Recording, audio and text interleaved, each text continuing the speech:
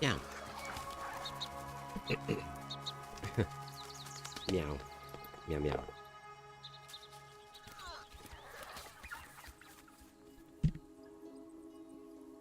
Stuffing my face again. Okay.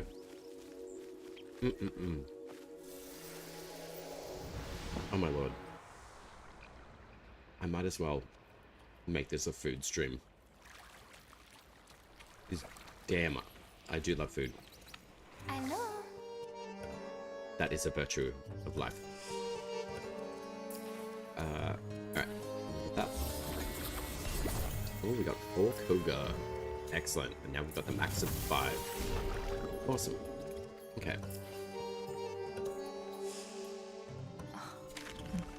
Something I said. Always something that you said, Verminia. But I love you anyway. Ooh, don't need that. There we go. Samey. The lion is hard stuck. Hard stuck? What's wrong with the lion? Boy, your aura is smelling rather drab today. I want to try a little bit of different fashion today. I'm going to go Arabian Prince. I think. I will. What do you guys think?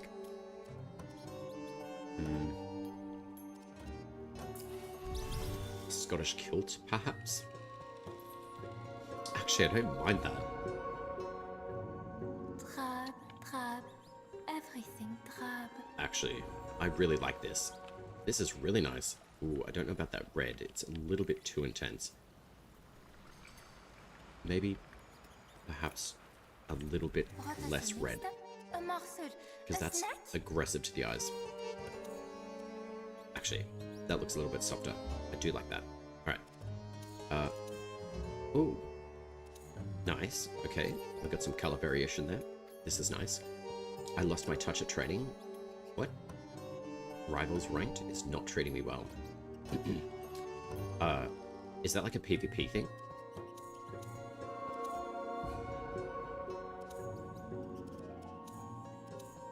Ooh.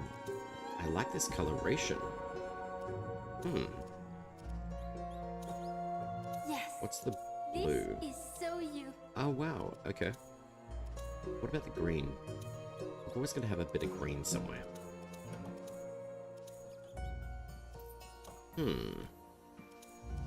Maybe like a soft green on the side? Or a blue? Or like a really deep royal blue?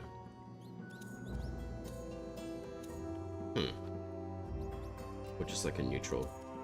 Actually, neutral works well. Bye-bye. Red jade, white and black as well. Yeah, jade would be nice. But I like the leathery kind of like the details on this skirt are really nice. So I think I'm gonna change the top as well to be something a little bit less aggressive to the eye. Then tell it we are busy. The orange is nice. Like a soft orange. Bring us back a morsel next time, There we go. Arabian Prince. It's done. Very dry. Awesome. I do have to play around with the mic because the filters, for some reason, don't seem to be awesome. So I'm going to play with the compressor a bit and then see how that works and adjusts. Let's do that. Okay. So I got the limiter, expander. Okay. Maybe I'll drop the expander. Oh. That's not too bad. But just drop that down a bit and then see how that goes. Alright. I think that's a bit better. I think. Alright. Does that sound good for you guys? Red, jade, white, black. Let's have a Your look. aura is smelling rather drab today. Jade. N'est-ce pas, Puppets? Like a green-based jade? Actually, this jade would be nice. Actually, that looks really good, to be honest. So what? Red, jade, white, and black. Okay, so... Oh, no. Actually, I'll leave that like that.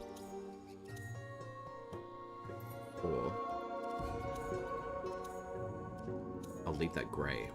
And then we can have, like, The puppets approve. the puppets approve. A little bit of jade, I think, works well. So the problem plaguing me with the new horse cafe is that she only has a stamina training bonus. Okay. Alright. Well, yeah, like, the green works. With a bit of red overlay. The leggings, dark. A white skirt underneath. And, yeah. The Arabian Prince has been made. Cool. The face cam became the head cam. Indeed it has.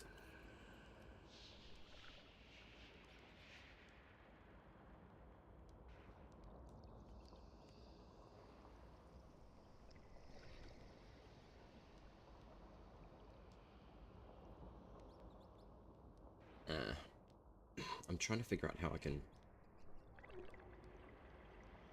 work this out. Hang on. There's my giant face. Nope. We don't want that. It's the projection of the camera. Let's do edit. Top left. Let's do centralized.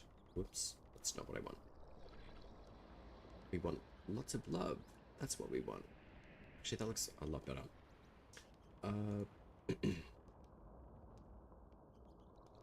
Yeah. I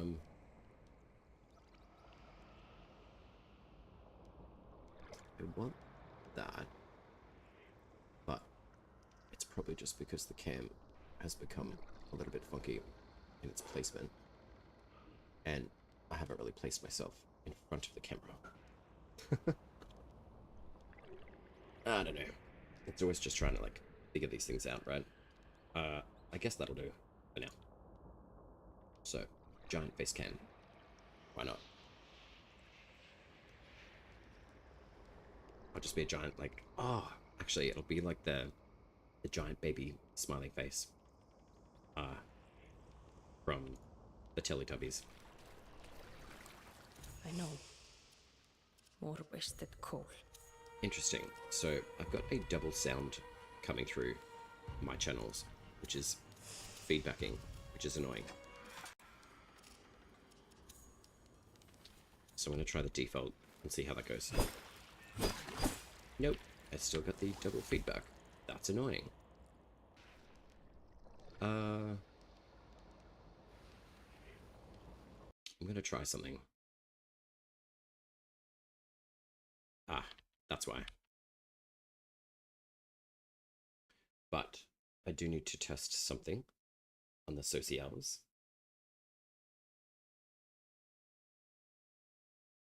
Just getting like the live feed and seeing what that's like.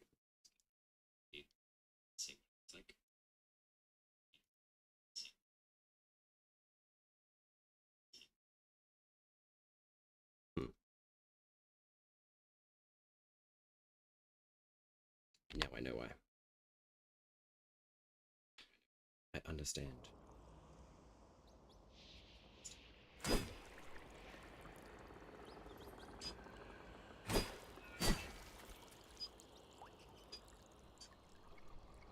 Apple tart baker, apple fritter, yum. That's actually kind of funny. So your username is different from Apple Tart Baker, but okay. Is that how we refer to you? Is Apple Tart Baker, not user, random name, lots of numbers, etc. That kind of looks like a bot to me. Is that how we approach that? Are you actually a human?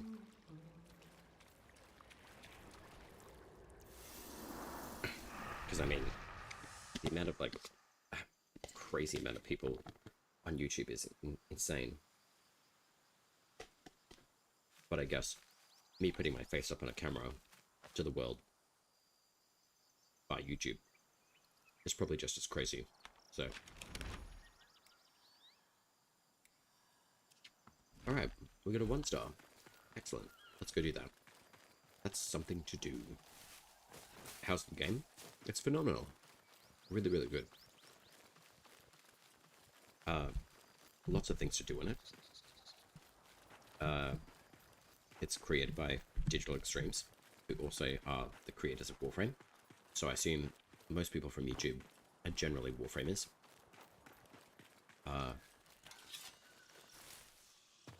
And enjoy that title. So I'm sure that you will enjoy Soulframe.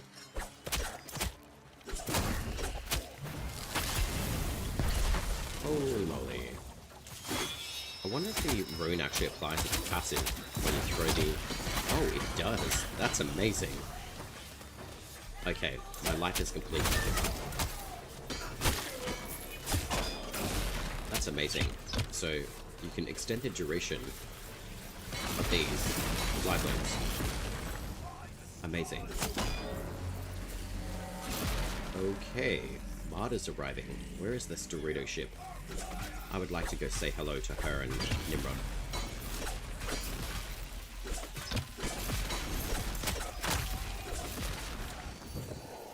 Thrice burns. They're very good. Samey, I'm really glad that you're the YouTube end of things. Perhaps to keep an eye out. Yeah. User HJ1NZ2Y9T. Yes, that's completely a human. Hell yeah, there's the Dorito ship. Marta has arrived. Let's go kill Odiak. Thyak, my friend. Welcome in. How are you? Good to see you. Is that oi? Are you saying hello in Portuguese? Oi. Bom dia.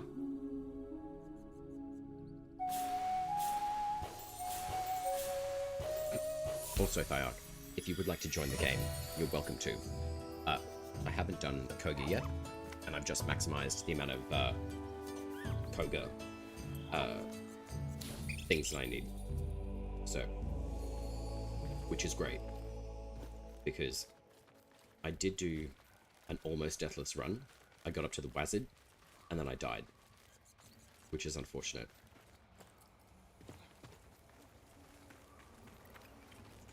Wait, for what? Also, I made a Persian prince. How cool is this? Like Prince of Persia. Holy, okay. Alright, let's see if we can steal a soul. Check this shit out. This is one of the best applications of the rune I've ever seen. Of Arkstorm. How good is that? Yo, excusez-moi. Like, you can literally just run around in a circle. Use your fly blades to spread the Arkstorm rune. It's passive. It's amazing. Oh, you're logging in? Oh, sweet. Well, yeah, if you want to get set up, and then I'll pull you into the instance, and then we can go play with Marta and the Nimrod. So we can at least get you some good levels, and we can get you some rep for the enclaves. And yes, I'm eating on stream. Num num num.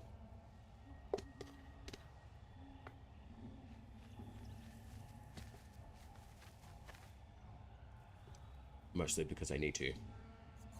It will keep my brain semi-alive, because I ended up doing a 6-hour stream last night.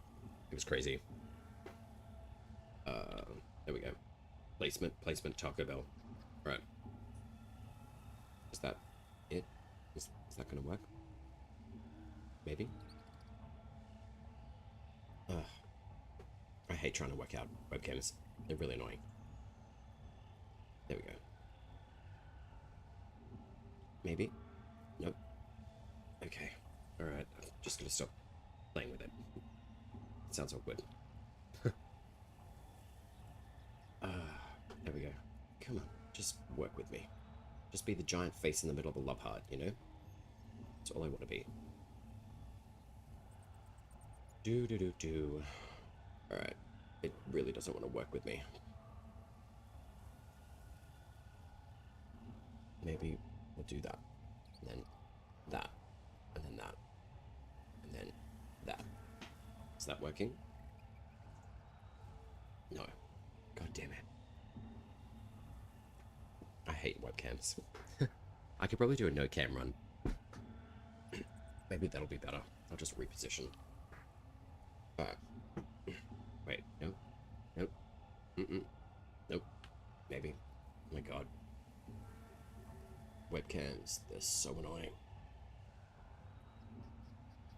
That way. We need that way. Okay. Is it gonna work now? No. I hate the positioning of this camera. It drives me nuts. Let's just do that instead.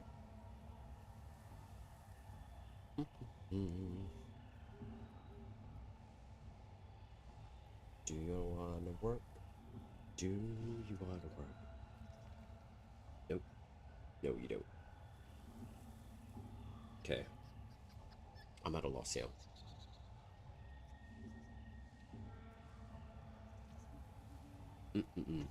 Alright. There we go.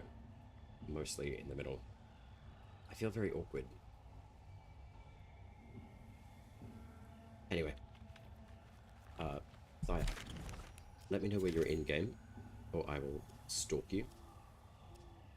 And I'll pull you into the instance. Sweet. Excellent.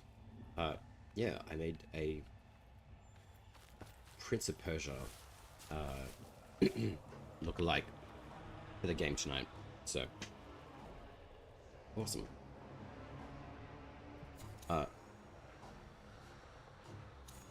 You're using Siren. Siren is very good.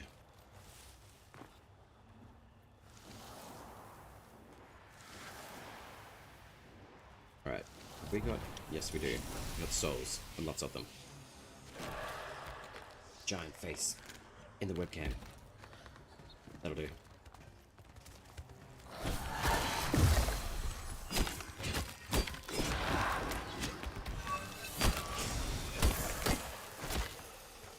Hey.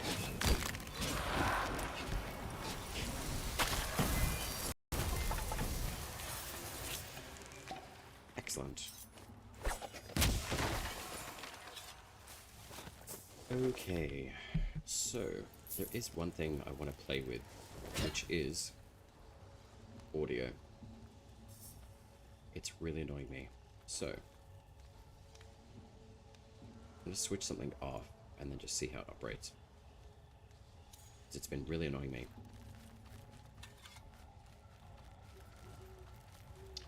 Oh, I know what to do. Don't worry. I'm smart. Apparently. Let's have a look.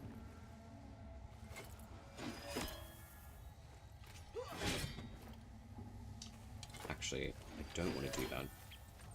I do want to add a new one. Bear with me, I've just got to set something up.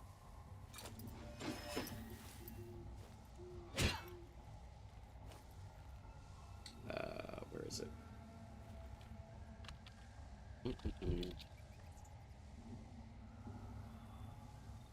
Right, there we go.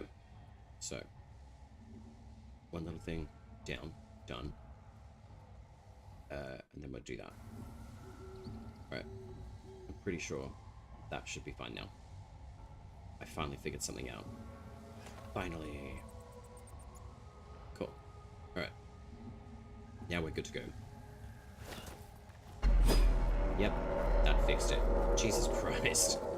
That took me a while to figure out. Cool flares at half sun. Cool flares at half sun? Indeed. Lady Marta. Oh, where's the riot, eh?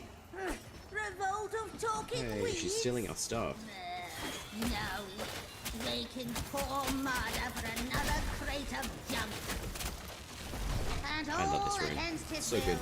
Our gruel and death become... Gruel. Oh, you know the life. Kill it.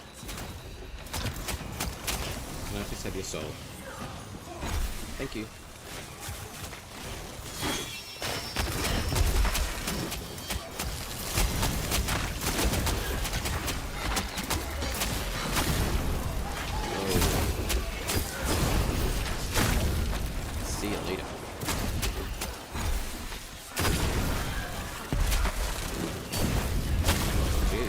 There's a ton of these dudes. Can you come here so I can hit you with my stuff? Reactivate my rune? Thanks.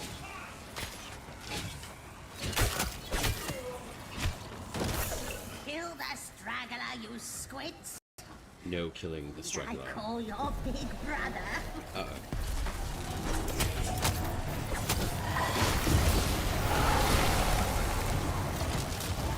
So it's like... Are they like a big godmother for everyone or what?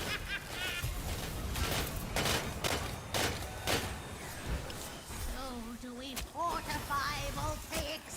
Do we coil the storm? Do we Levy. Levy! To stars with it! Levy it all, you squits! Alright, so this Nimrod should be pretty easy to kill. Mid-air! My stars! Archers, take note. That shows you how much I've actually played this game.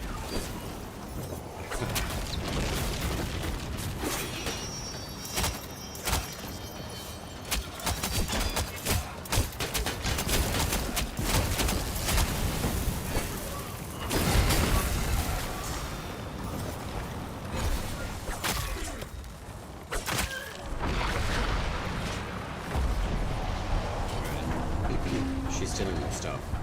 Oh no, she's taking the animals. God damn it.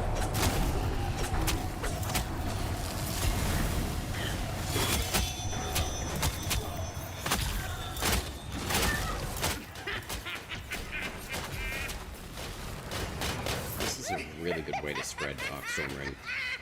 Like, really good. Any fly blades. Amazing. Turn the storm! And sheath Duke Halleck! And the duration just keeps on getting longer and longer. It's great.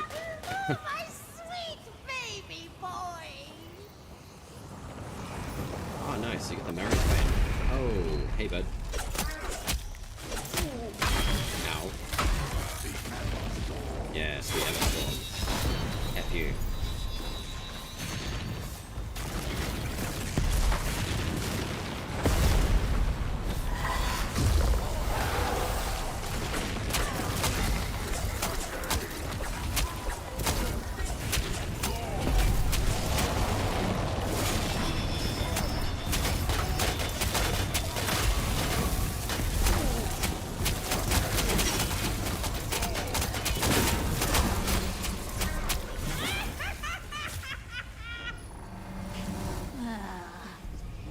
Sweet. Marta is tired. There's a Takalo. To the next tribute. Not a bad weapon if you ask me. Hey, Flappy. What's going on? 16,150 experience. I think the faction rep has been finally fixed. Thankfully, which is great. Diarch. I would recommend what we should do is go and do a 2-star faction, Sparrowtail, instead of the 3. We'll do the second one first, and then do the 3, and then bounce back to the 2. The reason why I'm suggesting that is because we don't lose time going into the dungeons as much, and it gives you roughly about 750 experience up in this area specifically. I know that you've hung out here a little bit as well, but it is worth doing it up in this area specifically for that reason. Urban Samurai showed me how to do it. I was like, right, that makes sense. And I don't generally come up here too often, to be honest. So I also don't have any Webbit seeds at the moment because I have used them all. Wake the old flame envoy. May the invaders burn. Venerat, sweet. And Venerats are pretty good. If you do the 2 stars, you can also potentially get a drop for the Odiak as well from the Venerat at the end of this run, which is pretty good, and you don't have to go into a dungeon to get it.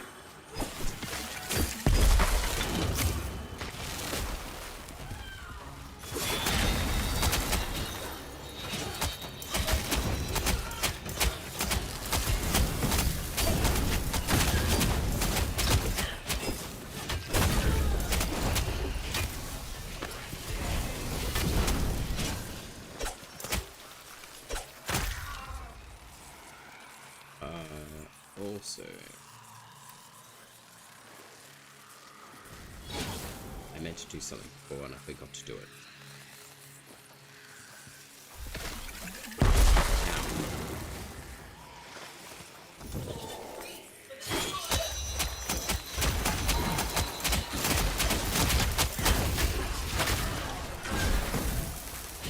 Excellent.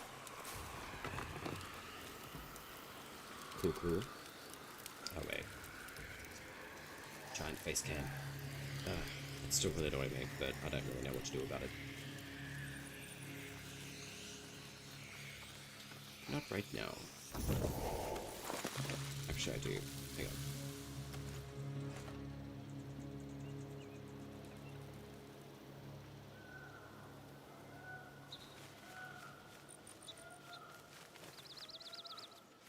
There we go. That's better. Ish. So it's less giant face and more human. Kind of. But anyway. Oh. Here we go. Hopefully it stays that way. Anyhow. There we go. Problem solved. And then... microphone. Alright. There we go. Much better.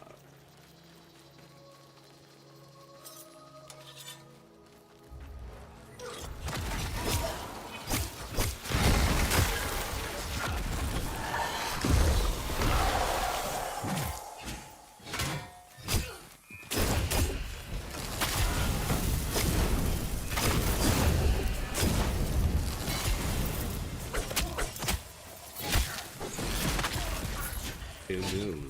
I am going to do one little thing. Again, is turn the GPU particles down.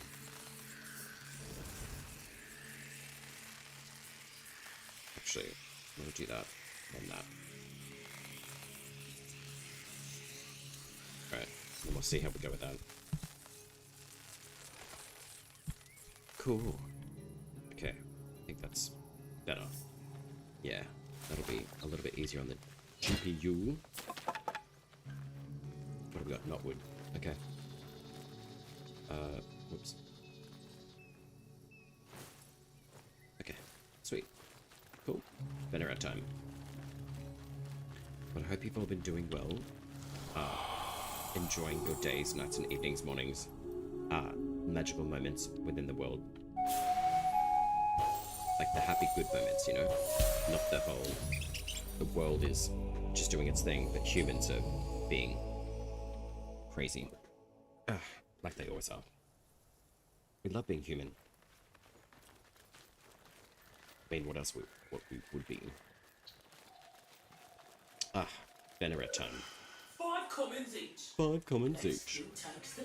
Right. Well, you take those 2 commons.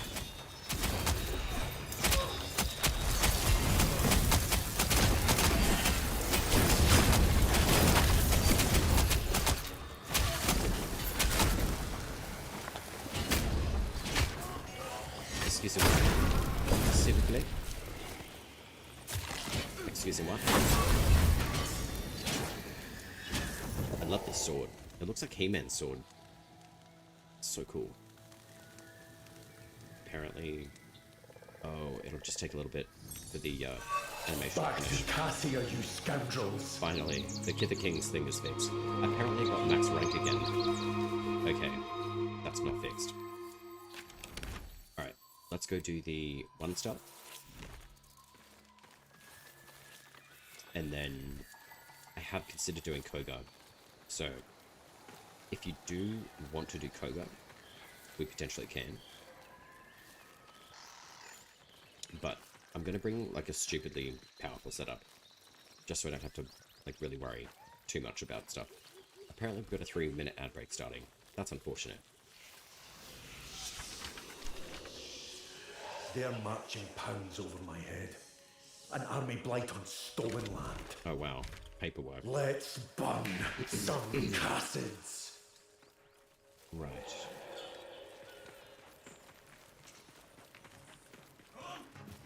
Can I have your paperwork, please? Thanks.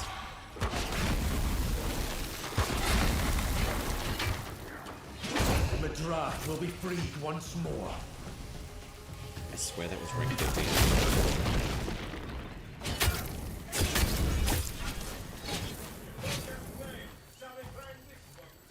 Yes.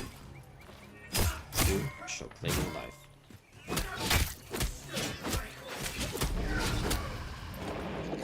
Boom. Oh, no tantrum lining. Okay. I'd assume that we've finished this bounty. Oh wait, there's a chest. Great. Okay, so I guess we can just wait for the bounties to finish.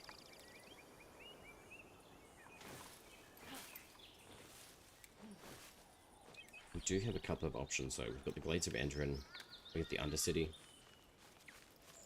Potentially could do a Koga run to see if we can spawn the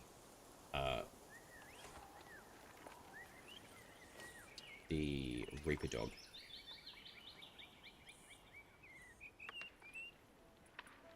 Which would be quite nice, because the Reaper Dog is very fun to go against. Generally, it will spawn up in the Glades of Endrin. However, I have a feeling it'll be more of this Glades down here, rather than the very northern part of the map. So, we could try a few different things if we want. Which I certainly do. So, we got the 1-star tier. And there should be another one spawning up.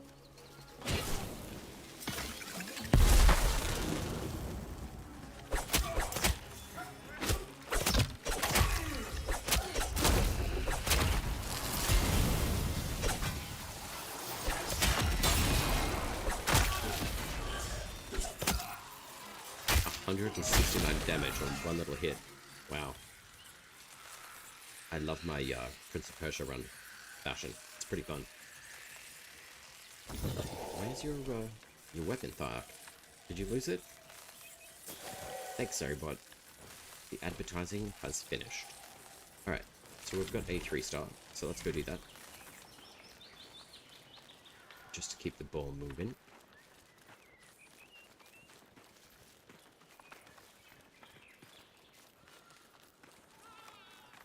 And then we can probably go for a Koga run, because at least that will give you a lot more experience as well. So, and we're in the right area for this, which is nice. A stranger, a gruel. How upsetting. Excuse me, 5-star squirrel. Where do you think you're going to? My inventory. That's where. A pure-eyed little fella. The dart. We do love you. See you, bud. Oh, you caught a deer? They're so cute when they just bob around in the air like that. That's so cute. Go. See you, bud. Alright. Sweet. Let us go create some glorious chaos. Or glorious destruction, as the mowers in the new war would say in Warframe.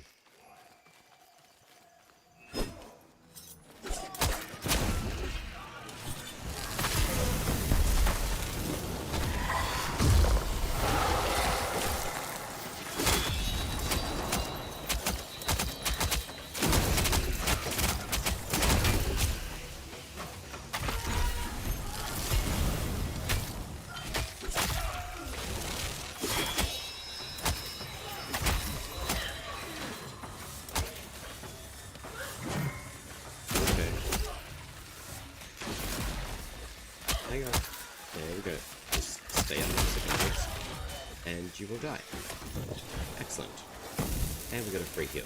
Lovely. Alright. Avocado.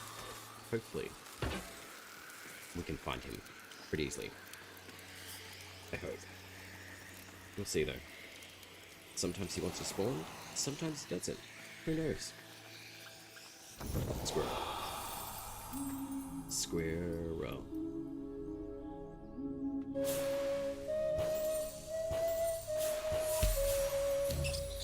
There we go. Little impish. We love him.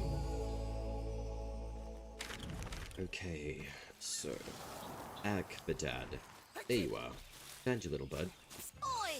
Leggy! Look, you calling me leggy? I appreciate it.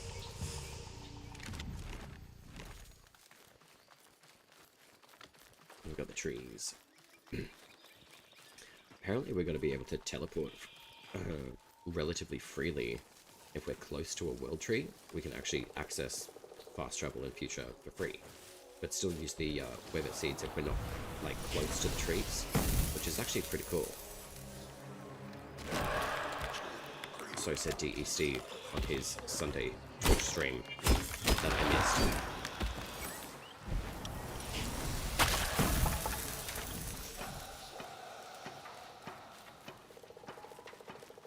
Which was unfortunate, but... Hello.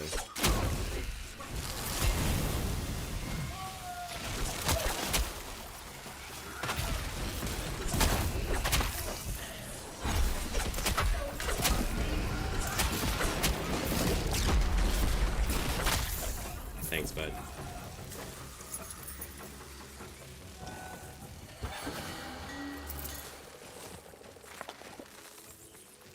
Do-do-do-do-do-do. So it wants to play. I sure do, Banneret. I sure do. Fresh fries, Linton.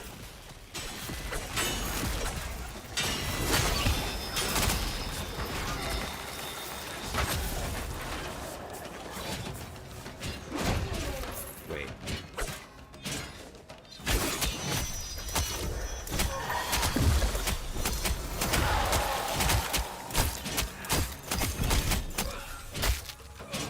Hell yeah. Savagery. Uh-oh, it's got flames.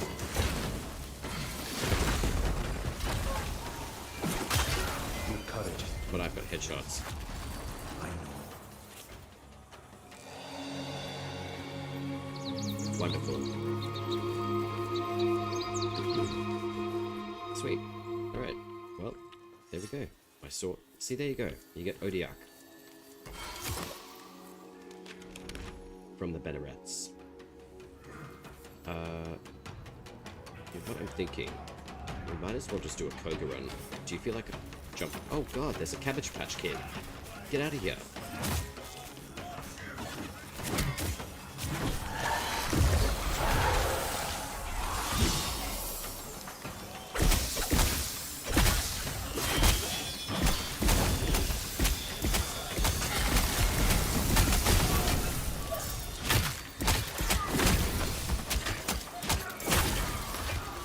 Cabbage Patch Child.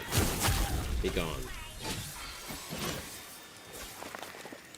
Alright, so we've got a few options there. Let's go do the third, or like the 3-tier Sparrowtail. It's just over the mountain. And then we can head off to Koga. So I'll have to change my setup a little bit. I love Steve's particles. Oh man. They are pretty cool, not gonna lie. They've actually gotten a lot better, so I have turned volumetric fog back on, which is working pretty well. I did have to update some of my drivers as well today, so that came in at very good time. The game was starting to look a bit grainy, and I was like, ooh, there's got to be an update from NVIDIA. Sure enough, there was. So at least they're in alignment with that particular upgrade and graphical updates, which is nice. That's why you play this game? Yeah. It's pretty fun. Like, it's really interesting to learn it all. All the coding and stuff that goes into it is quite fascinating, to be honest.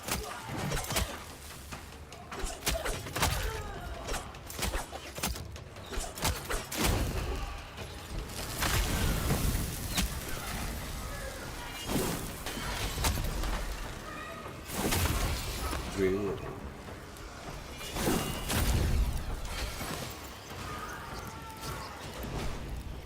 Sweet. Hey guys. There we go. The Fluffy. Oh my god, that is the coolest name for a totem. Ah, these dudes. If you can, try to get them in the head. The sword and shield work very well against these guys.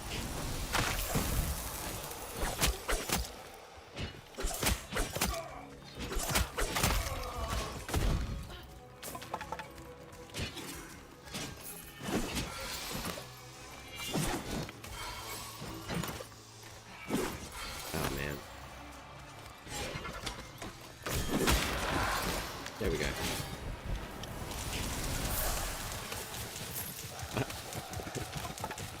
That's awesome. Do you want to clip this, dude? That's amazing. Hang on.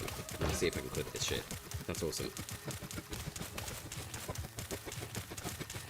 It's literally like a rotor in the ground in my instance at the moment. Bear with me. I'm going to reactivate this one. That's hilarious.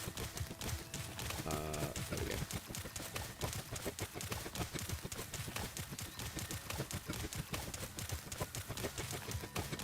That's actually really funny.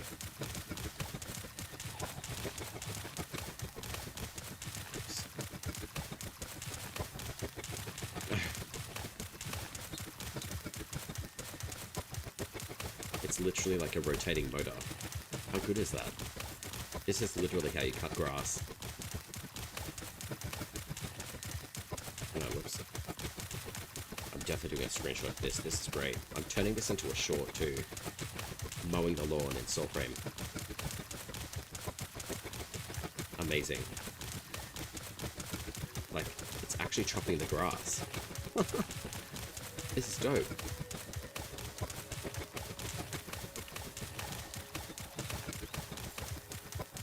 I don't know why I find this fascinating, but I do. Have you recalled your weapon though? Fire? That's funny. Alright. Ah, there you go. You did recall it. So I've just got like a secondary instance of it showing up in mine. That's funny. Alright. Let's go do the 3-star, and then we can generate a Koga. I've got a few different options for today's run. Basically to get you, like, stuff leveled up. Shadow claims what also, once was kin. For Mora. Interesting, so 1, 2, 3, and then 4. Okay, great. So the Banneret Patrol is above ground, which is beneficial. Hey, bud.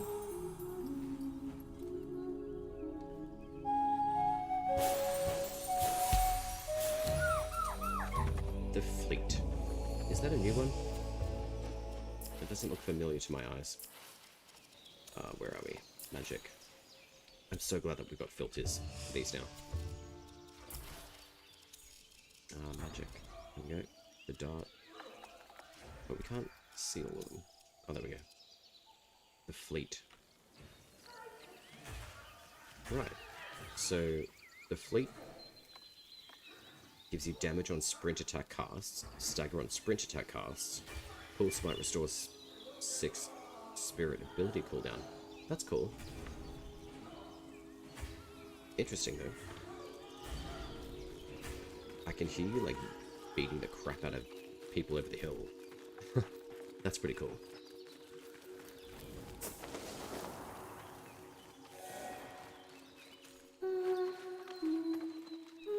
I love my Prince of Persia.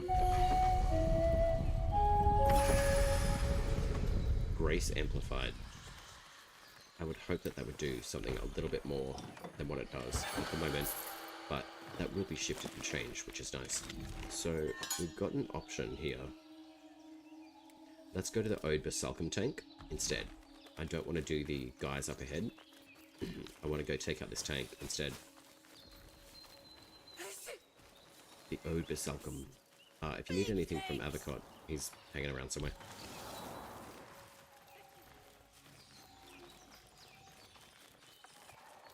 Akvadad.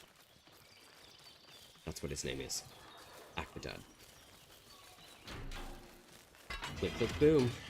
I hate that sound. Jesus Christ.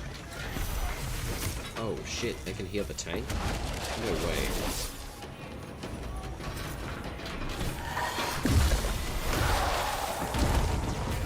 I'm so glad that I got stability blocking.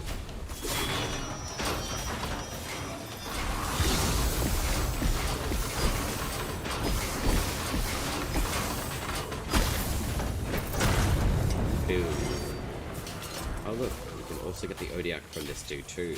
That's awesome.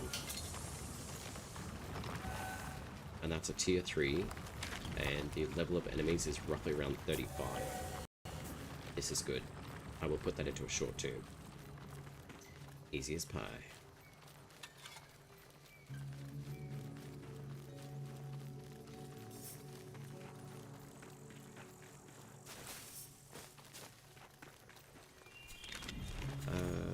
I want to have a look. Actually, I've got a question for you though, Thyark. If I have particle systems on high, if I tune them down a little bit, will that be a little bit easier?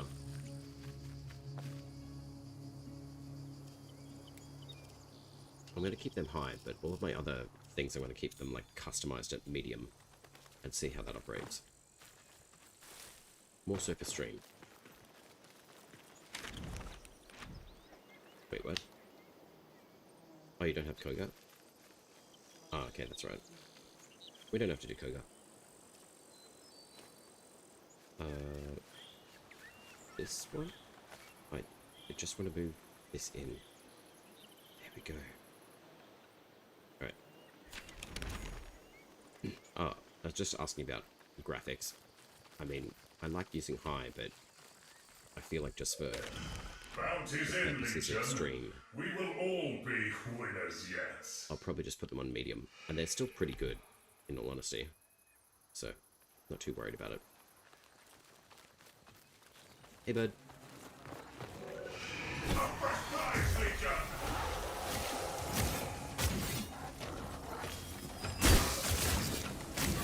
That's very rude.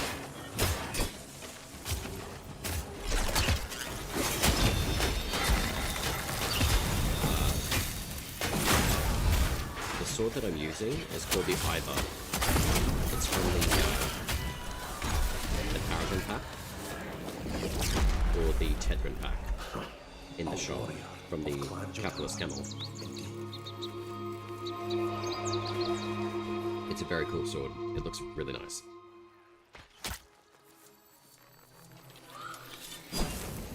Excuse me, what? You body blocked my blade shot, Thyark.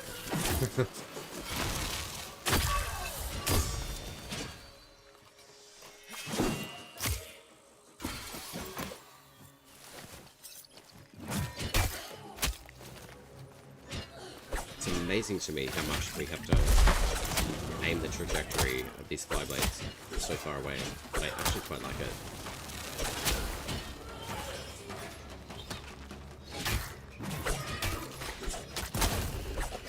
Yo, look at that smite. That was a good one.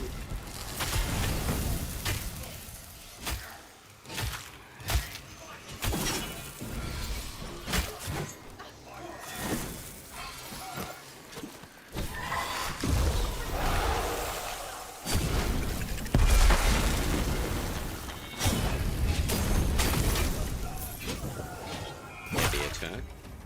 Heavy attack. Light. Heavy. Nice. Sweet. Alright. So what we can do... Actually... You should have Koga though. Like access to it. So if I pull you into my instance, I can bring you into Koga. If you haven't got the potion yourself, that doesn't matter. So we'll head up this hill. And we'll go do a Koga run. It is variably different from the normal map. We do have reduced armor, health, and speed. So that's something to consider. Also, I can bring a stupidly powerful setup. What's that, thunder? That would be the... Wait. Do you mean like the lightning? It's probably over in the swamp.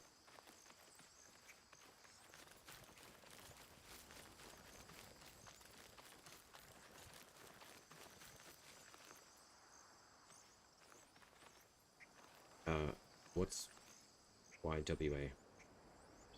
Thunder? Like the sound? There would be lightning, but there's one that's very far south. It just indicates that there's a boss nearby. But for the thunder up here, I'm not too sure in all honesty. Oh, when I attack. Oh, that's the rune that I have on these weapons. So if they're fly blades, they take Hurlwind, which is made for the fly blades, and that's something that I would like to get you, is the Hurlwind rune. So a lot of the runes that I'm looking to acquire, hopefully for yourself, would be the Arcstorm rune, which is for magic weapons. The Hurlwind is for the fly blades. Alka's Breath is really good for bows, as is the Torrent. This one's insane, by the way. The Flitsmoke rune for short blades, absolutely sensational. It's probably the most powerful rune in the game, as well as the Hollowing rune, which is extremely deadly as well. So you got all the normal runes? Okay. Perfect. And you got 2 Koga. Okay. So, come meet me up on top of the hill, and then we will start the Koga. Once you've got your setup, I would recommend bringing your most powerful equipment that you possibly can. If you're still leveling gear, that's okay too. If you can kite enemies, and just do all your stuff that you're doing with Siren, that works really well too. What I'll do is operate on a level of trying not to one-shot the enemies, because I feel like that's a little bit unfair, but also it kind of like removes a bit of the fun out of the game. So, come up to the top of the hill where my waypoint is, and we'll enter the Koga, and then we'll get you some new stuff.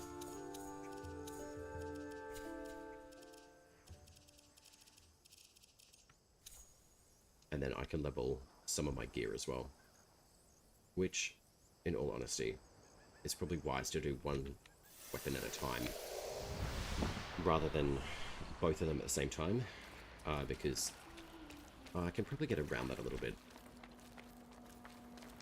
I can actually. Let me just do a quick setup. So we've got Grace. Why have I got 20 Grace on? Alright, we can lose the Grace. I believe it's 28 is the cap for damage. So 125, 124, yep. 28, 29, 127. Oh man, this stupid UI drives me nuts. 125, 28. Oh my god. The magnetism is so annoying on this UI. I cannot wait for the new system to come in. Anyway. Everbound. Lovely. Alright. Tethrin is all set up. Spectre Strike. Absolutely not. Sweet. I need 3 more points. And then I need Twist of Luck, but also Smite. That will be very beneficial. All of those are maxed out. These are all maxed out. Magic, what have we got? 2 more points. There is no point in putting them to Spectre Strike, Jolted. Warding Ways, yes, but everything else? Nah. We won't bother with that. Alright. Jump in, do your thing, get your stuff ready, and then jump up here. Mora's Hand? Yeah, sweet. Mora's Hand is really good. And we'll bring the little Paragon, because he's super cute. We love Paragon. He's very nice. Very nice. Moonlight Prophet, I see you in chat. How are you? It's been a long time. Linky, I see you in there too. And Bellamonte, hello. How are you?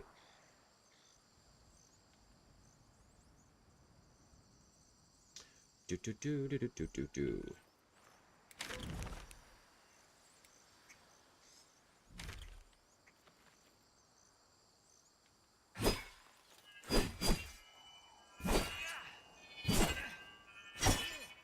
Oh, I do like the sound of this weapon though.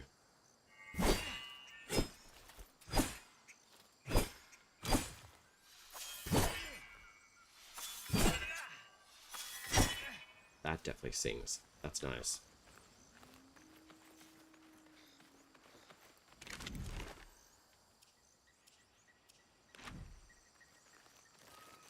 Sweet deals. Alright. while Thyark is doing what he's doing, don't take too long. Otherwise I'll enter Koga, and I'll do it solo.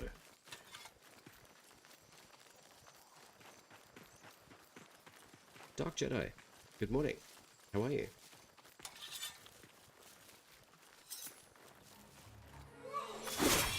Ooh.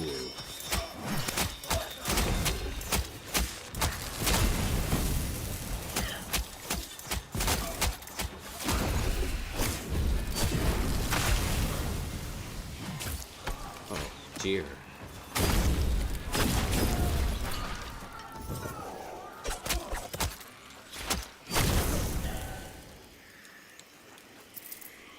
Alright. There's those guys out of the way. I'm pretty sure there's another encampment down here, but we won't worry too much about that at the moment.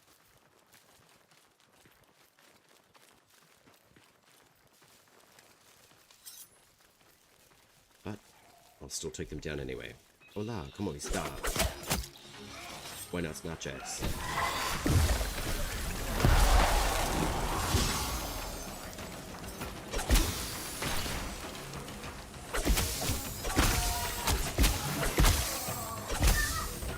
856 damage. That's crazy. 1020. Yo, it's crazy.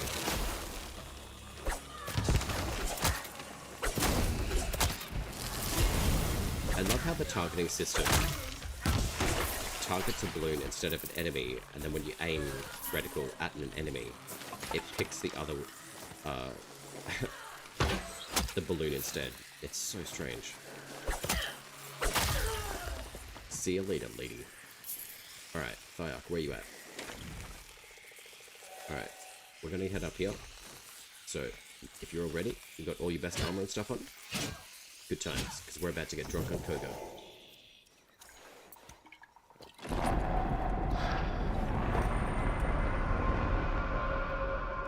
And we still drop a Koga potion on the ground when we eat it, or drink it, so that's okay. Alright. Hopefully we get a... Ah, jam. Yeah, we just started doing that.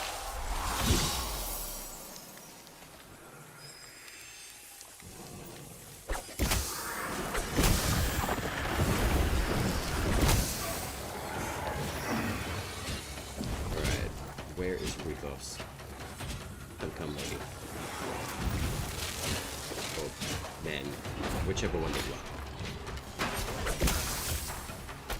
Oh, these dogs. God damn it. Alright. Almost dead.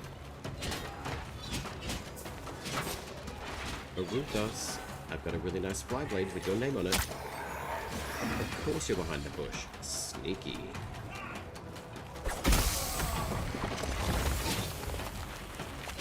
Hopefully you get the rune. The torrent one. It's incredible. Rule Seeker Ruthos. Slain. 99,000. So it means I've got about 19. There we go. Hopefully you got the torrent as well, Thyark. Let me know if you did. Because it's very good.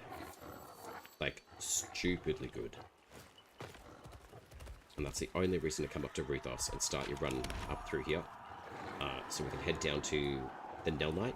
So basically just like run down here. It's a very good rune. Extremely strong. So, wait. Okay, we don't have any... Oh, you got the torrent. Dude, chuck a bow on and have fun with it. Honestly, it's absolutely sensational. Like, whatever bow that you've got, chuck it on. Go have fun with it. It rips through enemies. If you want, I'll give you a build for it, depending on what totems that you have. But I'll just chill out in the inventory until you show me what you've got. I do have mine maxed, but at base, it does do 30 damage, which is really nice. But level it as much as you can. At max rank, it'll give you a lot more, I'm assuming. No. Wait. That doesn't seem right. Really? Okay, so maybe it's the amount of volley arrows then, instead of the damage output? Must be. Unless that's bugged. I can't really understand why it would be less. Yep, it's still 30. Okay. I would recommend, yeah, chuck this torrent rune on. If you've got a duck called the Yielding, that's the arrow hail slow enemies, and then the arrow hail reducing enemy armor is phenomenal. If you've got an additional 1 in 13 smite chance, the Spry totem, I'd be using that. And then defense against stagger is useful, especially if you're getting crowded by enemies. Otherwise, I would probably look at a few different options. Parrying projectiles, I don't really know how that would work on a bow. Defense against stagger is a good one because it's a gold, but also any stagger is good.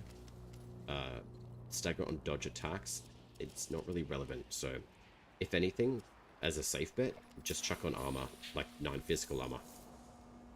But the bow is sensational, so go ham with that one. It's really fun. I am going to use the Mistgale rune and just switch this up. Pulse Smite reduces armor and 14 physical armor for the long sword. Cool. The arrows increase? Yeah. I mean, I would think it would add a little bit of damage to it, but, you know, unfortunately, it doesn't. I'm going to head down to the Nell Knight. I'm leveling some short blades. The deer ones. The Royal Tines. They are phenomenal. They synergize extremely well with the Ode Tempest and are extremely mobile. And they give you like 2 hits and 1 attack. They're really, really good. If you don't have those, the Unsula are quite good, but they are grace-based. And then the Rib 2 are just a standard weapon. They actually have some pretty good smite chance on them too. So the Rib 2, don't overlook at them. Especially when you're starting out with short blades. They're very good. Not so much things that are chunky.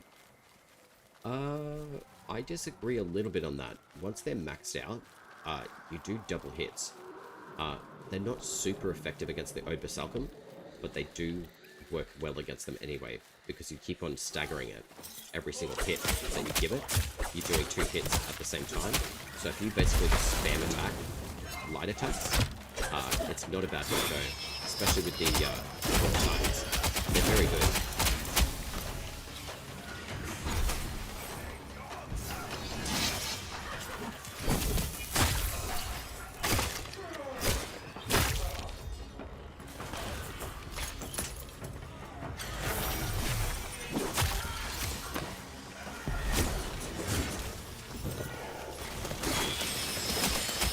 Hell yeah, look at that.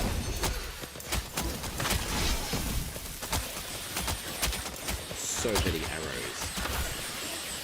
Divine Crystalline Assault. Very cool. Nice. Look at that. Just absolute decimation. It's awesome. Alright, let's go get this Nell Knight.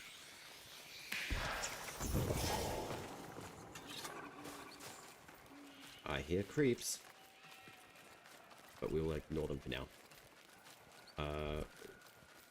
The Odiak work really well against chunky bosses, especially the armored units. Odiak work very well against a lot of different enemies for the voltaic damage that they apply.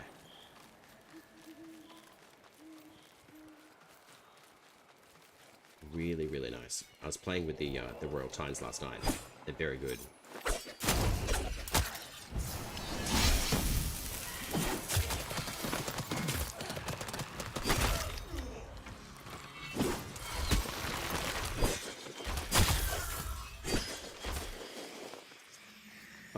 I put the Mistgale on. It's a bit of a weird,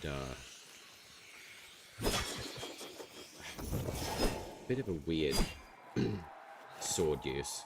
It basically just throws out like a ghost sword in front of you. It's okay. It's not as effective as the flame damage though, but I'm sure we'll see that iterated in a different form soon. Doo-doo-doo-doo. Hopefully we come across a Vadagar Stag as well. I have missed doing those, to be honest, and you don't seem to get that many when you're part of the Killer Kings, so if you're looking for Vadagar Stags, generally they will spawn in the Silent Rose factions tier 3 Sparrowtails as well, and they're very good to farm because they do drop quite a lot of good loot too. Hello, friends. Hello, hello, hello, hello. I'm here.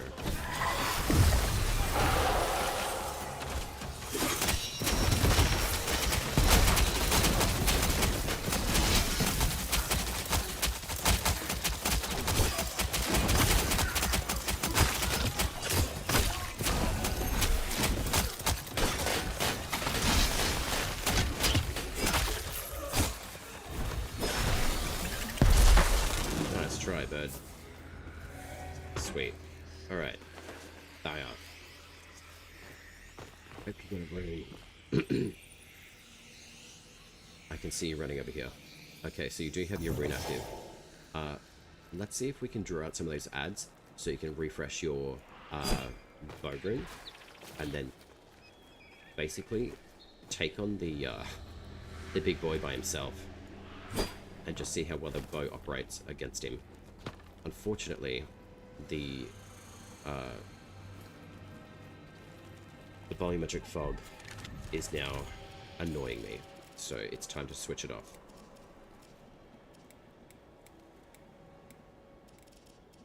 Where are we? There we go. There we go. The sky looks like crap. Well, not bad. But anyway. Alright. I'm gonna see if I can get this dude to come over. Come here. We need your soul. Or just come over here anyway.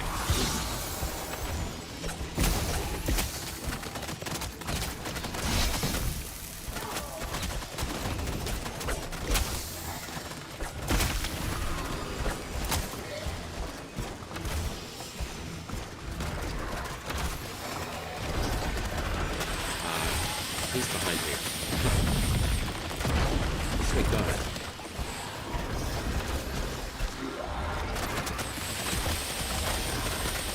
That is a lot of GPU usage. Holy shit. Wow. Yeah. FPS. Jesus Christ. Alright. Where'd he go? Oh, he's just hanging out behind me. What a creep.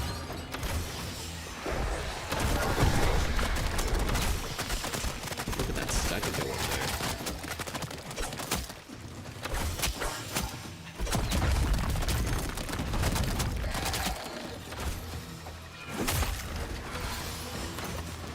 I mean, I did do a lot of the damage to that. So, where'd you get that rune from? The one that Pacts using? The arrow rune? The torrent? That was from the boss just up in the northeast quarter. Ruthos. Oh my god. Die up. Get in here. We need to take a photo. Oh my god. It's like a tunnel of stars. That's crazy. Yeah, dope. This is awesome. Look at that. It literally just hangs in the air. It looks awesome. Alright. That's all good. Sweet. Holy shit. It's like a tunnel of stars. I'll make this... Oh my god. Yeah, wow.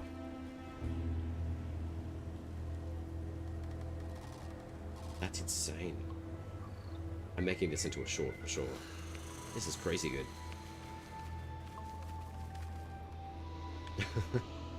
Awesome.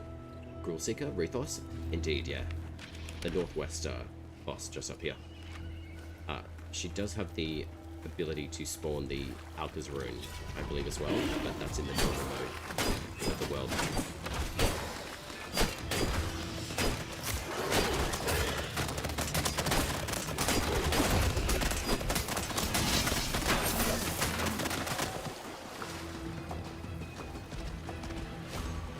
And there's a chesty right here.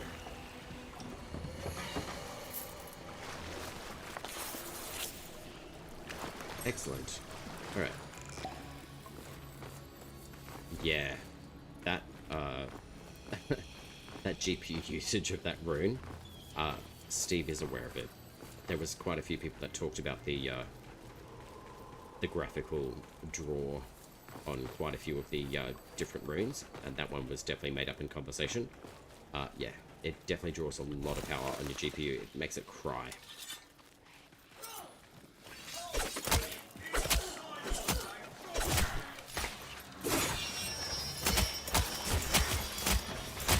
And I mean, also too, like, a lot of the graphics have been updated really nicely. It's just getting the certification stuff, I think, pushed through with the vendors of the different GPUs.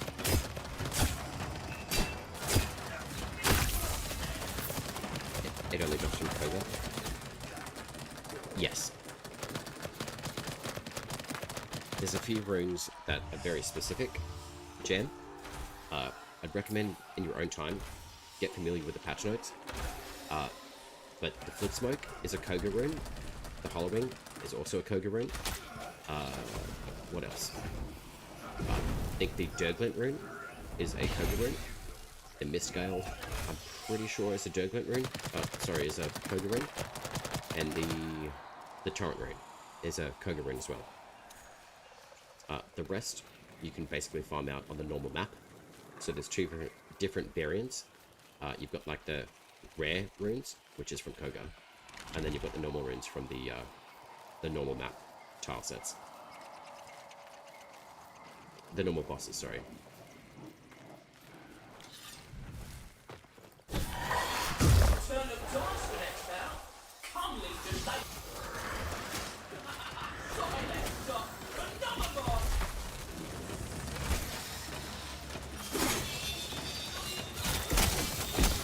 Oh my god.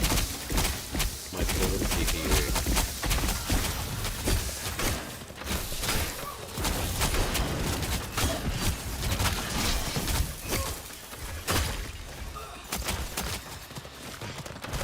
Holy smokes. So there's the Durglint Star rune, and that one is for the shields in the game. They give us free equilibrium and a new gun. Wait, what? Oh, right, yeah. Yeah. You get the free equilibrium and a new gun. The gun sucks though. Its crit damage is like 15%, I think. It's not that good. Still, like, it's a free weapon, so extra fun stuff, I guess. I haven't actually jumped into Warframe for a while, but as of tomorrow for me, the old piece update for Warframe will be coming in, so I will be jumping into that for a bit, especially more so for the story. Pretty much everything within that update, so I've got to make sure I've got enough room to be able to get it. For me, it'll be the day after you guys. So yeah, your Wednesday, so it'll be my Thursday, the 11th, I'll receive it. Technically, I will get it on the Wednesday, about like 2 or 3 o'clock in the morning, unfortunately. But generally, when they ship an update, it's usually around 10 AM my day after. So, yeah, it will be the Thursday at around 10 AM for me. Okay, Thia, have you got the slowing rune on your bow by any chance?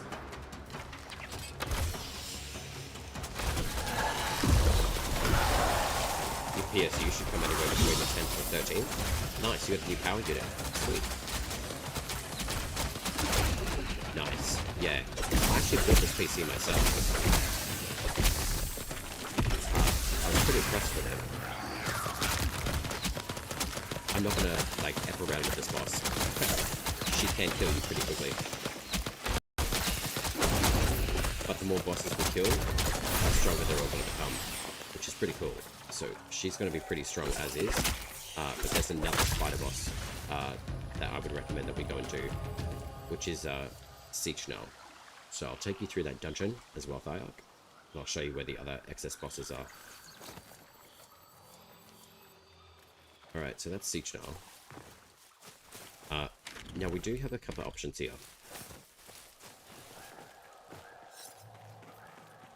we can potentially run through the Nethans at this point. Actually, let's just go to the Weatherwood. I'm not going to change the run just yet.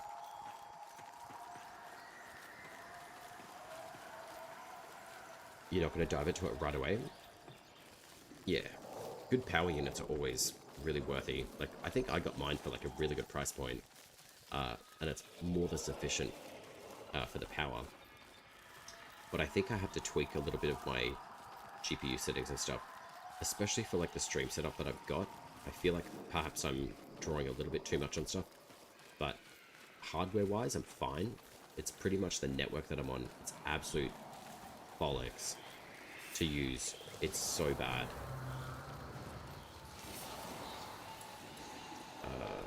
Alright. Webitsap, where would you be? I need 4 more in my inventory.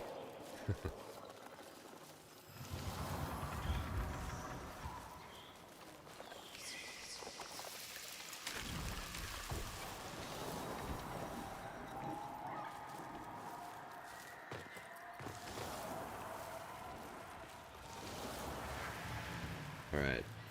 Weatherwood Town.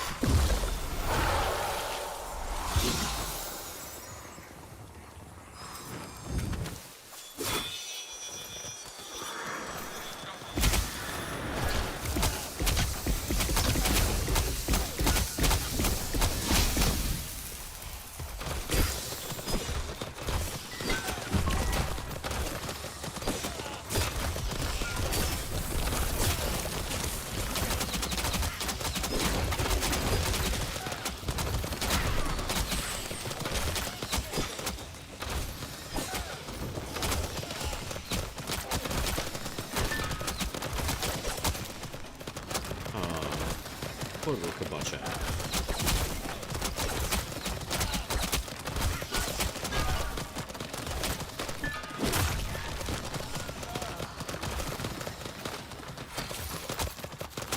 I believe this guy drops the... Is it Torch Eternal? Yeah, it is.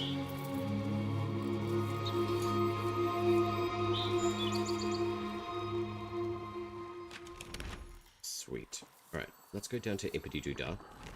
And then I'm going to do something different this run.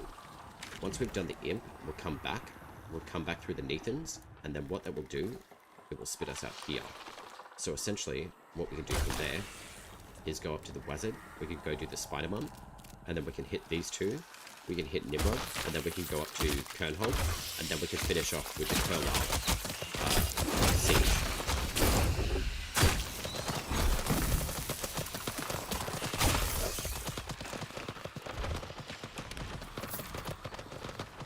Impity Doodah, Dippity Day. Is there difference rewards in Koga? Erug? Hello, welcome. Yes, there is. There's alternate runes to the original ones that we can get. So you can Alka's Breath from Ruthos, the Gruul Seeker, in the very northeastern part of the map. You can also get this one from the Koga. So that's the alternate Koga rune. This one is just as normal. The Arcstorm rune is from the Wraith of the Wastes. And then the Hollowing rune is also from the Wraith, but in Koga mode. So the Wizard is just there. The Spider-Mum, Etheldred, is up here. She has the opportunity to drop the Flitsmoke rune, and originally I believe it was the Alka's Breath as well. So that's where I got it from her. The Everflame rune comes from the Discharge Nimrod from the normal run, and then I think he also drops Forburn, which is the Koga version. The Greatsword, I can't quite remember where that one comes from. The Torch Eternal drops from the boss that we just took out, Kabocha. So this is the Koga version, and then Durglint drops from the Banneret check that we just took on just up in here, and that's in the Koga mode as well. I think one of these runes, I can't quite remember which one, it might be the Greatsword rune, might actually drop from the Nell Knight, or actually, sorry, it's the Mistgale that drops from the Koga version. of the Nell Knight. So it's good to run all of the bosses through the normal map until you've got all the like regular runes, and then jump into Koga, or do it however you like. But you will get more powerful runes from the Koga variants of the bosses. The Flitstone and the other. Well, the other Spider-Bum Seichner Dialog has the opportunity to get the Flit Smoke rune. So that's why I'm going to take you there after this imp as well.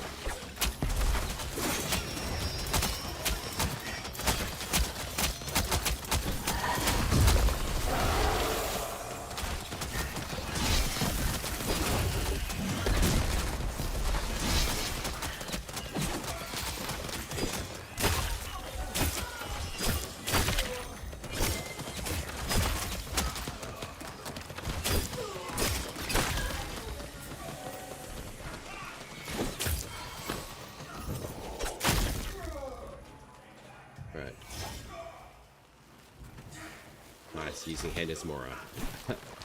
Lovely. And there's even more enemies down here. We might as well clean up most of the enemies that we possibly can, just so you get a whole bunch of experience.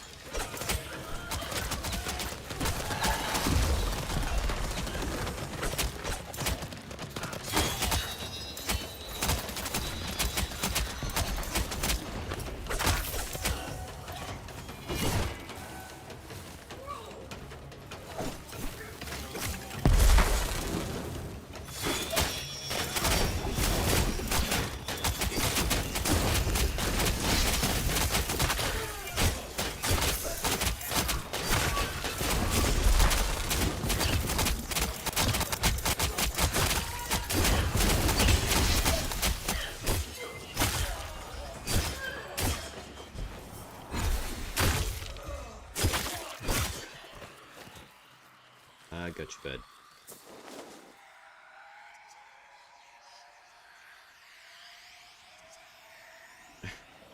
That's such an underwhelming resurrection. It's funny. I won't stay that way forever, but still, it's just kind of funny to watch. So how do I axe Koga? Have you done all of your Sparrow Tails, Eric? All the way up to until the Waste Bear quest? And have you leveled up the Minya?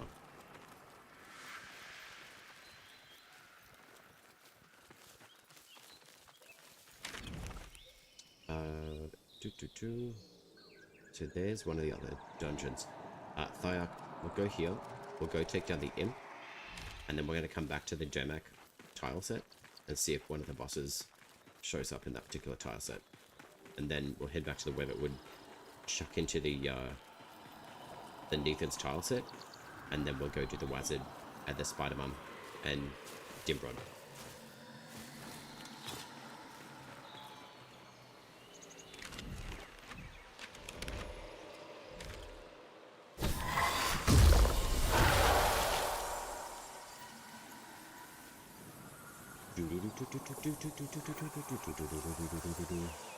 Alright, so that is an hour 26. That's not too bad for the Koga run so far. Alright. Headshots, if we can get them, operate really well against this dude. Except he does dodge a lot, which is quite annoying.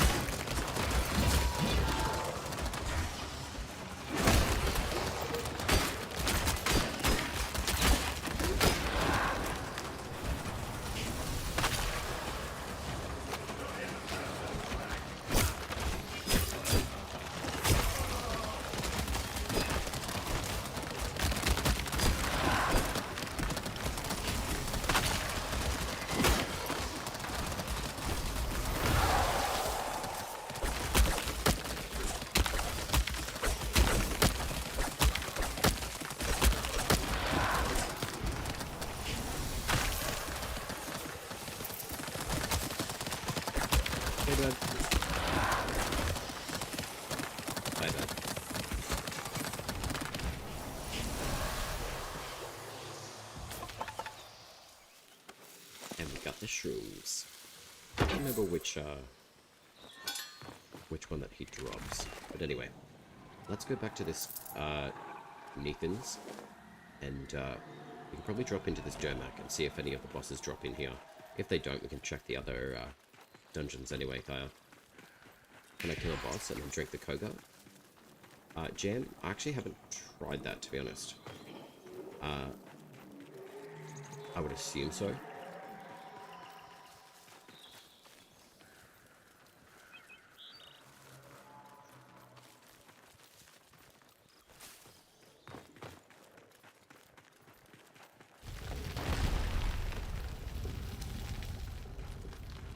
Initially, I'd actually assumed once you've taken a boss down, it removes the other version of the boss.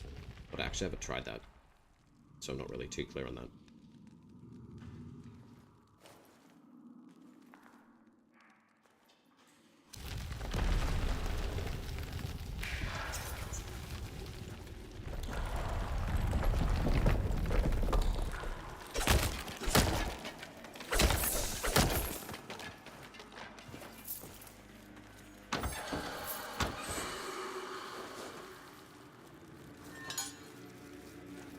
I've got 274 medallions of Mora. That's crazy.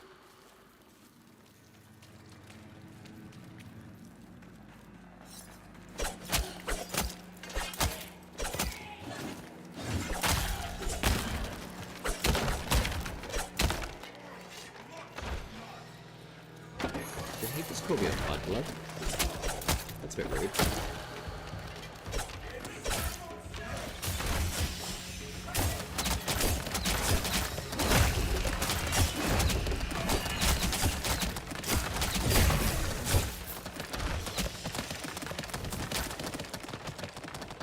Okay, wonderful. Oh, sweet, we've got the puzzle city. Nice.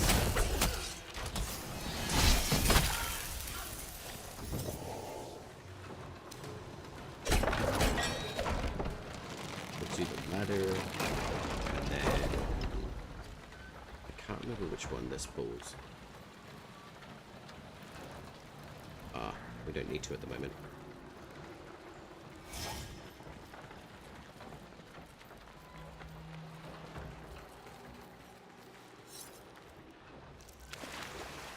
I kind of wish Koga gave breath.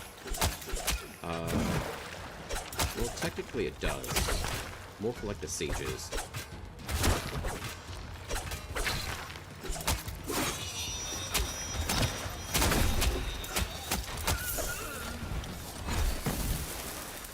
Thrice burns.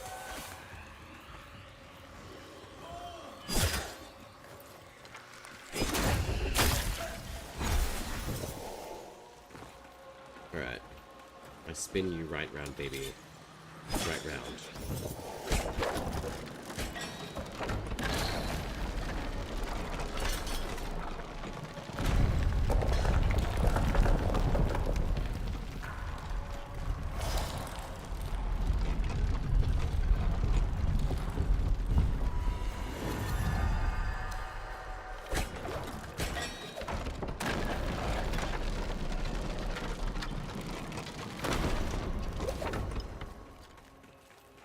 Awesome sauce. Alright, so there is a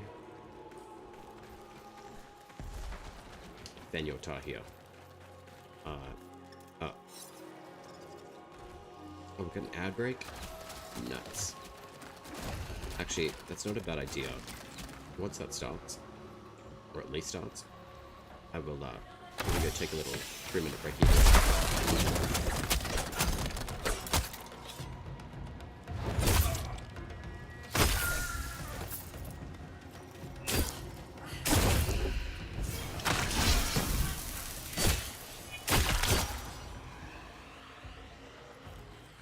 Sweet.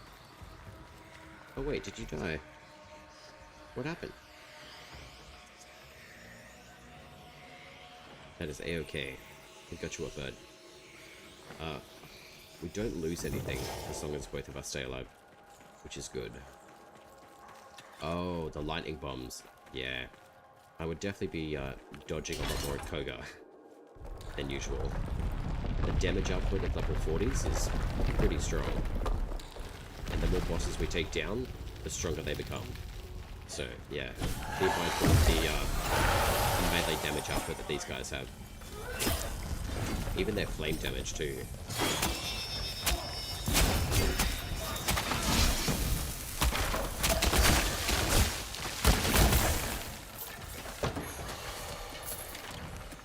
Alright. Where are we going now? Flappy, where are you taking me? Sweet, okay. So would you suggest going Bromius or Tethering? Either or would work, as long as you've got the right setup for the Bromius Pact. Meaning, if you have the, like a magic star and a magic secondary weapon, I would honestly wear like the Bromius set. The Orangol's chest actually works very well. Essentially, it will just give you the highest amount of armor rating that you can get. Let's have a look. Orangol's Cuirass is a very good choice, as is the Bromius set in the chest, the pauncher, the helm, and the legs for Arbearer's set. I'm surprised that these aren't in sequential order, but anyway. That's what I would probably wear, alongside the Wizard's Wish. Alternative to that, I would recommend the Molten Mora, plus 6 courage, if you have access to it. If you don't, you can probably use Wizard's Wish, this one here, or you could possibly use Synod's Bargel. The Koga Lorcan is very good for courage boosting, but also plus attack damage, 10, but it also gives you 2 defense in physical. So those would be my options for running Bromius. As far as the Pact would go, I wouldn't even really bother with duration. Mostly just pack everything into courage, because once you cast your 3, it already starts to cool down within like 6 seconds, and then it switches itself off. So cast your 3 first, and then use your rump pump, and that should give you a boosted amount of armor, increased damage output with the Bromius Pact. I don't know where to get the item to craft Molten Mora. It's from any of the factions, so you've got to pick up a Sacred Shimmer, and I would recommend purchasing 3 of them. The reason why, and I'm glad that I did this before Preludes 12 activated, in Preludes 11, I went and bought a whole bunch of these, and I've already used 3 of them, because I had a feeling there would be new amulets or medallions in the game, and I was right. The other thing too was the Webbitwood Sap. I was collecting that for quite a while, previous to the Preludes 12 coming through, so I'm really glad that I did, because they actually upped all of the rep, or the faction rep, for all of the enclaves. Factions reps, there's so many different terms for stuff, but the same thing. The Sparrowtail, like the enclave factions, so I would recommend purchasing out your Shimmering Shards, because you will be able to build the Koga amulets pretty much instantaneously once you've got them, but they do take 24 hours to craft fully. So I would definitely be farming the Shimmering Shards, at least 6 of them, and that's going to take you a little while too, because the rep at the moment is quite janky, but also the points that you need to get the items are quite high now. For like the really powerful joineries, it's like 17,000 experience. So yeah, that's where you get the Sacred Shimmer, is from your faction. So it's either Lady Diora for Silent Rose, Kit the Kings, Banyotar, or Avocot for the Alka's Children. They all sell the Sacred Shimmer.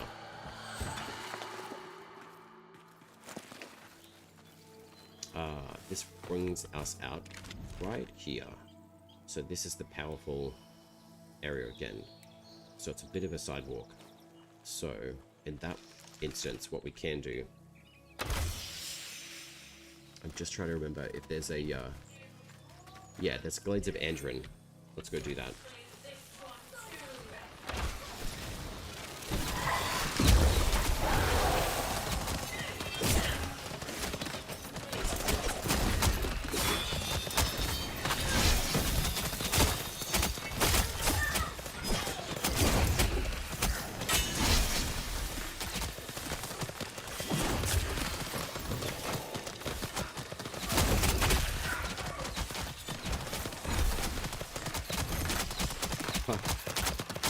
A nice healthy hail of arrows.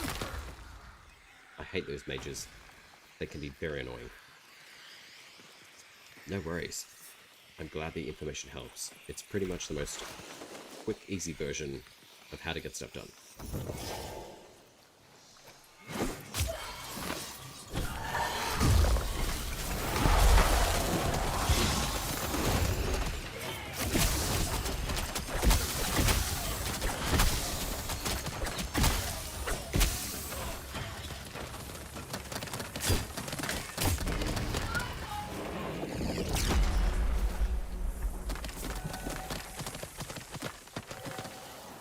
Ooh, we got mockeries.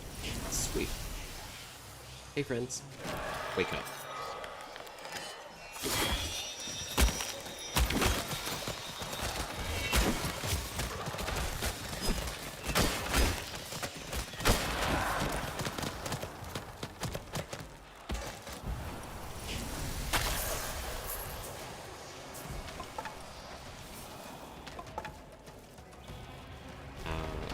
Mikazuki 774.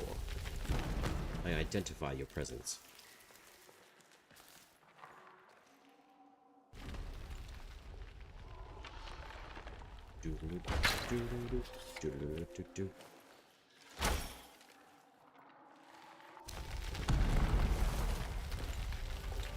Okay, so hopefully we get a boss through here.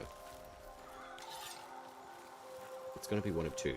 It'll either be like the Gladish area, and it'll be the Impid, or it'll end up being the new version of Doggo, the Wraith. I think, no, wait, not the Wraith. I can't remember what it's called right now. Come on, brain. What's the name of the Doggo? There's a creep right here.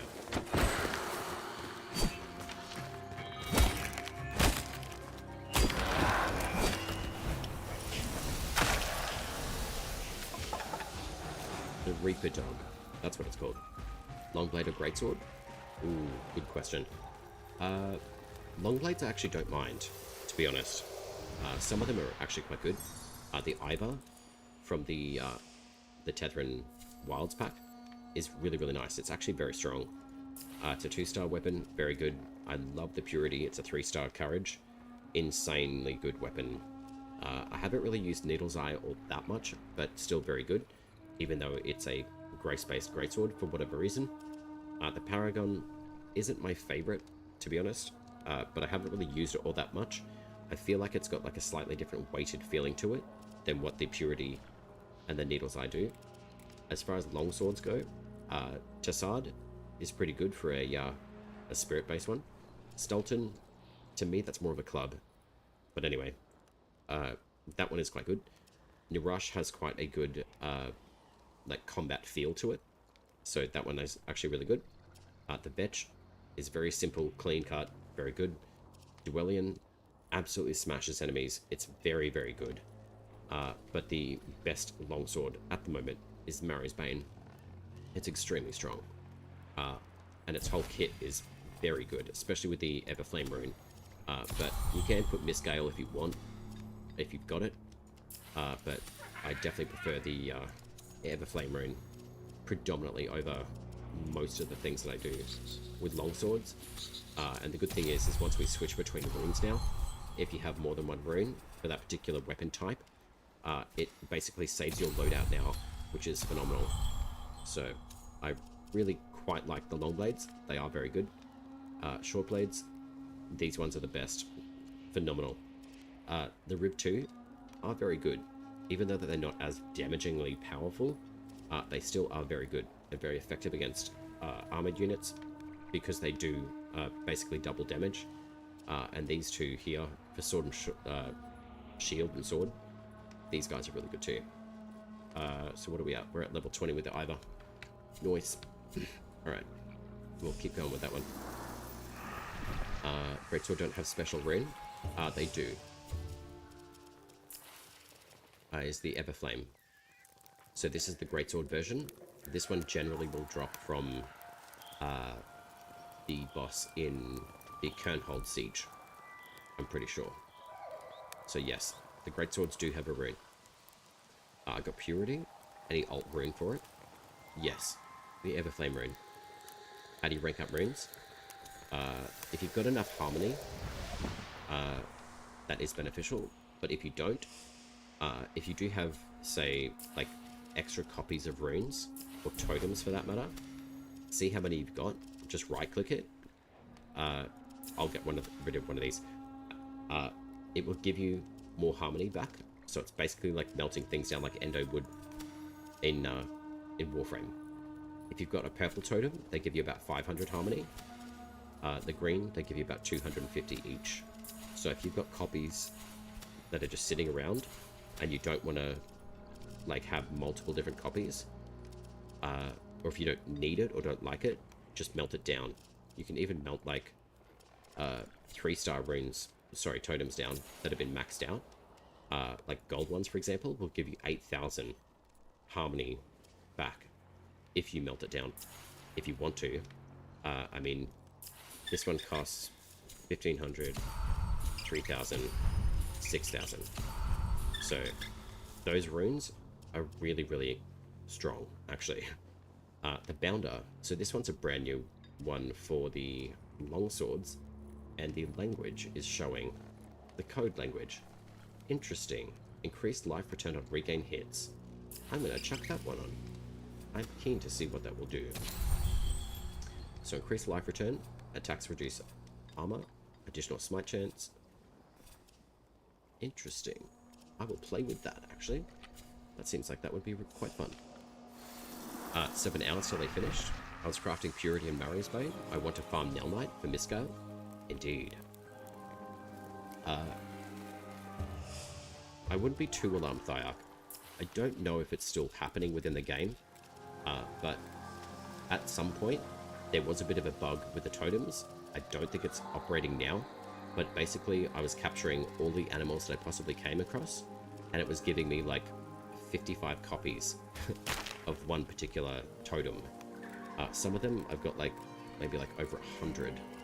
So 27, 23, 55, 29, 44, 42. Yeah, anyway.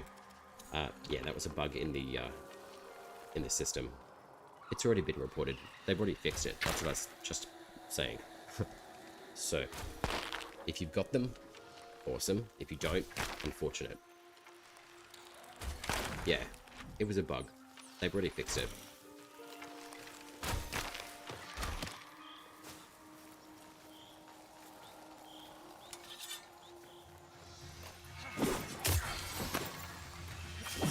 But it was a very beneficial bug for the time, that's for sure.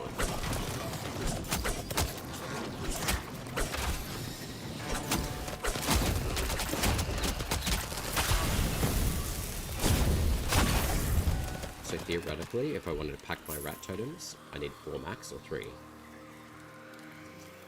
What do you mean by packing rat totems? As in, like, just having full rats and everything? That's completely up to you if you want to run those. You can only run one particular totem in each of the 3 categories. So you can't run, like, all rats on everything. Well, technically you can, but you can only have 1 rat per attack, per defense, and per utility slot set up for the totems. Damn it. I was hoping that we'd have one of the bosses in here. Pack rat equals horde. Oh. Yeah, like... What? Pack rat my totems. As in, you just want to save them? Yeah, I mean, you can save them if you want. I mean, that's generally what I would be doing anyway. Like, I pick up most of the animals. As soon as I see them, I will just collect them. Even though I know I don't really need them, I still pick them up anyway, just in case. So this is a puzzle. We don't really need this one.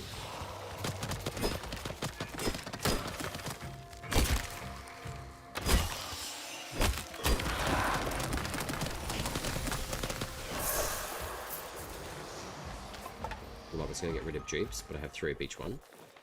Yeah, I mean, it's not a bad thing, like, to get rid of duplicates, that's for sure, especially if you need more harmony.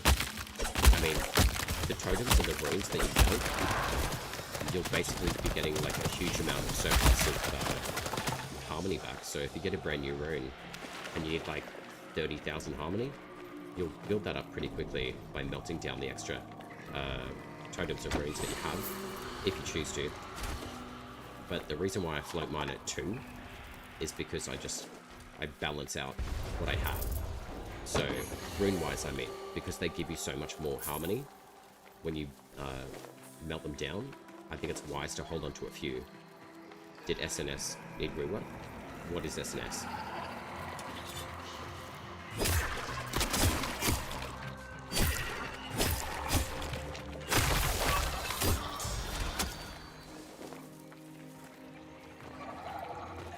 Sword and Shield. What rework are you referring to, Mikizuki?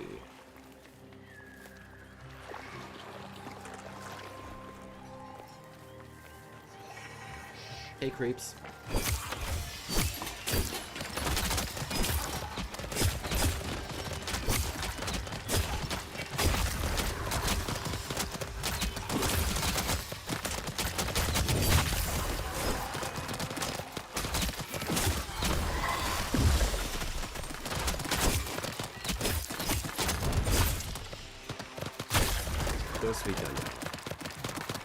Isn't popular like the other weapons? It depends, like, if you like a weapon type, I mean, you don't necessarily have to not play a weapon just because no one else is playing it.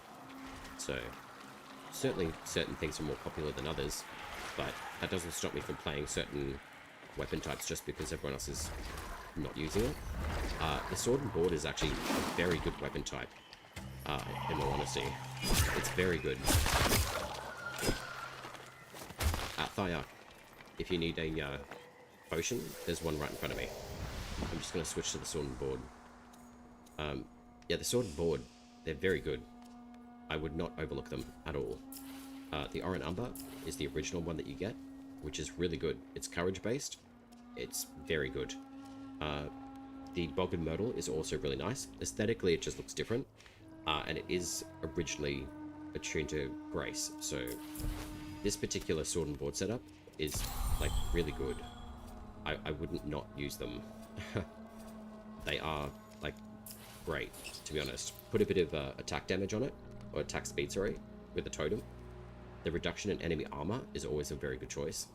The duck, having perfect throws, in addition to 1 in 6 smite chance, is very good. And then a bit of defense stagger, I would recommend that. You can choose whatever you want.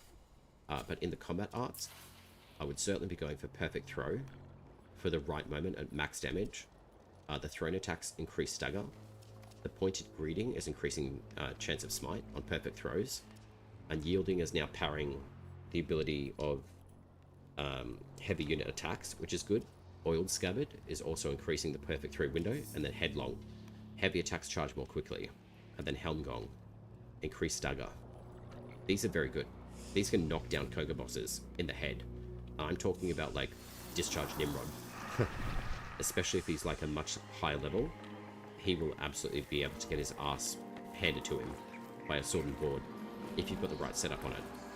So, yeah, don't overlook a certain weapon type just because it's not popular. If you don't like it, obviously, don't use it, but there's so many different weapons within the game at the moment. There's lots of options to choose from.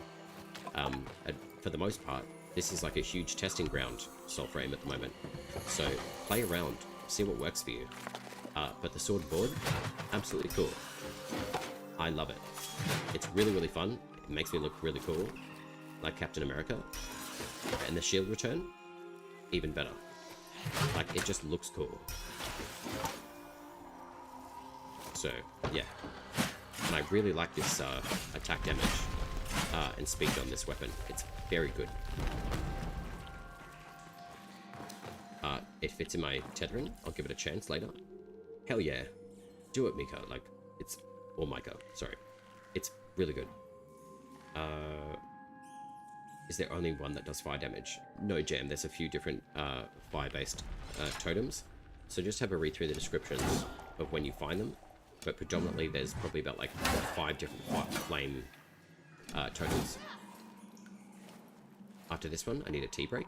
Yeah, I'll probably go and do like a 5-minute tea break as well, so that's a very good idea as well. What tea are you going to have, Thioc, by the way? I'm just having lemon water. It's very basic bitch, but it's good for your gut health, apparently. I'm really glad that we took that tile set through here, all the way from the northeast.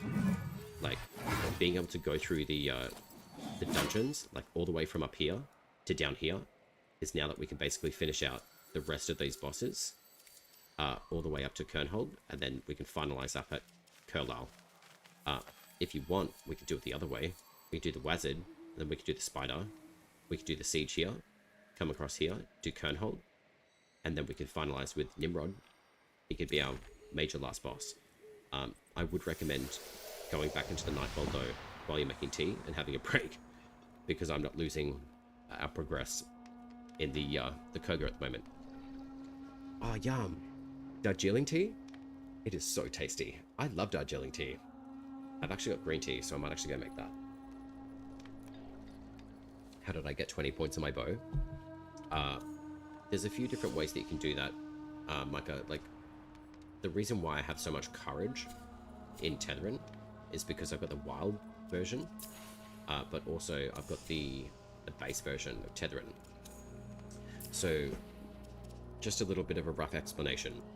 Once you've got the base pack, or pact, you can level it. And then all of the points that you spend within your base non-wild pact will transfer over to the wild version. So Wild Tetherin, Wild Siren, and the Wilder Shelter, they all benefit from having a base pact ranked to 30. So all of those points translate over to the wild version, which is really nice. So whatever wild pact I used, I have a lot more points within the pact now. So that's how I have so much points. What I can do as an example is like Wild Tetherin, if I want like an absolute truckload of points, I can basically just take everything from Spirit and Grace, because essentially they don't really do that much at the moment. I can basically boost Courage to 45. So that will basically enhance my damage, basically, like, stupidly, with Ardent Umber. But also, there is a cap to the points, so meaning 45 points into Courage is probably overkill, but if you want to do, like, basically, like, max damage, you can do that with Tetherin. You can also add items, say like the Talisman. This will give me an extra 2 points in Courage, but 10 plus into attack. Otherwise, what I can do is add this particular totem, which is a leveled version from the Kither Kings, the Molten Mora, and that will give me even more points into Courage. So I now have 49 points.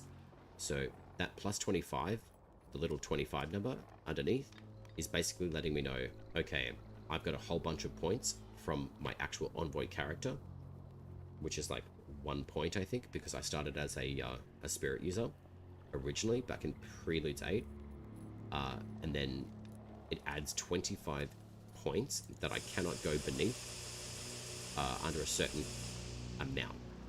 So you'll see all the bonus points being pulled from the Tetherin Pact being applied, plus it's given me 3 points from my Envoy. So you can see that with the 28 number. So if I take 3 away from that, from my Envoy themselves, like the actual like person, I have 20 points being translated over from a pact.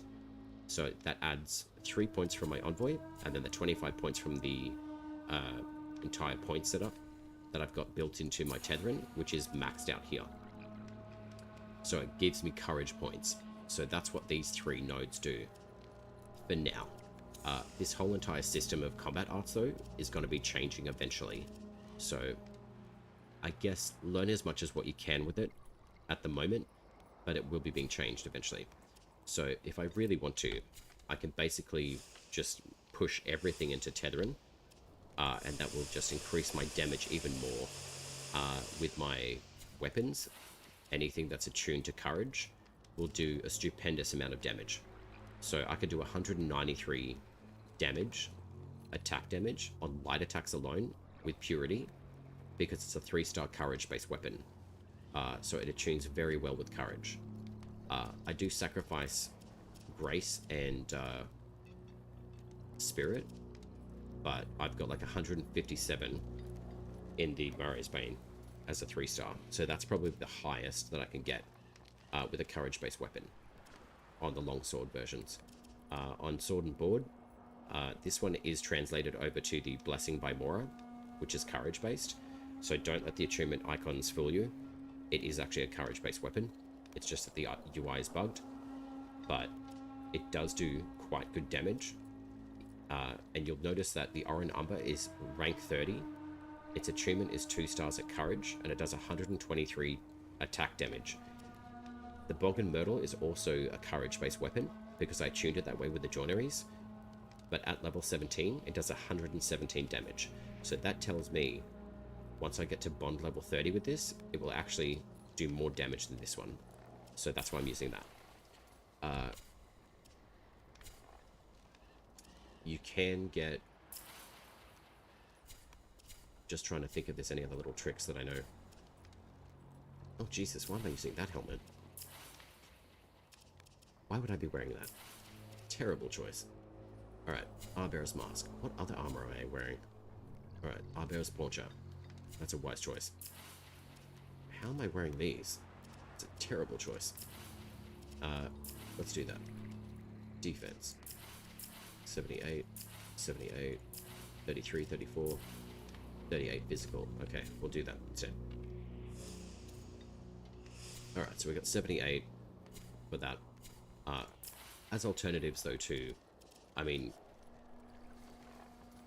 this particular medallion is just barely better for the use of courage. By the 6 points that it adds, I would still prefer to use the Kogo Lokan, because it gives me plus 10 attack damage and plus 2 courage. So I'm okay to lose those 2 points from courage. Oh, sorry, the 4 points from courage from the other medallion. So it does drop my courage down to 45, which is not bad. But I mean, if I just want to flex a few points back into these, just to keep at least base level, for any like spirit or grace weapons that have a requirement of 10 points, which is pretty low, I can still get around and do an absolute shite ton of damage with even grace-based weapons and spirit with Tetherin at the moment. But I will continue leveling the Boggin Myrtle, and I'll just keep on showing you this one. But for now, what I'm going to do is go on like a 5-minute break, and then we'll come back and finish off the run as well. You'll be back for that, no problem. Paragon benefits? Indeed. I did want to invest in the Paragon Pact, and I'm very glad to become a founder of Soulframe, because I did not have that opportunity with Warframe. I have played Warframe for roughly 10 years plus. I'd probably say it's probably like my 11th year now. And I'm really excited to see the old piece. Very cool. Do you think that's intentional with the points, Ereg?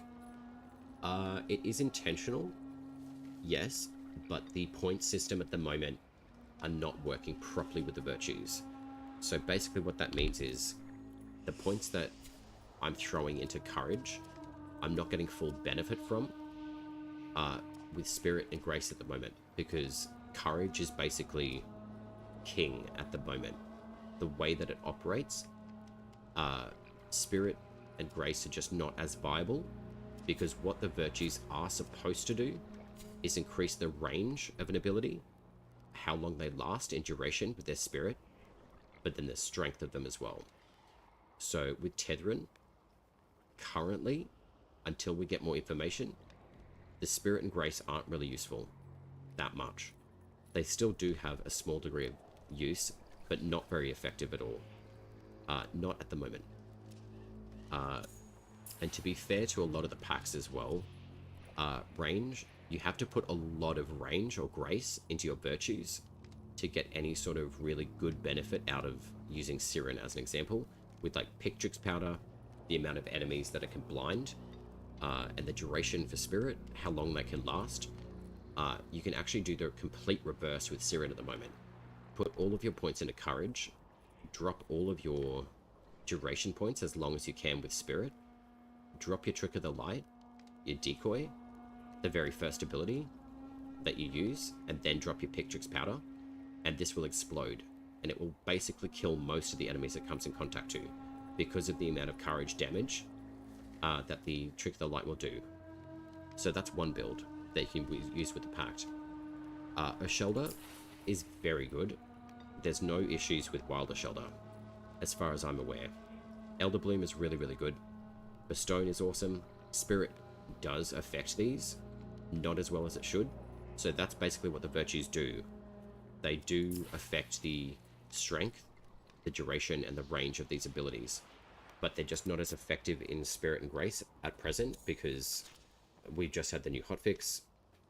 We've just had the new update. So there's plenty of things that Steve and the team are looking at, which is nice to see. Things like Garen Rude, Torment, it basically has its own capped range of how far it's going to reach an enemy. The same thing with Stampede. Behest will get affected by Spirit, so it's duration, and then Grace as well, but you do have to pump quite a lot of points to see any sort of varying usefulness to the range, etc. Mora's Hand by itself is pretty well rounded, I have to admit that. The Inferno and the Ember Shield basically are good for their own time frames. So this is an instant cast. The Ember is more of, say, like a shield based. So if you do have more Spirit, I don't know how much you need to make it sustainably longer. The same with Ignis Wrath. Grace for range, Spirit duration, Courage for damage. The good thing about Mora's Hand, though, is that when you throw out Inferno and you have Ember active, the Pact basically thinks, oh, okay, the Envoy's on fire. I'm going to do the Flame AoE for more damage to enemies, which is really good. So Mora's Hand is seen quite a good glow up. No pun intended on that one. But it is still a good Pact. Some people say, no, it's not crap. Try it out for yourself. But I really like it. And O Tempest is really good too. Really, really good. Even though it's not invulnerable and reflects all the damage and kills all the enemies, you've got plenty of other options now that you can actually play with stuff like that. It's really not necessary to have a Pact make you invulnerable when you've got so many different runes and weapons and synergies that you can test out to make sure that it actually operates the way that, you know, you want to build it. So there's a lot of elements that translate well over to Soulframe, like Warframe, basically. Like your totems in Warframe terms would basically be your modification tools. Sorry, like your totems would be. Your runes would be like your augment runes. So think about it like that way for your weapons as well. So yeah, there's plenty of options that we have. So I currently have Waddler and Nimble in melee and Drudger in the defense and utility slots. Which one is that one for, Jam? I'm not sure what weapon class that is. Nimble in melee? So you're using like short swords, I'm assuming? Or the sword and board? Ereg, my Tetherin's courage is capped at 39, so it's the equipment I need to look at. I missed most of what you were saying. If you've got most of like your capped courage, just look at the attunement of your weapon. If it says courage, boost it into courage. If it says spirit, put it into spirit. And grace, do the same thing. Can I just replay the fables?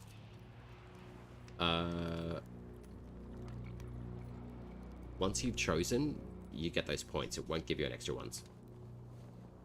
So, you can't go and farm extra points with Fables, dude. I mean, if you can, let me know. But I haven't. Actually, you know what? I probably could try that. Where's the...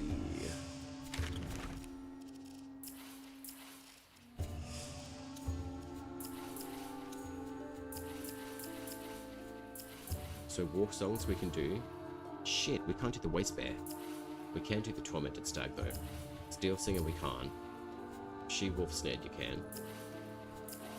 Prize Envoy. Wait, I never got to do that.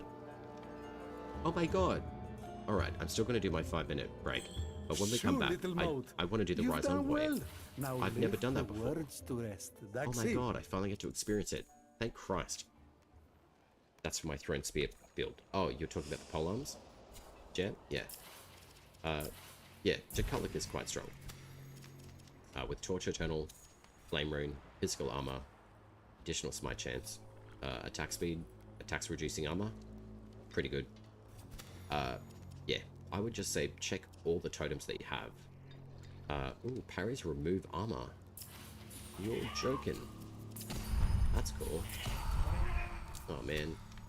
What else can I melt down? I've got 19 of these. Sweet. I can't wait till we get a version of selecting multiple items and then melting them all down, just like Endo. Alright, so we got 8k there. Sweet, so that's max. Cool. There we go. So parries remove 35 armor. That's pretty cool. Alright. So what have we got? 35 armor. That's stacking while blocked. Oh wait, I've got 2 gophers. Why? The toiling. Right, so I don't need 2 of these. Ah, attacks reduce enemy armor, that's why. Right. Heavy attacks bypass 25 armor. Ooh, that's good. Yeah, okay, that's better. Huh. Staggers on primary attack. Throw slow enemy armor movement. I always think having a squirrel on is very beneficial. The reason being is because these little shits make a lot more of your attacks a lot faster. The Smite Chance Squirrel is very good. Parries removing 35 armor though. That's not bad. Physical armor though is always a good choice. 15 magic armor if you choose. Defense against stagger though, however, is also very good. It basically allows you to get hit more. So, you guys have got me thinking. I'm appreciating all the questions. It's working really well. Not farm, just replay the fables and change the bonus virtue. I mean, if you want to. I just chose the courage because I knew courage is king at the moment. So yeah. But wait, so if you knew that from Discord, why did you ask me if you can just replay it? You already had the answer. Why would you ask me?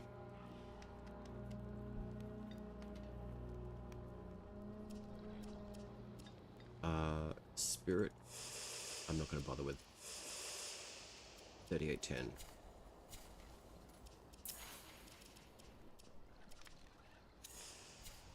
Alright, sweet. Alright. Thyarch. Let us go get another boss. But before we do, I am going to go on that break because I've literally just sat here for like 10 minutes talking to everyone. I do like questions, but if you already do have prior knowledge, I would appreciate it if you stipulated that I know X, Y, and Z. Have you tried it? I think that's probably a better way of creating conversation around something, rather than asking me a question and then telling me that you already have information. I think that's just more of a fair exchange of information. Ah, okay, got you. Well, it's a good idea to test it then, if you're not sure, but that's not something that I've come across, and that's not something I would think to do. But from my understanding, once you've chosen a particular pathway, like it's set, I don't think that you can actually like either farm or change the actual points as well. I don't know nothing other than 6 fish. You know more than 6 fish, Thyak, that's for sure. Alright. I'm gonna bugger off for like 5 minutes. I'm gonna make my tea. And then when we come back, Thyak, we will continue the Koga run. And we will have a look at the 2 sieges. We've got to do the Spider Bum. We've got to do the Reaper Dog, if it's available. And then we can do the Nimrod as well. So, alright. I'll be back in 5 minutes. I promise. I can't think of any fish. I'm floundering. Jam, you're the best. Alright, I'll see you guys in 5.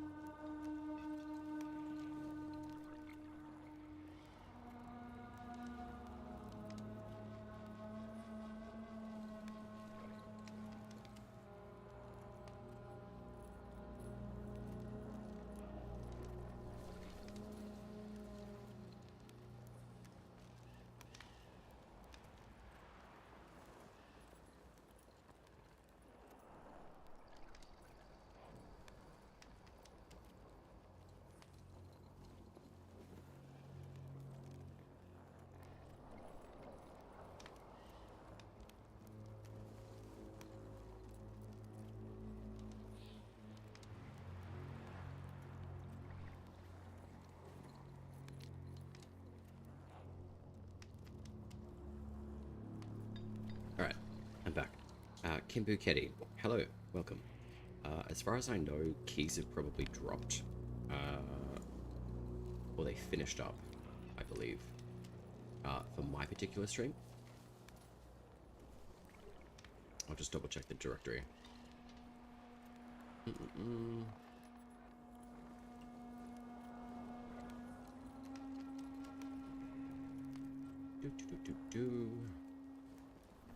Where are ya?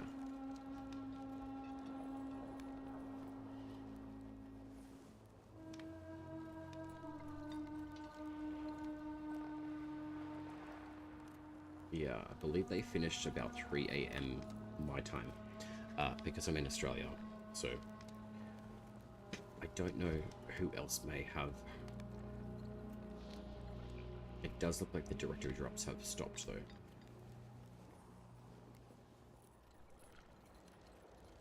Yeah, they finished on my morning at around 1:59 AM this morning. So, a bit of a different time difference. But it basically was going until Monday. Does the collector shop for everyone at the same time, Jen? Yes, it does. It's on a 6-hour rotational cooldown. If I don't know, ask Smooth. Which one? With the collector? If you have Warframe to 6-fish trade, and I will teach you the dark fishing trade hearts. Hell yeah. Which one? I'll be back in 5 minutes. Yeah. Oh, Jen. That's really sweet.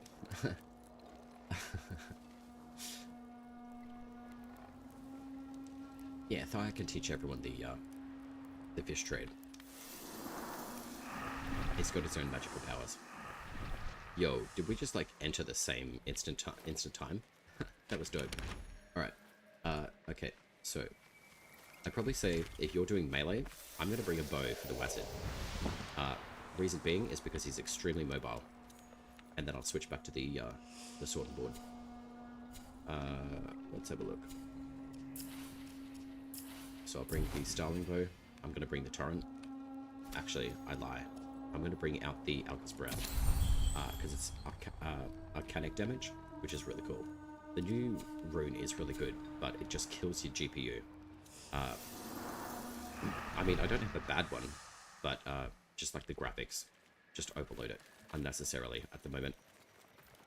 I don't think I've seen Marta pop up on my screen. She will show up. She shows up globally the same time for everyone, but you do have to find her within the time frame that she's available.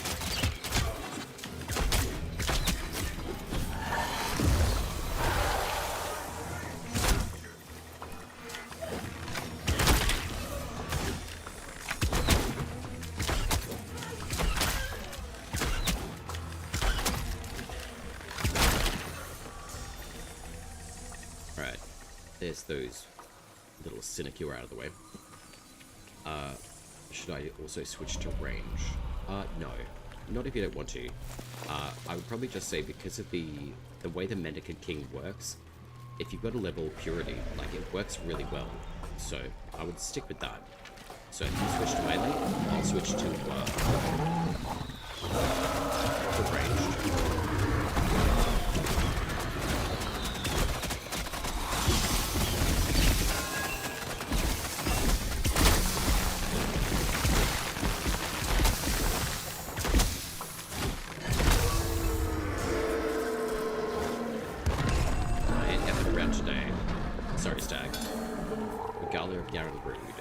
So if you're looking for that particular armor set, that's what the Vadagar Stags can drop, as well as the Royal Tines. 1900 on a headshot. Wow.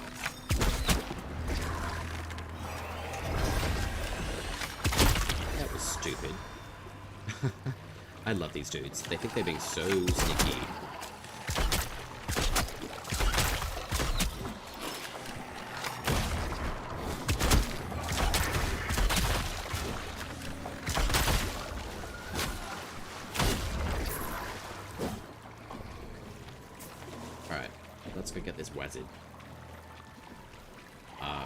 I will hold back a little bit though, like with using Ballast, because we have been able to secure kills pretty quickly with Ballast,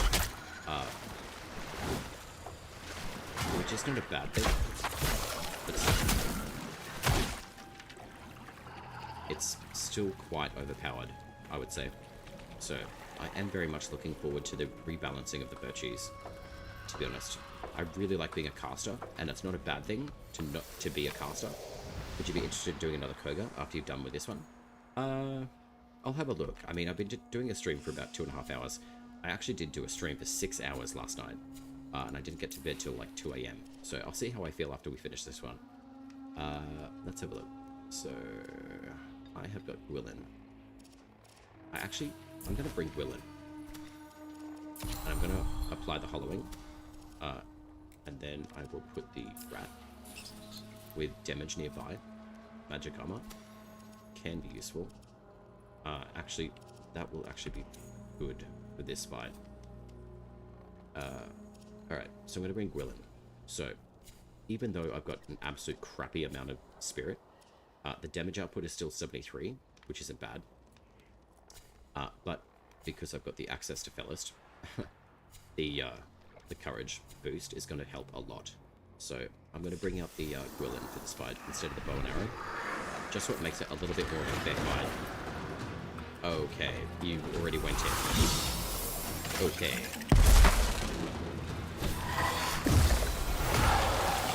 Thayark, do remember, we are in Koga, so be careful.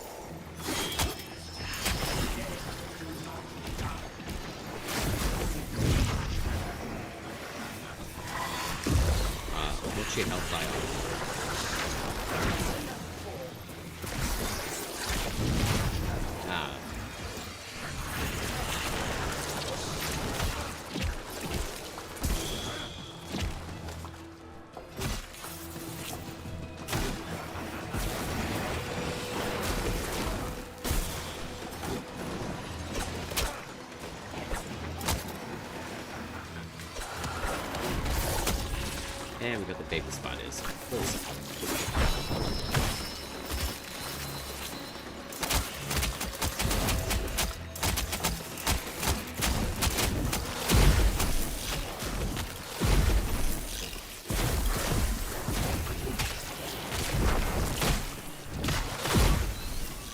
And that's what the Hollowing Rune does, in a nutshell. It's amazing.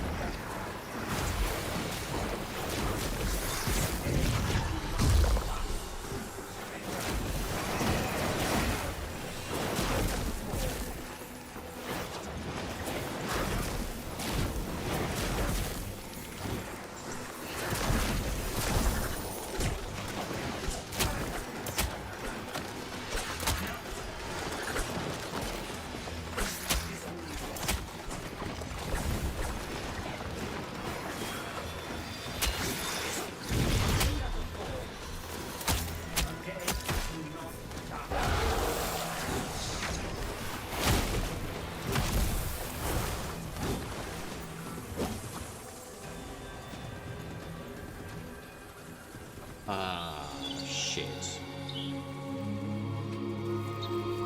So the Hollowing Rune still erases the agaric mushrooms. That sucks. He should have dropped mushrooms and his rune loot, which he did not. So, at least we know that's shit. The patch notes did say that that particular rune was fixed. It is not. That's a shame. Alright. We'll go do the Spider Mum. I think you could jump over his horizontal wave. Yeah, I don't think to do that. I usually dive out of the way. I mean, sometimes I think to jump, but that's literally like a mouse scroll down for me, and I'm too lazy to even do that. No. it's completely erased all of his shit. That sucks. I was really concerned about that because I had a few other people be like, no, it's fixed. So I've tested it against a few other bosses. It's not completely fixed. So at least you guys know that. So don't use the Hollowing Rune on any bosses if you're farming their rune system. That's a real shame. Because that could have gotten you the Hollowing Rune. Bit of oxymoron.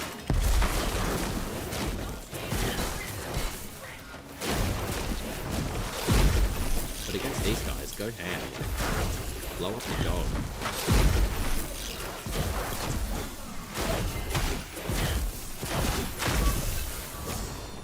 Like, it really wastes enemies. It's very good.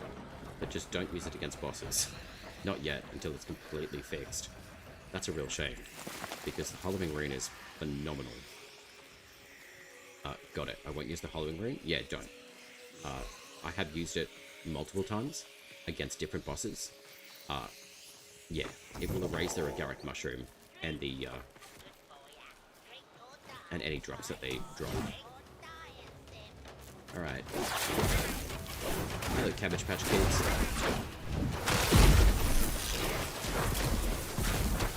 It looks really cool, and it is very fun. It just makes them obliterate. So it does work okay on normal enemies.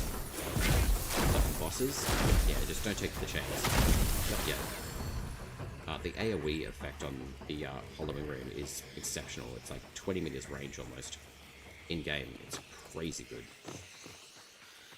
So yeah, it's great in circumstances, but against bosses, don't use it. I know I've said that like a million times, but I'd like to be extremely clear.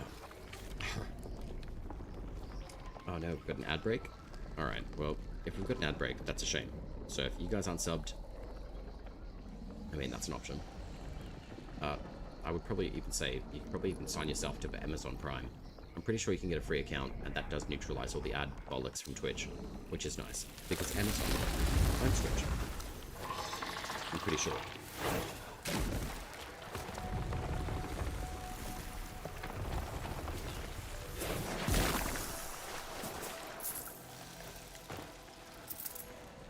Alright, so we could probably wait for the ad break. Or if you guys don't have ads, just type one in chat, so at least I know.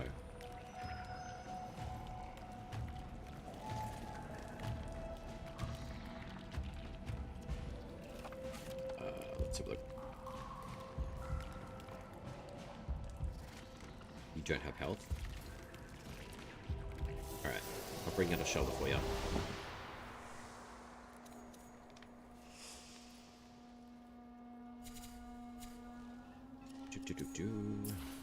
Swapsies.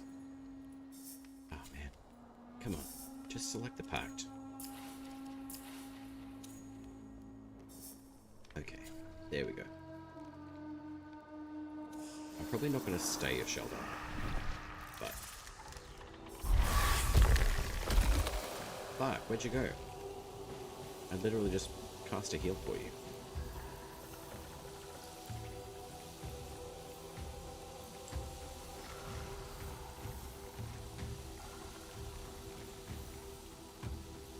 You won't get that much healing from the Nightfall either.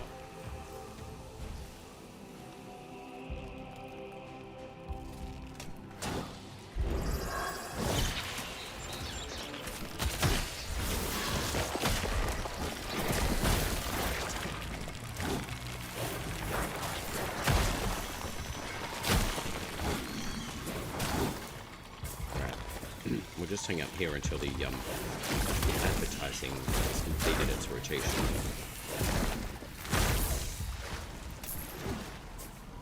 And then we'll move forward and find the Siege now. The Dreaded, I think, is her name.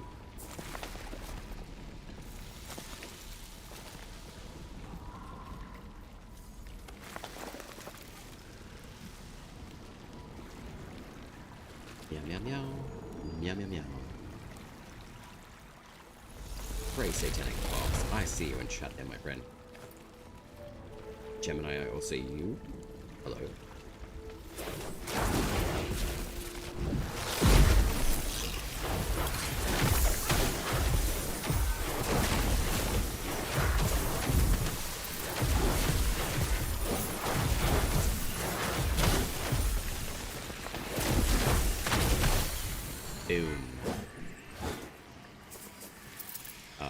Hand of Mora is also extremely effective in this tile set, especially against the Cabbage Patch Kids and all the spiders.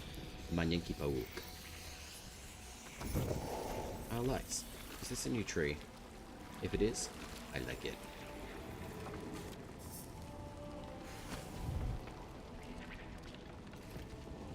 Sweet. Another screenshot for the archives. Moonlight Prophet, hello, I see you as well. Nick's Pilgrim, I don't believe that we've met before, but welcome. And the Real Glowing Sack. Interesting name, welcome all the same.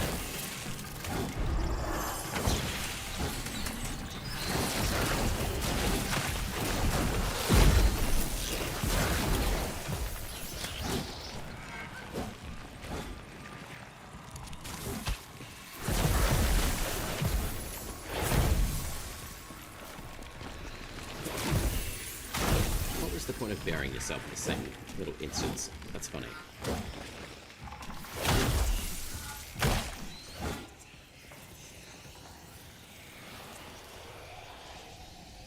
Dead end, eh?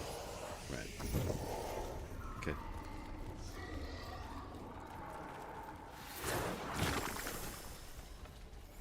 I really enjoy the unique sound of the Quillen Staff. Even as a starter weapon, it's still very good. The Earthstroke Staff is very nice as well. The Elder Staff I actually quite like too. So, I'll actually whip those out. I haven't used them for a while. I do like the Elder Staff. It's very nice. I wish it did, instead of doing Arcanic damage, I wish it did Corrupt. I think that'd be really nice. I am going to maintain the Hollowing Rune, but I am going to be mindful of attacking the boss with it. So, I will maintain using the Thrice Burns as well. And we do have armor bypassing, which is nice. Those ones there. We got voltaic damage. So this one I will probably use against the Spider-Mum Sitchnell as well.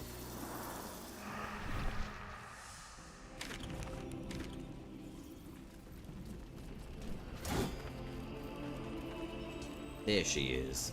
Oh, hey, Cabbage Patch Kid. Kick it. I love kicking those little dudes. Let's go kick them in the face. Hey, come here. Jesus, level 45s. Do be worried about their jump attacks though, because they can actually one-shot you. I've had them happen, like, do that before. So they can be extremely aggressive too, so watch out for their attack card. Very annoying. Now, I have two options. I probably can bring a Shelter. So I'll heal up, but then I'm actually going to switch over to... Actually, you know what? I'm not going to use... Okay, so now I've got the Hollowing Rune on. All I'm going to do is focus the little dudes that come around and use these guys as bombs.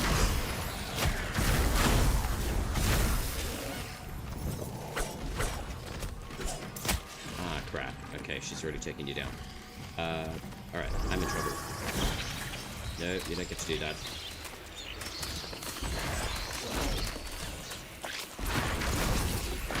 Jesus Christ.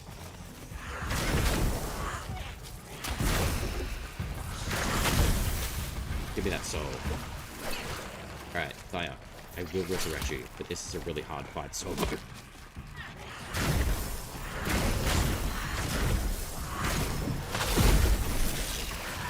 Shit.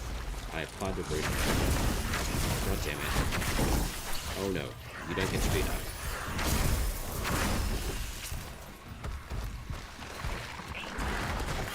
Eat me. Wow. Okay. That was completely misdirected in a completely different direction. That doesn't make sense.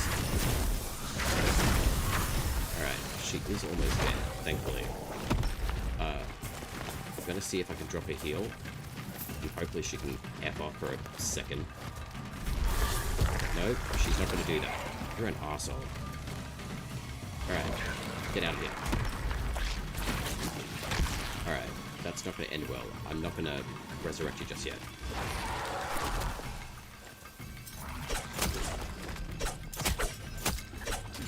God damn it. Yeah, she will one-shot you, dude. It's Koga, man, and she's like level 45. That's a lot of damage that she's going to be throwing out, especially these little shits too.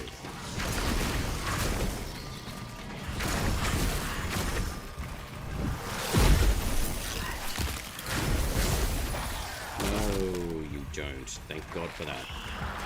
Come on, are you shitting me? I'm fucking soft-locked. Oh, that really shits me. God damn it.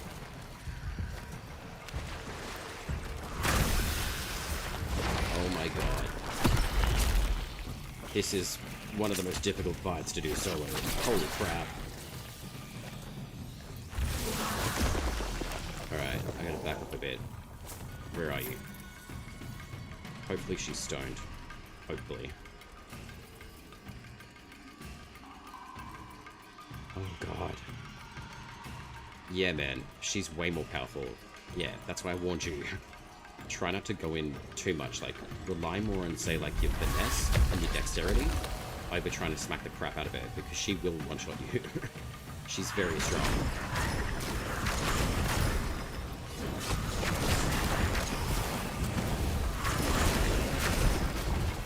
I can't remember if I've actually primed her, though. I think I have, which is unfortunate.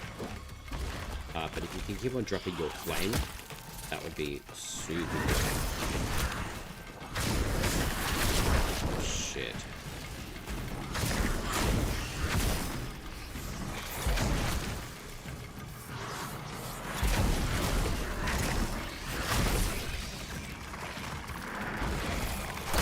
Holy, okay. Thank you, Shelter's passive. My god.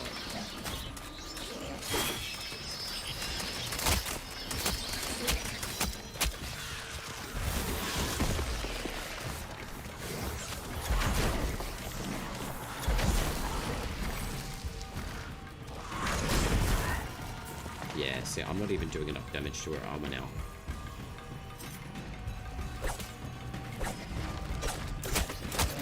I'm literally doing 1 damage to her.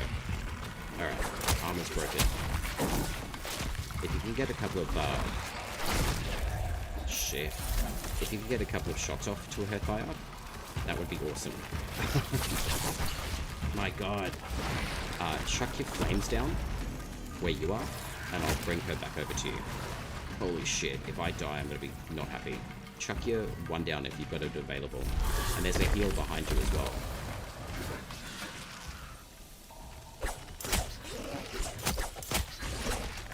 Dodge.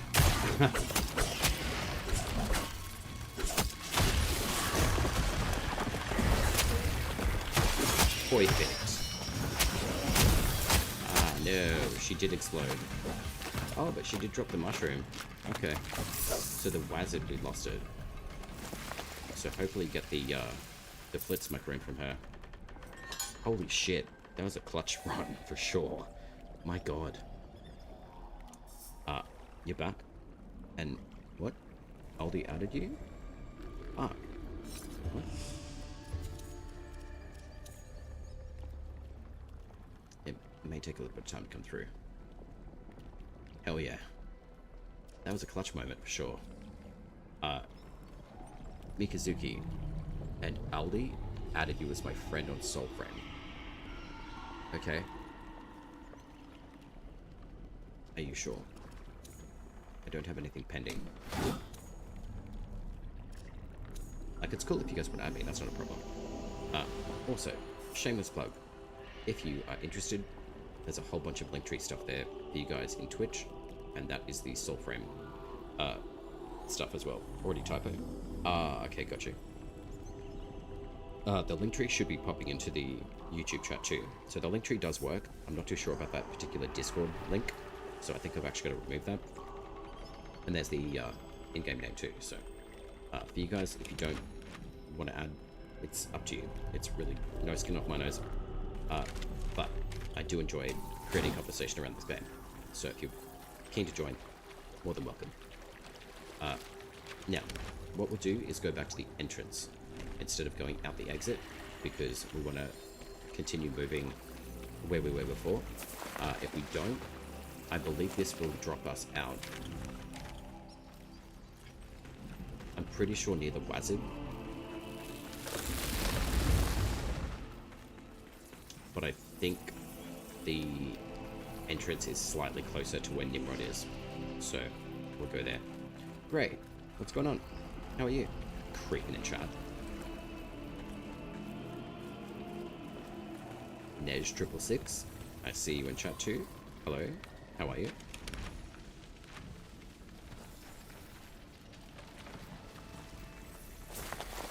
Right, sweet. Oh my god. Fire, I'm really proud of you. I'm really glad that you bought Mora's Hand. It's very effective against her. So that was a really good Ignis Wrath at the end. Already added, and I think isn't you? Interesting, okay. Is it the same spelling though? Are you sure it's me?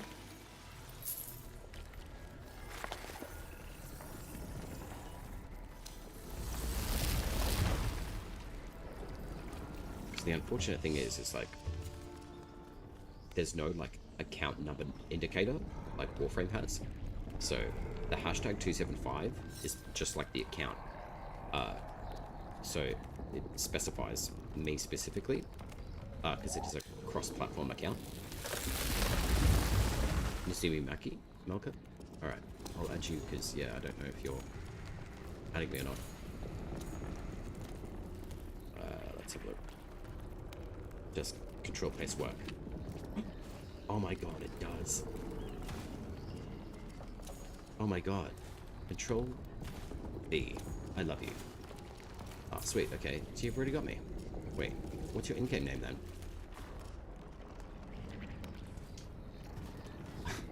I'm 10,000 Angry Turtles. Who's Blue Shell? That's funny. Oh, Catherine's on. Apparently we're already friends?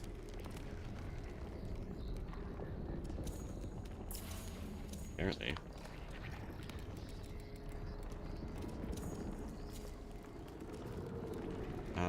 It may be bugged, but that's alright. We can probably fix it up later once I'm back in my solo instance. Co-op is probably not the best time to try to add people and all that sort of good stuff, unfortunately, because it's still relatively,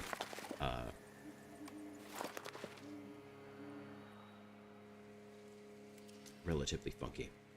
Alright, so we do have a couple of options here. So what we can do, actually, you know what we should do? Let's do Nimrod last. Let's go to Fort Curlau, and we'll take on the siege. I am going to do a bit of a different setup with this one. This is one of my favorite setups at the moment. It does include the Royal Tines, the Ode Tempest, which is really fun. So the Royal Tines. Let's do Ode Tempest. That one there. So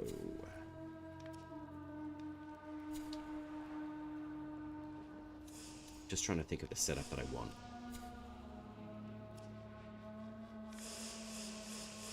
So is that 20 points? 10 points in courage. Excellent. 10, equalize that, and then we can pop everything else into courage. Now, I think what I want to do, yeah, I'm going to bring the Code Blood. Actually, no, I'm not. I'm going to safeguard myself here. I'm going to bring the Odiak. And not. Actually, yes, I will. I'll bring the Hollowing Ring. Defense against Stagger. That's not really going to matter. Not for what we're trying to do. Magic armor will be helpful. Additional smite chance, attack speed, and damage nearby enemies. I love the Odiak, and I'll show you guys why. But also, with the Twin Tines, or the Royal Tines, and the Ode Tempest is very good. We have Medicant King, Cap, what? Body armor, legs, and purity. I walk past every enemy and kill the Banneret and use the closest teleport to get out again. Yeah, that's if you're doing like the dungeon runs though, Grey. We're just doing the Koga run. Yeah, if there's a gate nearby, we'll use it, but I basically just, I don't even think to use it in the Nethans. Nethans, there's only one, and it's pretty much I think it is in like that centralized area. I think it's just up on like a little hill thing. I forget that it's there. So yeah, I do forget to utilize them, which I should. I have a feeling this is going to be an area of something. This feels like a boss arena from Elden Ring. It's right next to Verminia's Cave. There's definitely something coming here, you can tell. The reason being is because this is still pure white, so it means they're building something in the game. If you guys didn't know that, you learned it here first. Oh man, you could have been a rare beaver. Oh damn it. Oh well. Thanks, Barry the Beaver.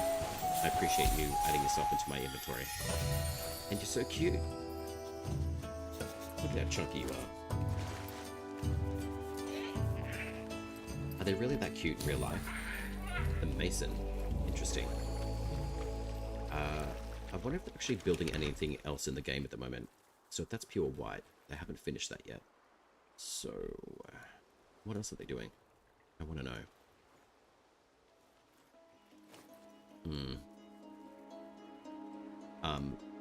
That was suspicious. Just the shape of it alone. Is that a giant finger? Or a phallically looking tower? I don't think... there's nothing on that island. Anyway. But you're late, Your Majesty. Hello. A queen Thank you very much is for the never follow. late. Everyone else is simply early. Of course. The reason why I chose that as a follow, thank you very much, by the way, following Sack, is because everyone who picks it up, like, yeah, you're following, but I've seen you in chat for a while, so I know that people lurk, so I thought it was kind of a nice little, funky little thing to add as a, being late. It's part of the Mendicant King's sussy-looking abode. Oh, the Phallus Palace. Yeah, totally. Alright, so this is the nutshell build.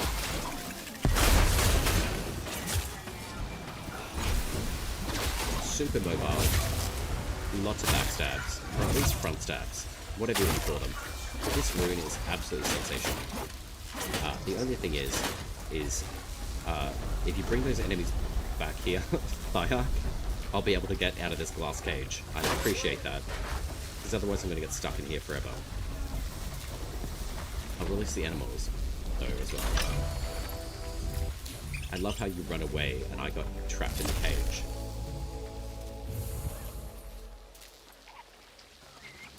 Oh, and they killed you. Okay. Well, I did warn you.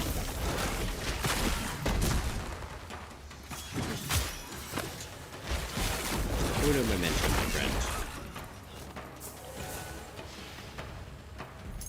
friend. That's alright. Honestly, like, we're going up against very hard enemies. Like, they're level almost 50 now. So, yeah. With the damage output, especially with the Bannerets, they'll be able to one-shot you. Futuristically, I would probably look at when we're going into the Fort Curlal, and once we take down the other boss in there, the next boss is going to become even stronger. And the reason why I want to save Nimrod for last is because he may be slow, but he can one-shot you with pretty much all of his moves.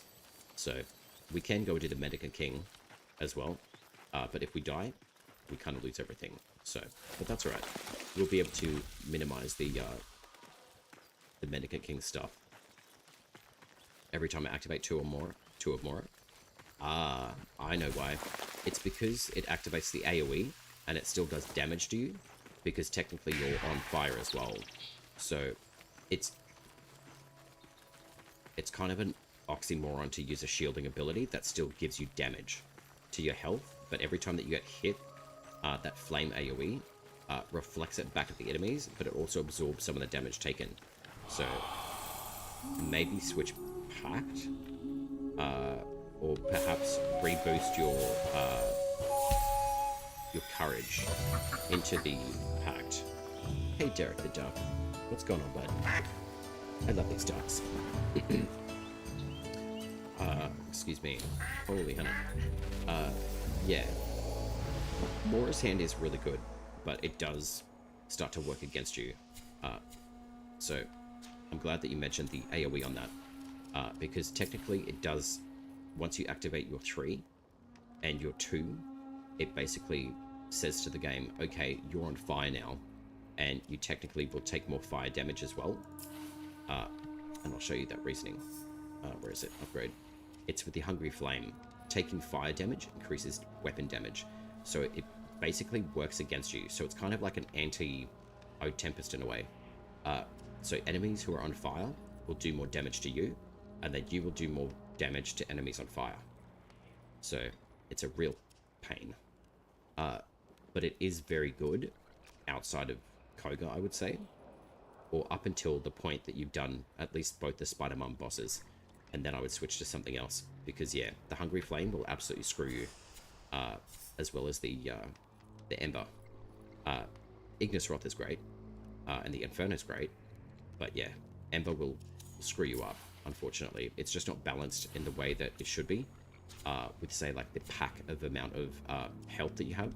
But also, say, like, I guess, like, your armor statistics, like, giving you, like, a barrier against the damage output of the Ember ability on the Mora's Hand.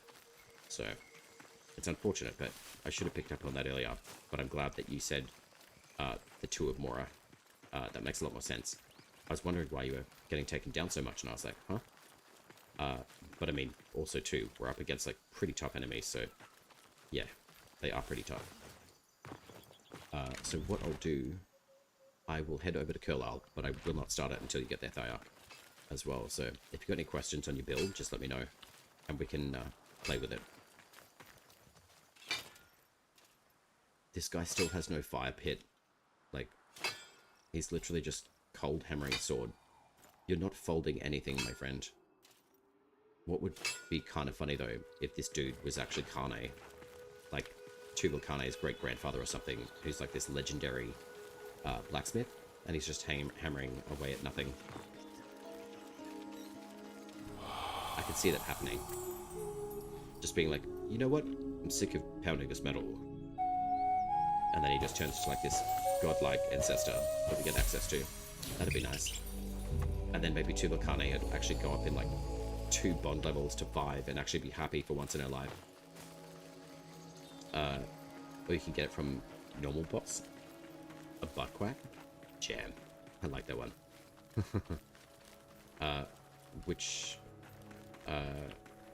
Mizuki? What do you mean?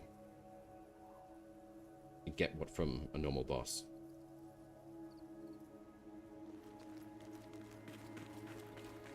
Is there a gate near here? I'm pretty sure there is. I think there's an opening just there. I'm gonna go check.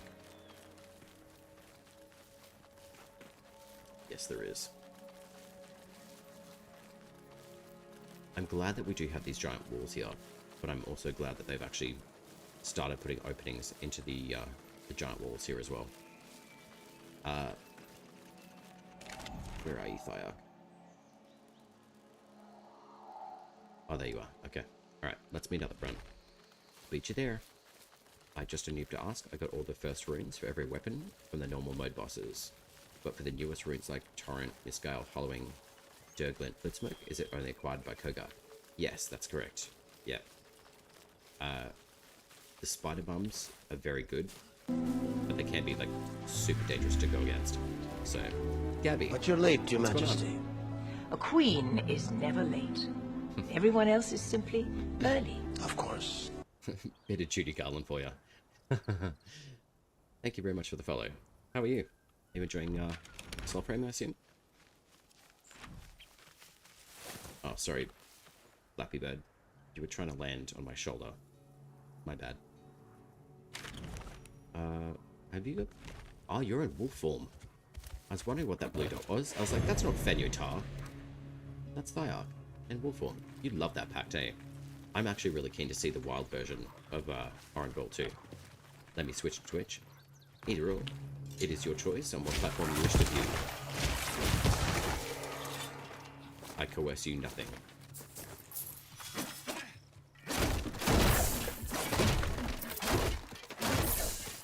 I actually kind of am tempted, and I'm going to do it. I'm just going to change into my my assassin's attire. Do I have any nuts? Any of these nuts? Or these nuts? Damn it. Lame. I should have another coca potion, I think, brewed. The envoy. It brings us a new book? Bonsoir, ça va? Then tell it we are busy. So that's 4 coca. Okay. Can I... Oh, man. Alright. Unfortunate, but that's okay. Alright, so what do we got that on? Pants. What are we gonna wear? Ooh. They are shoulder pants? I don't really like the design of these. If they just gave a little bit more, like, bulk to the front of these, it would actually look alright. Or even just, like, something similar to this, where it's just got, like, a little bit more, like, less definition around the groinal area, I think would be nice. But overall, I really like the Siren on the male form. Alright, what helm do I want? Do I want this one? Or do I want iron rolls? Nah, this one's more savage. Actually, yeah, I'll go this one. Alright, fashion done. Bring us back a morsel next time. Actually, no, it's not. Hang on. My palate is so very dry. Brought us a mixed up? A morsel? A Where's the snack? black? There we go. Blue, candy, gold. That's better. Alright. Drab. Everything drab. She's so French. You don't like the shorts? Yeah. I think the shorts look good on the female form, but not on the dude. I mean, it kind of looks like a jester, which is kind of cool. But, like, there's just no, like filler for, like, the groinal area. So it still looks not workable for the male form.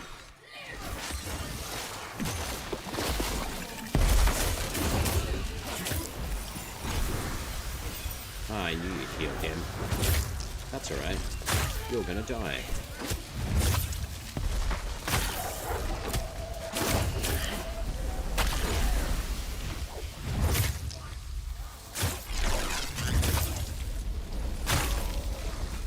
Wow, okay. 2 hits to that dude.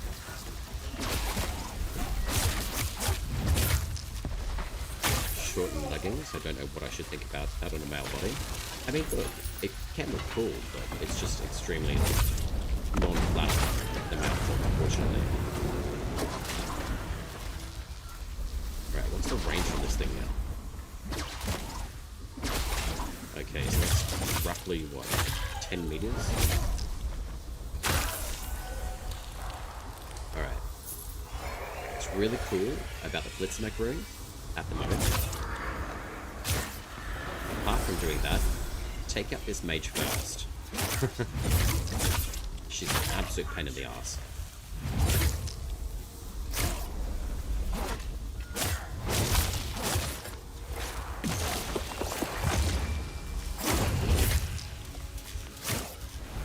And this particular enemy is very annoying because it teleports. I know it's not a very flashy fight, but this boss actually annoys me. So that's the best way to deal with it. And then you can just mop up everyone else, basically.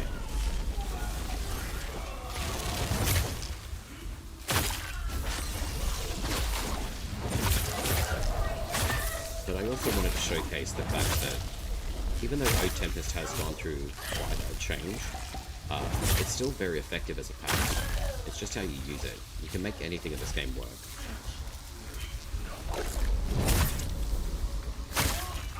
You soft-locked fire.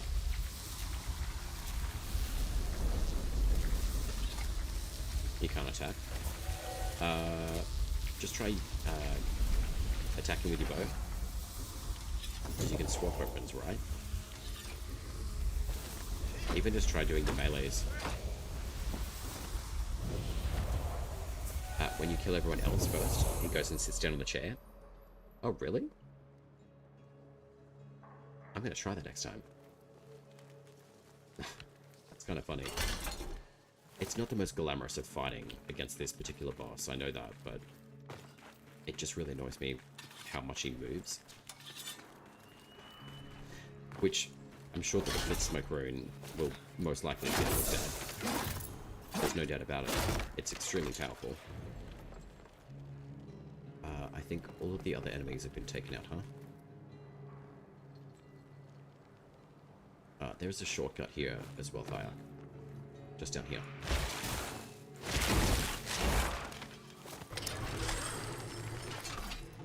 Ta-da! What's bugged? Oh, it was the rope bugged for you. I think more things will be bugged for you than me. It's hence why I'm generally the host. Co-op is still, like, decent enough, but, I mean, also, too, being in Australia and having a very, like, crappy ISP, or internet, yeah, ISP is not ideal. So, I do a disservice to you all by not having a great internet provider, which is not my choice.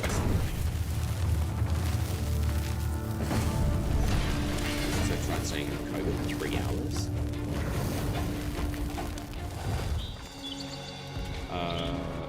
Interesting. So you got a C class in every single run. I wonder if it's time-based. That could be something.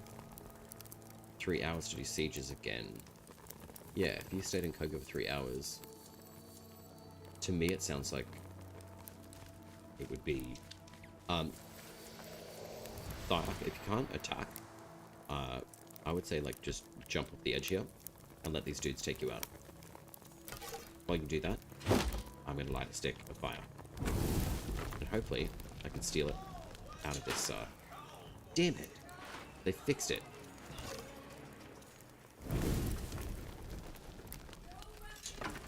Come on. Let me burn them. Excellent. Does it still work? Hell yeah! Hey. Don't be mean. Get away from me. You can't die? That's impossible. Jump off the edge here. I've got 3 enemies here waiting for you. Oh, that's right. Alright. I'll stop bug harassing you.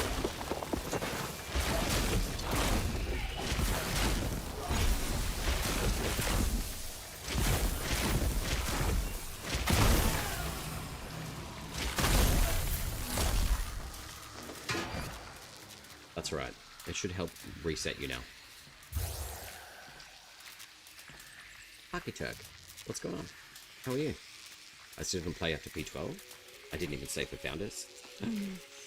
Oh well. I mean, the founders will be around for a little while, I'm sure. Like, I'm sure they'll be open roughly into the new year, I would say. I doubt that they would close it, like, super quick. I mean, they did say we'll have it open for a bit. So, yeah. Even if you buy, like, one of the founders packs, and then, you know, upgrade to the Paragon later, it is retroactively applied, like the price pointing. So whatever you purchase will be applied to the Paragon pack if you choose to buy it.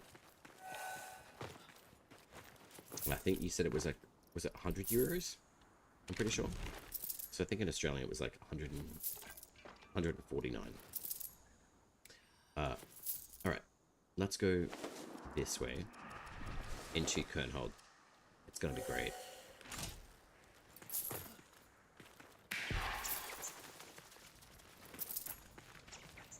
€99. Gotcha. I do have a German friend. I'm just thinking out loud. So €99. Okay. Here in PH, it's 910 pesos. So I'm just trying to think, like, do conversion. 3,290 for Paragon. Ah, okay, right. So I'm just trying to think, like, how that could convert. I really hope this becomes a door or some sort of mechanism. So 3,200 for Paragon. 1 peso. Ah, okay, so 37. Gotcha, okay. Oh dear. Please don't kill me.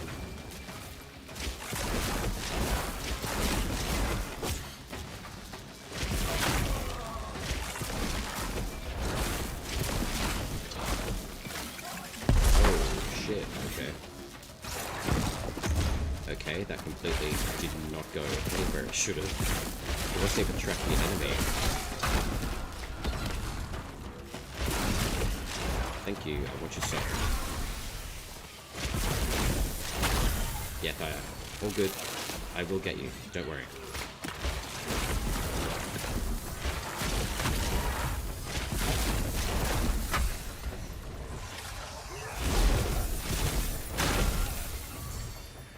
Magic.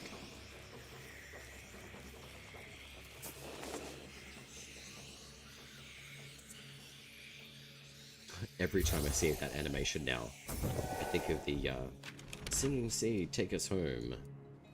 I'm just thinking of which area is best to go through. Probably just go this way. We can probably jump this big rock wall, I think. I think we can jump up here, if I'm not mistaken. Nope, we can't.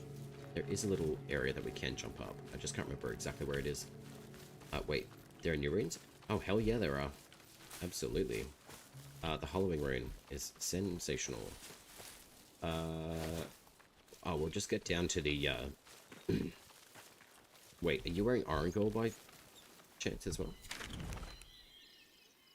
Oh, you're wearing Siren. Okay. See if you can use the third ability, Thaya. Glamour. And then turn back into the envoy. Or you can just jump into this pit of enemies. Do you want me to collect them for you? More than happy to.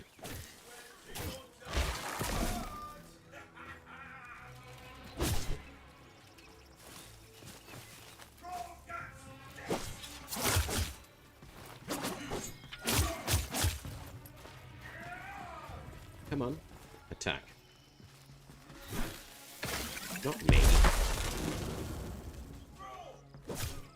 Yes. Cruel.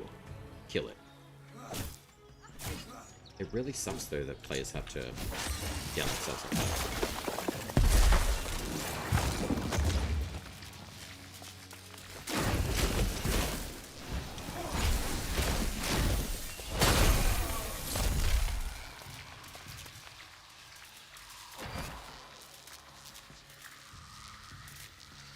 The Hollowing Rune is one of the newer ones as well, Chuck. It's very good. I will note with you, don't use it on bosses. It still strips them of all of their drops, their runes, and the mushrooms that they can drop. So I'd be very mindful of using it on any of the big bosses in the game at the moment. Even though that the patch notes said that it's fixed, it's not. And I'll have to be putting a link to that video for the devs to know that, or like the team who checked out all the bugs and stuff.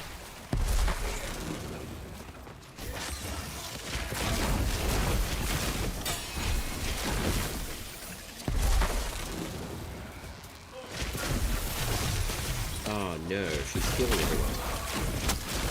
What a tragedy.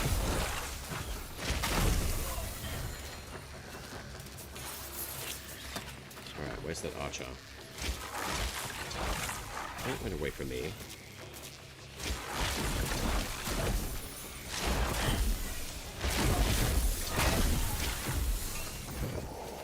Indeed. For clearing mobs, etc., the hollowing is extremely good. Just not for bosses just yet, unfortunately. Your Twitch can't follow. I don't need to verify my phone that no SMS is coming. I do have it set to verification for mobile users and email. It's more of like a security thing. I've just had like a whole bunch of like weird shit happening in like the last month. So unfortunately, I mean, for the most part, I can lower it, but I choose not to. But yeah, it does ask for email and mobile verification. It's just more of like a safety thing on my end. So I know it seems like a bit of a pain. I do appreciate it if you guys do want to follow through with those steps. It doesn't really take that long, but I just want to make sure that, you know, I cover myself as well. Wait, you can't move? Can you cast any of your abilities?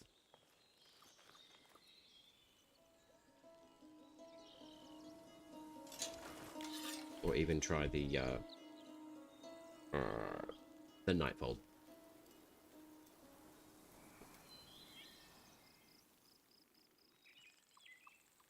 You send a pic in Discord? Okay. I think what? My sucks operator? Which? Oh, do you mean like your mobile operator?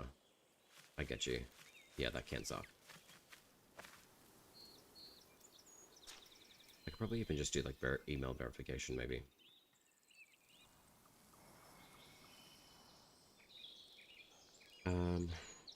Still phone verification is probably a better thing though.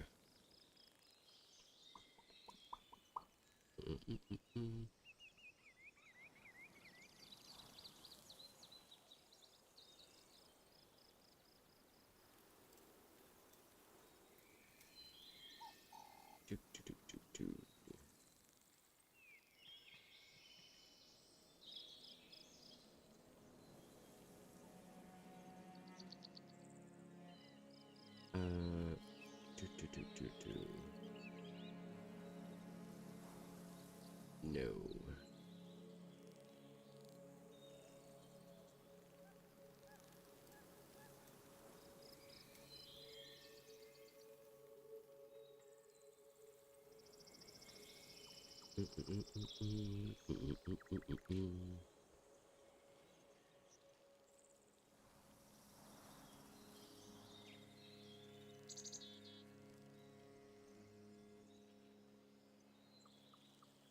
Yeah, I've got the email verification on and the follower at the moment, Mizaku.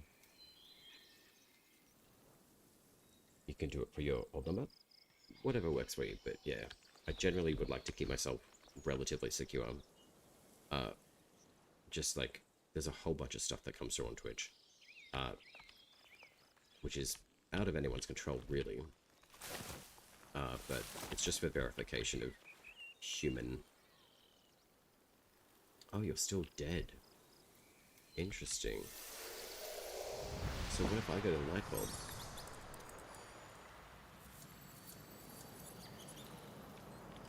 Alright, so I've just done unstuck myself.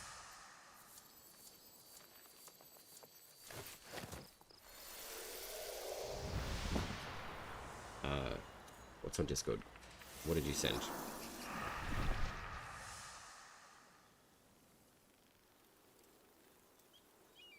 It's probably just the,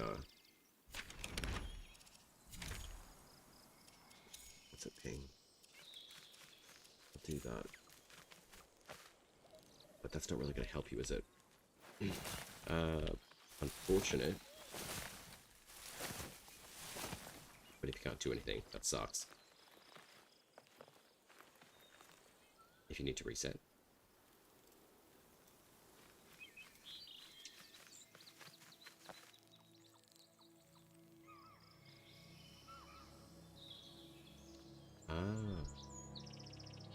Okay.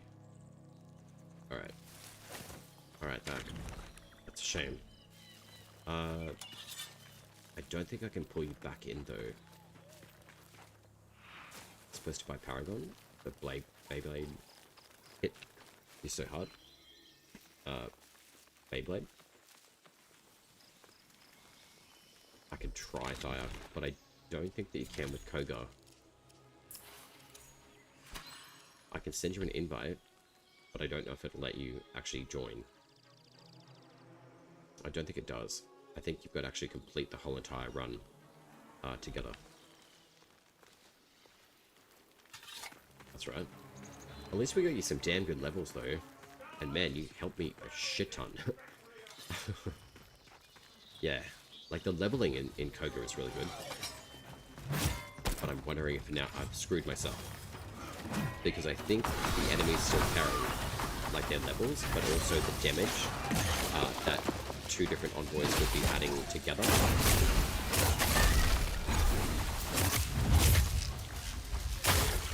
But that's okay. Yo, did that just speed up? Yeah, wow, the attacks seem a lot faster. That's weird. I'm not okay. Not okay with that. Sweet. Yeah, we could definitely do like another Koga run. I think Jam, you were asking about like a another run. I'll see how I go after this one.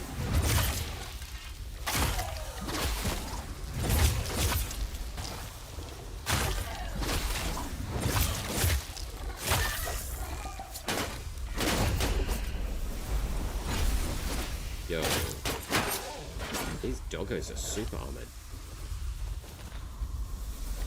Wait, what's this? That's cool. Alright, I love this gate. Look at that detail, man. That's crazy. And the shine off it. That's dope. I love this design. This is like a giant debris wall. Can you imagine if Wally just popped out and he's like, hey kiddo? I'd be like, are you shitting me? Who authorized the crossover? It would be kind of cool though. Yo, that light coming through the door?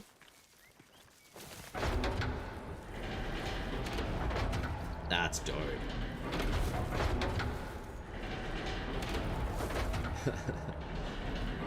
Door goes up. Door goes down. Door goes up.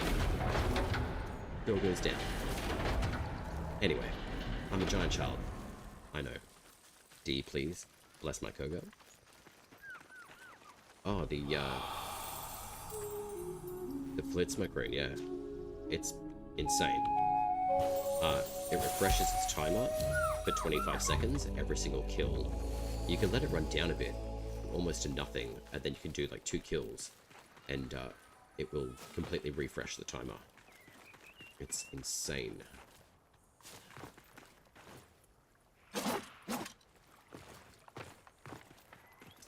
Hello.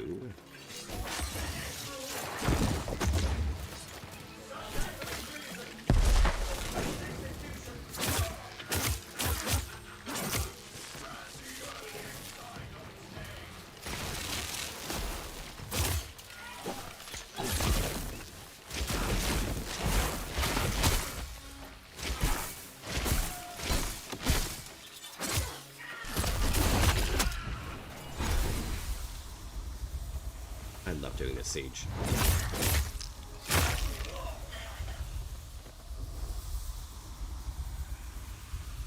It's a very cheap way of doing stuff, but you know what? If you want to win, you want to win. Hey, bud.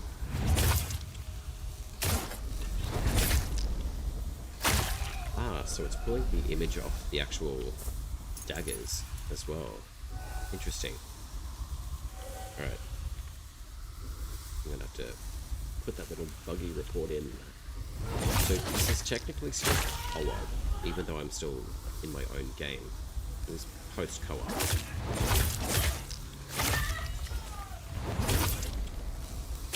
Oh look, I need these. A lot more of these. Alright, so what do we got?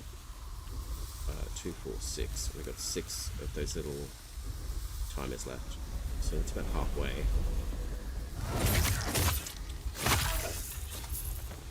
And the refresh rune knocked out. That sucks. Oh, there we go. Right, so it's a full rune. Awesome. Surprise, bish. 5 commons each. Next kill 10 points. 5 commons each. Righto. A fresh prize, Legion.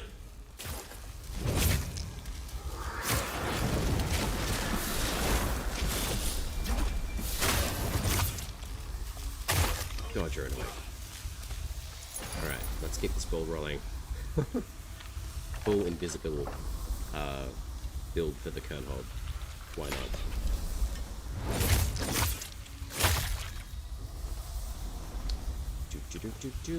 Open says me. I love cleaning house. Hello.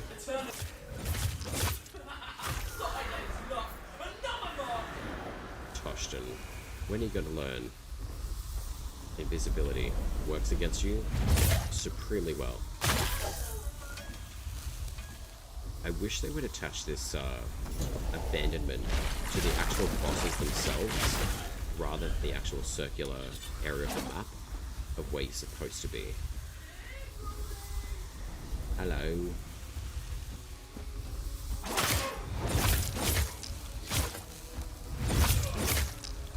So many butt stabs.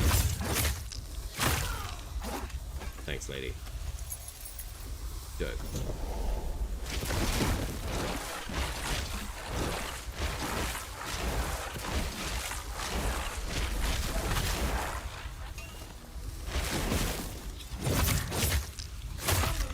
So where's that? Oh, damn it, that other archer's over here. Do you get a bonus for doing fables that are 4 steps ahead of 3? What does that mean?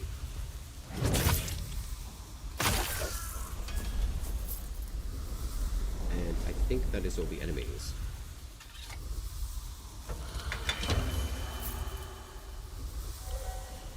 And that is how you can do a fort cone-hold. All by your lonesome. If you have the Blitzback rune. I mean, you can do it multiple different ways, but that's probably the most interesting way to do it. But also the least eventful way. Doing a T3 Fable, it sometimes has 4 missions instead of 3. Sometimes, but I believe in the patch notes they did mention some of them will have 1 less step, and then some of them will have, like, 4 steps instead. So, I know that the 2-star ones have less steps in them, and they are actually faster to run in the northeastern part of the map as well.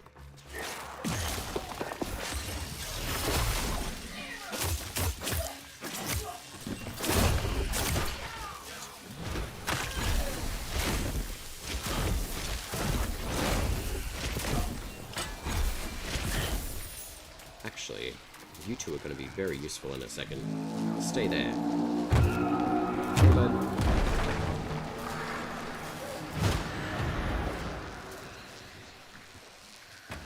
Oh, yo, they can move. Come on.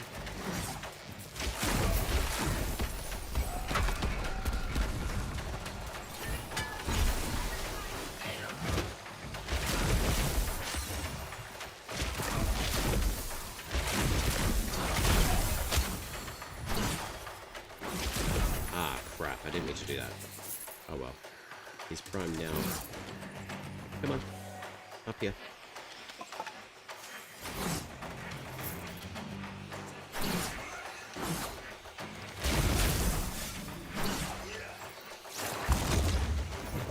Damn it, it doesn't track up. Damn it. Push him off the edge.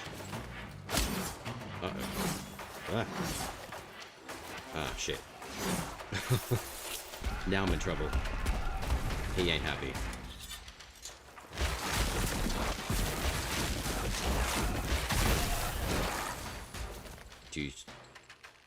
Okay. Maybe I'll get the mushrooms? I don't know. We'll find out. I've really got to stop testing this Halloween rain. But anyway, yeah. We'll see how we go with this.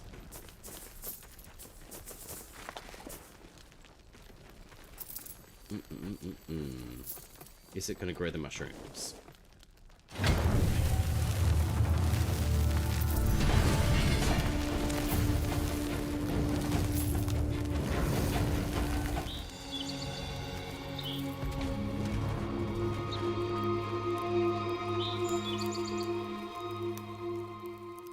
Wait, that's a different winning stance. I'm part of the Kid the Kings.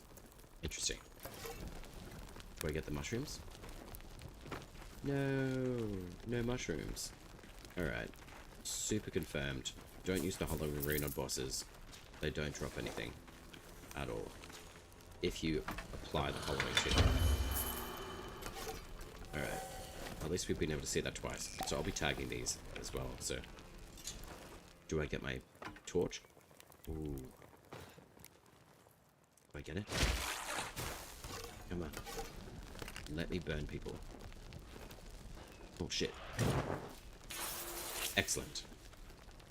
Still use it. Awesome. Put on who? They're all dead. Alright. Wish me luck on the dim rod. Oh, lordy.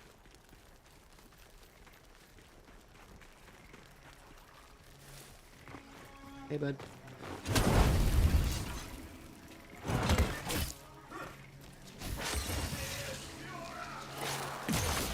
Did he just call me a Fura?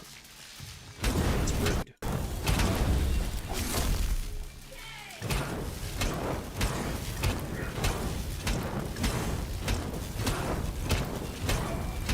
The flame damage actually does really good damage against these guys still.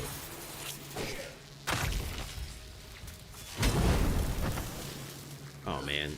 Alright, now it's gone. We are cooking. Sweet. I am gonna double check. Do we have... Okay, volumetric is off. Alright. I do like the volumetric because the sky looks so much better, but... Actually, it's not too bad now.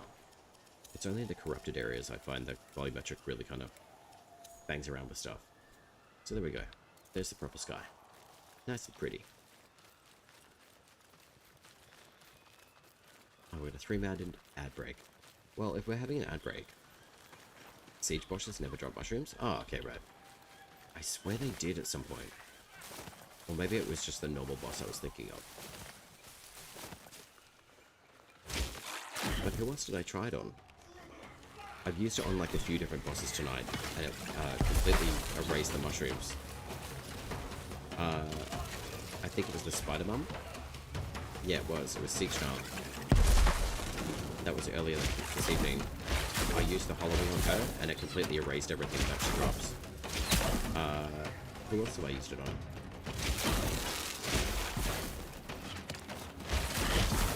But even if they don't drop mushrooms, they generally drop something, at least, and nothing showed up. So, it's not a good idea to use the hollowing array on other bosses anyway.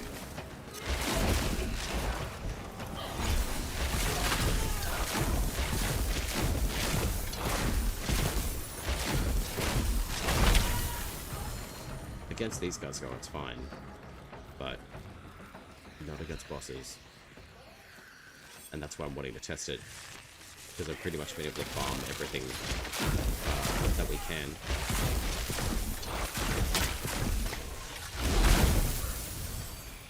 Magical. I do love its effect.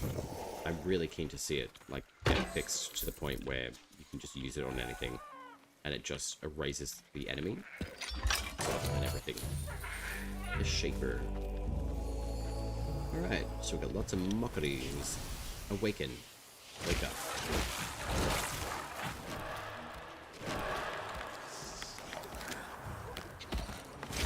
Yo, level 58.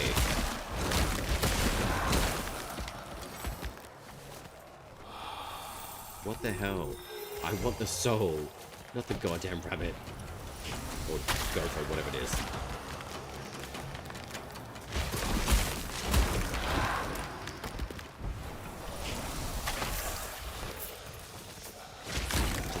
Damage these guys do.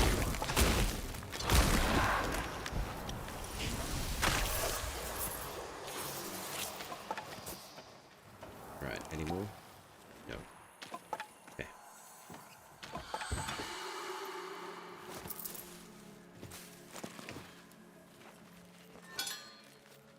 Ooh, Dire Skull. Nice. And we've got a duck. I'm trying to figure out what I want to use against Nimrod. And then I'll probably, yeah, we've got time. I could probably do the, Mendicant King as well. Thanks, Saribot. There's no more advertising? Thankfully.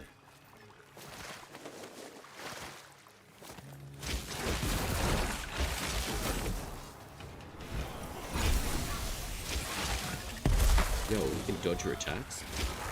Yeah, wow. Cheeky.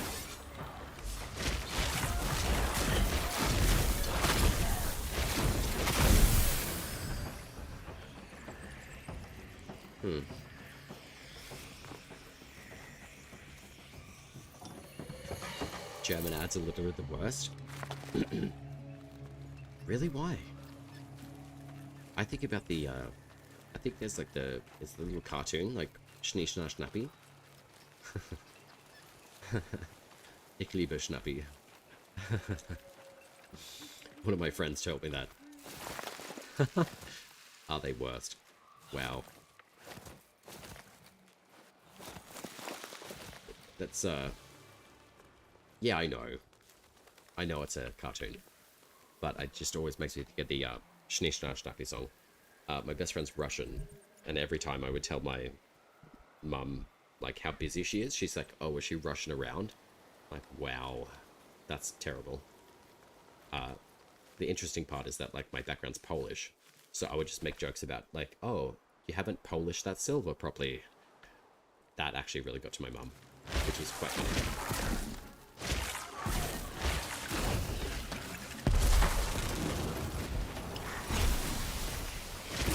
Alright, Doggo, I'm not losing to you, for sure.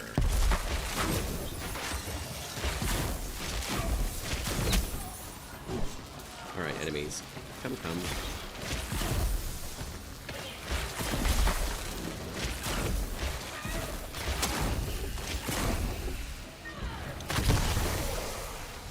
That's a really good setup. To prime enemies that way. Do a pull smite. Get them all primed, and just pull a pull smite. It works phenomenally well. It just chain reacts. It's basically like Nova's like fusion ability, basically. I think it's fusion. Anyway, she's nuclear. So is the Hollowing Rain. You'll be off for some time? Alright, Thaya. Good to see you, dude. And thanks for joining in the run. I'm glad that we got quite a bit of stuff done for you. Yeah, the ads, I'm sure, is terrible. In all honesty, I'm pretty sure if you have access to, like, Amazon Prime, I'm pretty sure that you can, like, sign yourself up for free. And it can bypass all the ads on Twitch, I'm pretty sure. I'm pretty sure I've done that.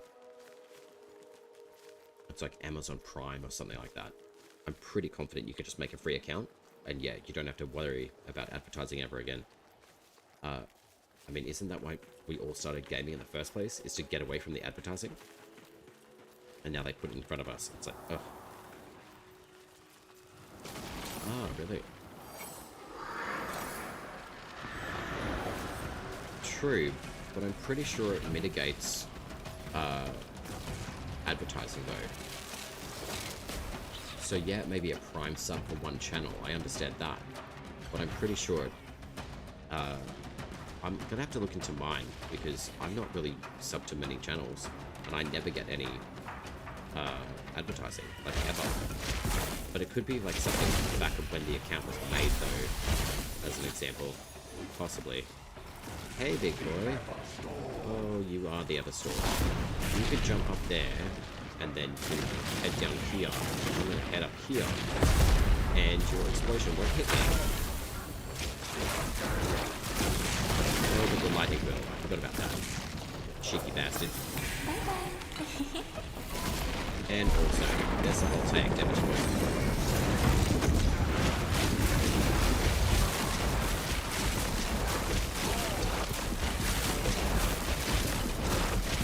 Oh, no you don't.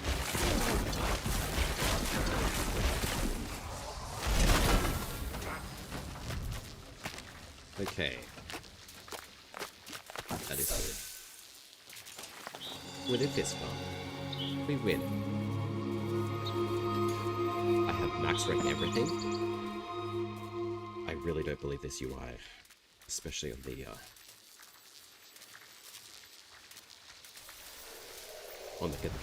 Get the Kings.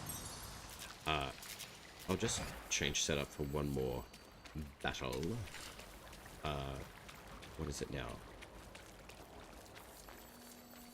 I forgot to pet my little wolfie. Здравствуйте, собака.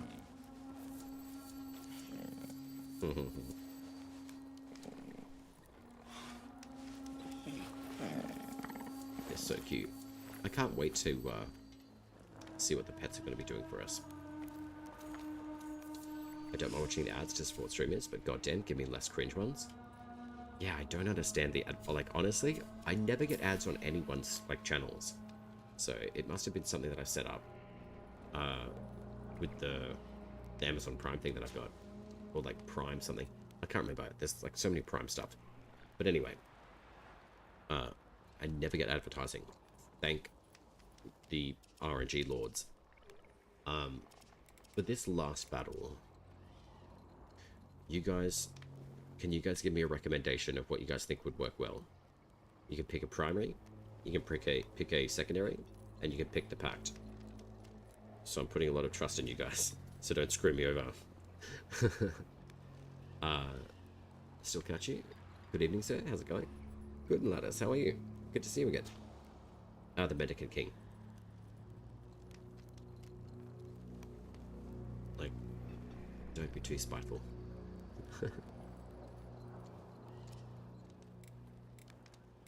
So pretty much picked everything that I've done so far. You wake up at 12:30 PM. Oh, so you slept well? Yeah, 12:30 PM is a good one. Bow, Odiak, and Tetherin. Deal. Which bow? Don't say Thistle. I shouldn't have said that. Alright, we'll do Odiak, Tetherin, Juniper, alright. Do you want to pick the totems as well? Because I can use the Torrent. Or I can use the Alka's Breath. Either one.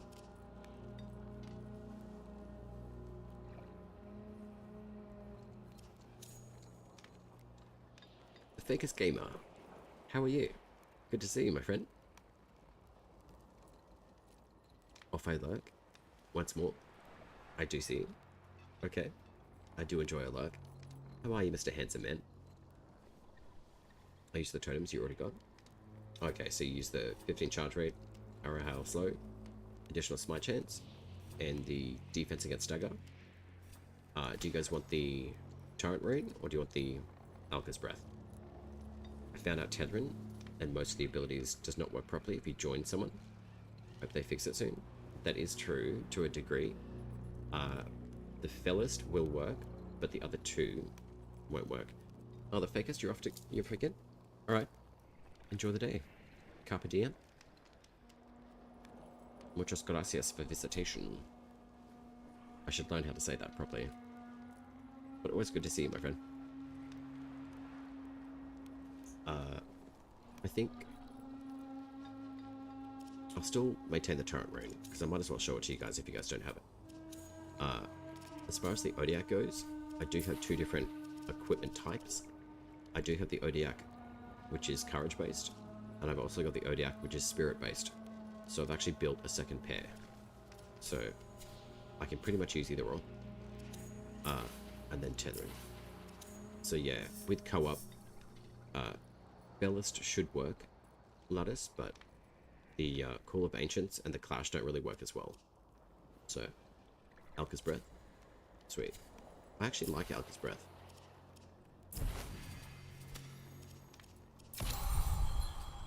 So what have we got? Smite chance. I might do a bit of the...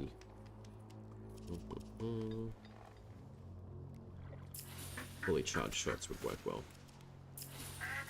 Alright. Let's do that. I'm not gonna lie, this setup will actually delete this boss pretty quickly. That first one does not work on one. Courage one? What do you mean, courage one, Jam? Oh, do you mean the Odiak bean? Yeah. I can pretty much just use those, honestly. But I won't use Fellest until like the very last kind of instance if I really need to. So we'll go that way. Just so it's not so much of like a cheap shot build. Although it does like completely erase him like very quickly. Alright, so we'll jump down that way. And we'll just run. I could use Oracle, but honestly, CBF. First one does not work on one. So the Fellest doesn't apply while you're in co-op. Lattice, how many people did you have in your squad?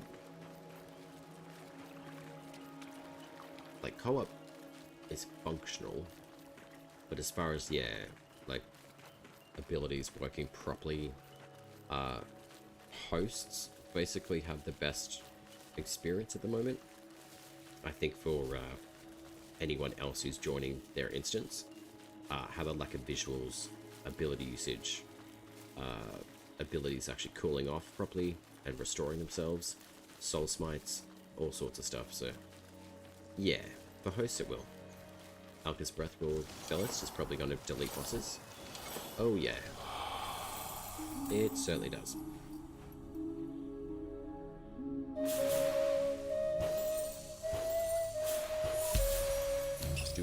Do.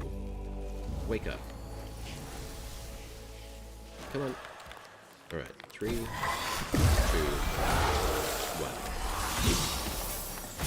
1. Arrow hail. Wait, wrong move. Whoops.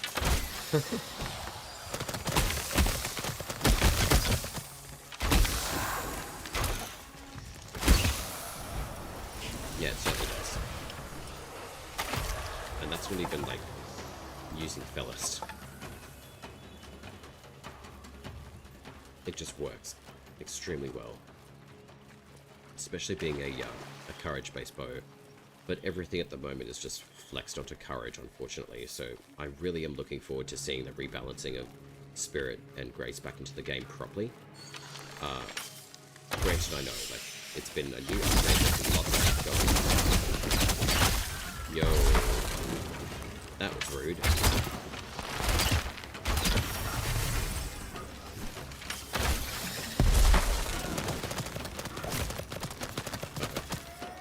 Shit.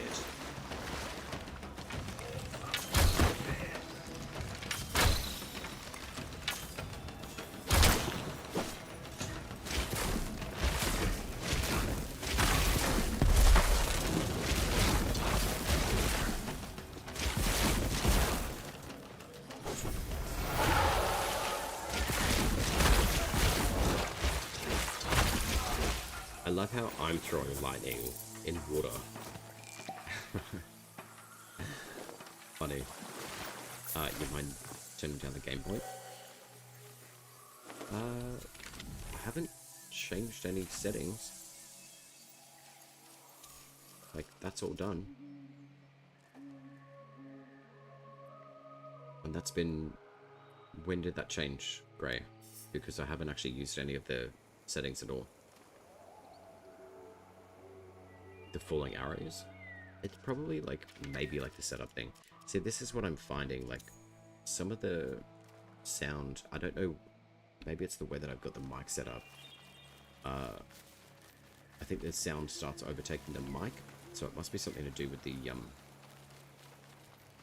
mic setup, I think. Where's the King Boss? That's where I'm going now. That's where I'm going to show you, Lattice. Just down here.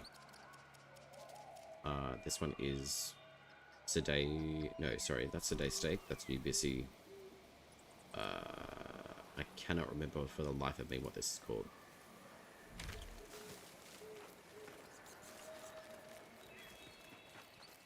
My brain is fried. I cannot remember what it's called. But I'll show you where the Medica King comes from. Or hangs out, rather. Make sure to use something. He then waits. Wait, what?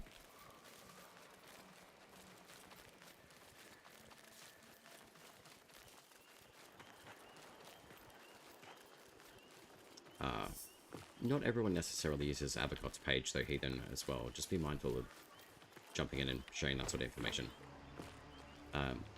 It's fine, but yeah. Not everyone's going to use a wiki or anything for their experience of the game. I do support, like, the Abacot page, though. They do a lot of work for the game, that's for sure. And if he comes out with his Palace, indeed he does.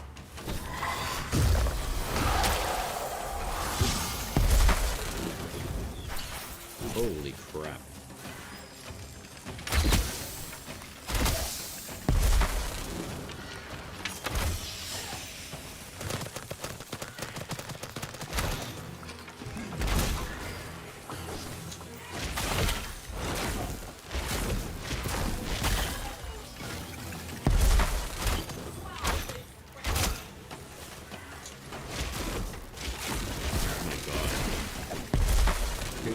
his enemies would be this pretty strong too. And that gun as well just doesn't like one hit me. Maybe.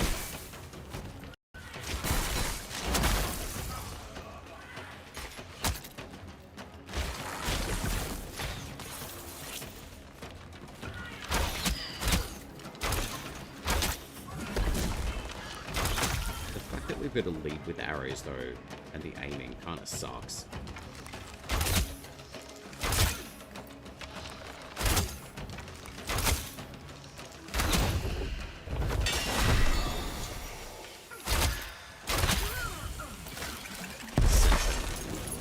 Yo, I moved at the right time. Wow. Ascension. Beautiful. I don't know if it's just me, but when you activate abilities or shoot, the bow is very loud.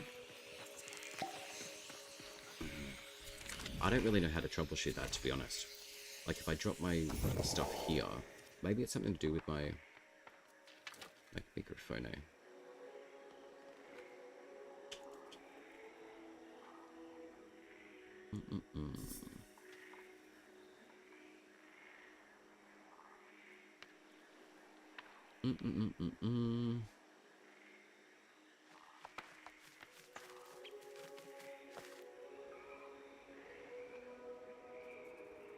I'll just try like a little test with something.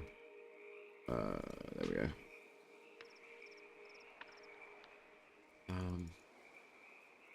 Okay.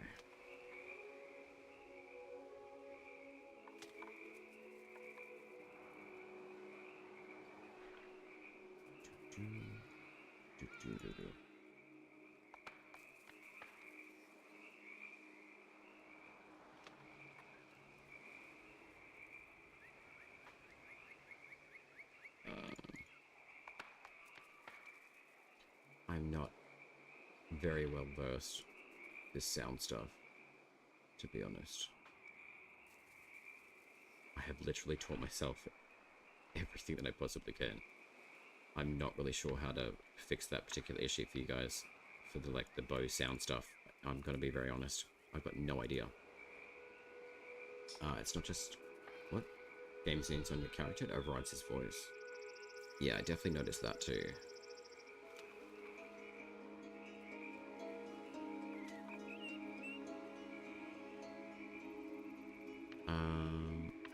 I think like the output. I'm not too sure. I'm gonna have to figure out how the like the sound channels are interacting.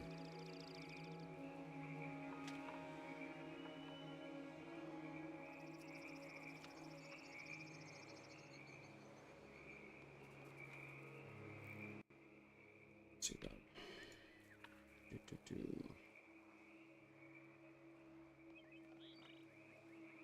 Alright.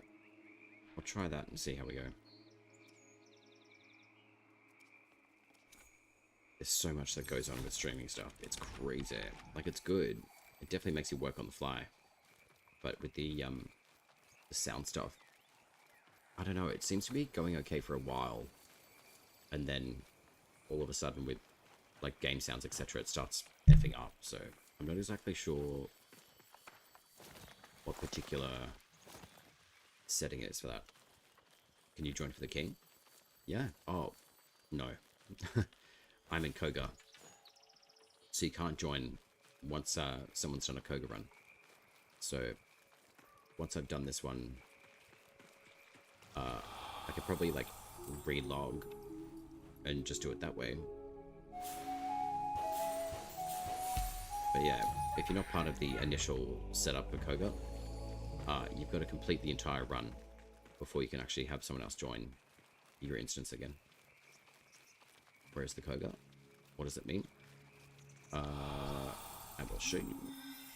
Have you done all of your quests up to date, Muladas? And Koga is just like a newer version of like the map, basically. It's building these potions. So you've got to go around to all of the destinations for the different bosses in the game. So you could do the Wizard, You can do Nimrod. You can do the siege here in Kernhold. Do the siege in Fort Curlau. You've got to come up here and do the Imp or Impid. And then you've got the Kabocha boss in the Webbit Wood Forest. And then you've got the Nell Knight up in this area. You've got the Banneret Gorth, I think her name is. And then you've got the other Spider-Man boss. So you've got 1, 2, 3, 4, 5, 6, 7. Actually, no, the Gorths don't drop the mushrooms. So what's that? 3, 4, 5, 6. So you've got 6 bosses, I'm pretty sure, that you can run for the Agaric mushrooms. And I think the Medicant King drops a mushroom as well. And there's a few other bosses that you can potentially farm. The other Spider-Man Siege Gnarl is in this little area here. This is a Nathan's tile set. It doesn't show up on this map because this map hasn't got any of the world markers on it. I don't know if I'm actually getting them, to be honest.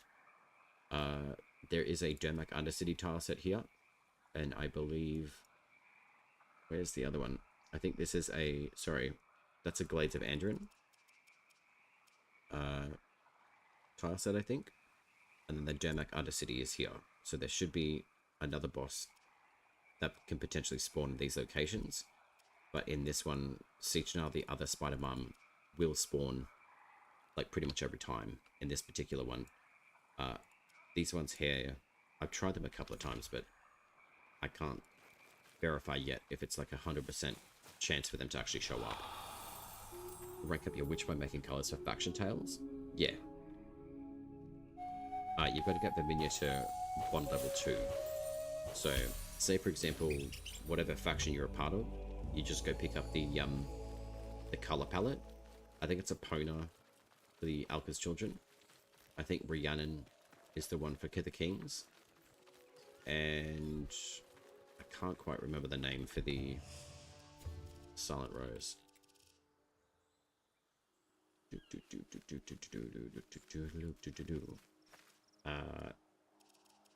Rhiannon, Epona, and Sigil, sorry, for the Silent Rose. These ones here come from the Paragon pack, or any corresponding singular wilds pack that you purchase. So you got the Ashelda, the Siren Shroud, Alora's, and Tetherin's Blaze.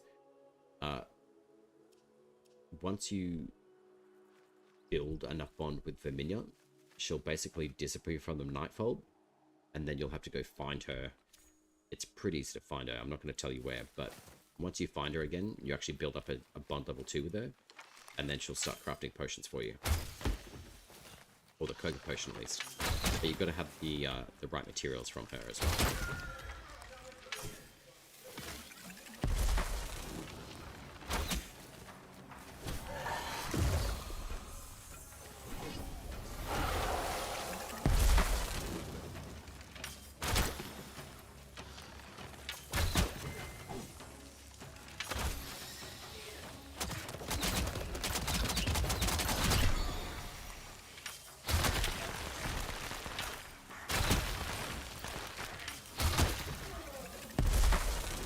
Yo, that's rude. So we got level 60, so that's pretty crazy. 60k per day. Did clip the bosses. Yeah, I would definitely be maxing all of your factions out for sure.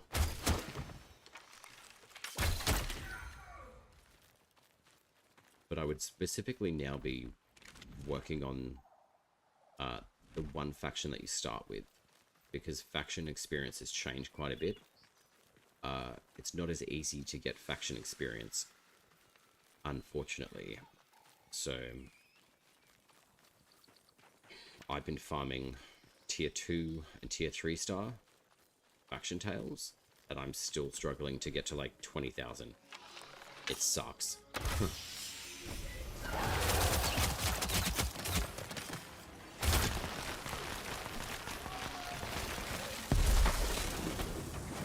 shit, okay.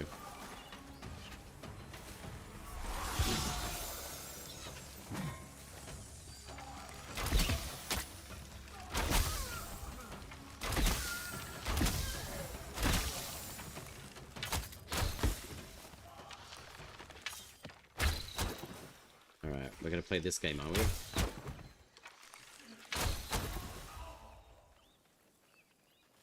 Is there another one? I'm sure that there was another one.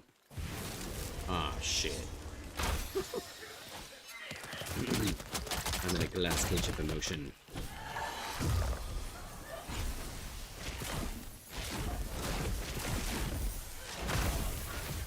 Not anymore. Thank God. I brought the Zodiac. Oh my God. Alright. I think this Mendicant King is probably going to get a pretty good serve pretty quickly. He's actually pretty slow, but still, it's fun to go up against him anyway.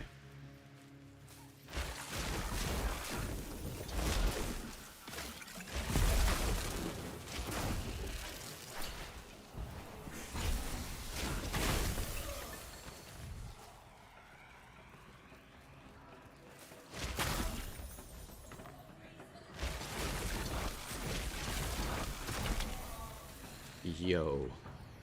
See ya.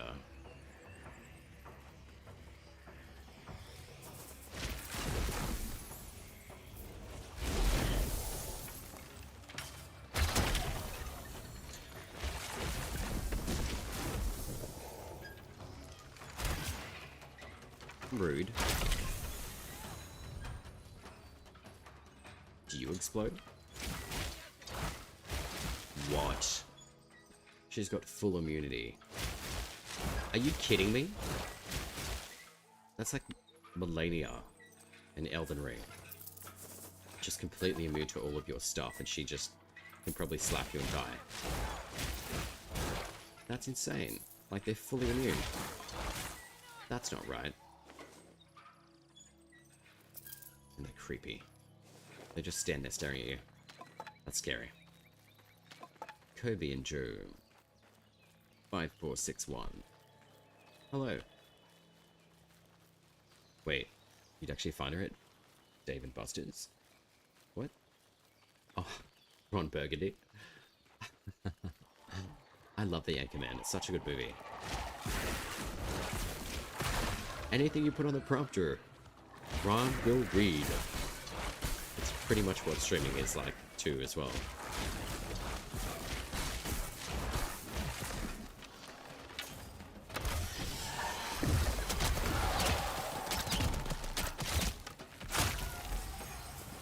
Don't heal him.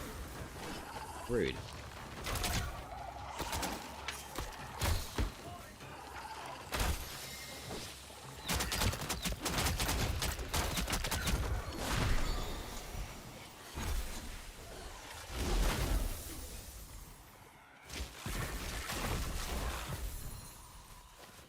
Alright. Gotta save these animals. With a fist bump. Being unable to electrocute civilians is so terrible. It really is. I mean, I was just trying to see if they're, like, damage affected. That's all it was. Ooh, actually, I wonder if we're gonna have a stag. Oh, God, okay. Volumetric fog. See you later. My God. Ugh. I can actually see for miles. Alright, there's the king. There's a doggo. What else do we got? Slugs. More slugs. There's another doggo over there. There's a henchman over here. More sluggos. So there's lots of slugs. Okay. I knew it. We found these guys. These guys don't like the Mendicant King. But I'm not really sure about the dog, though. Anyway, the slugs can pretty much one-shot you. So can these dudes.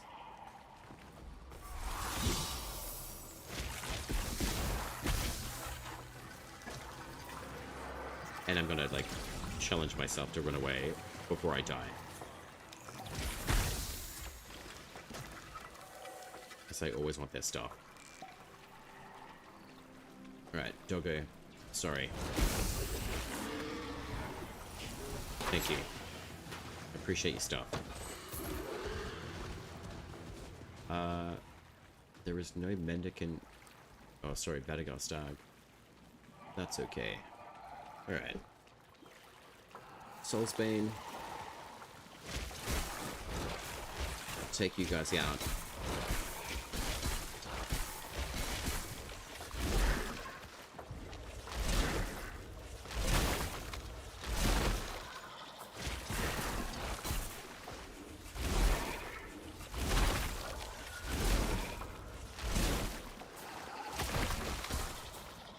Oh man. How many more slugs are there?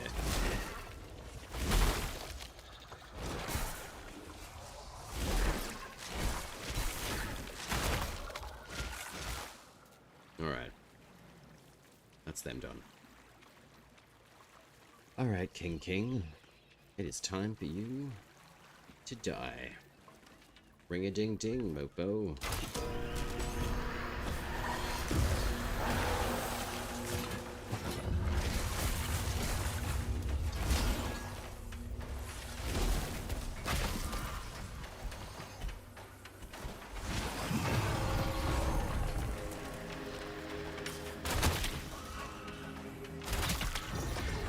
Wait, they're level 20?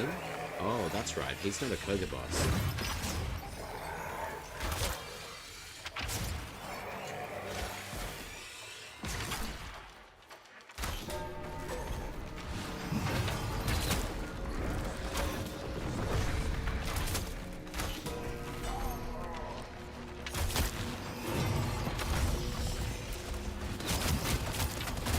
Oh no. He's a Koga boss.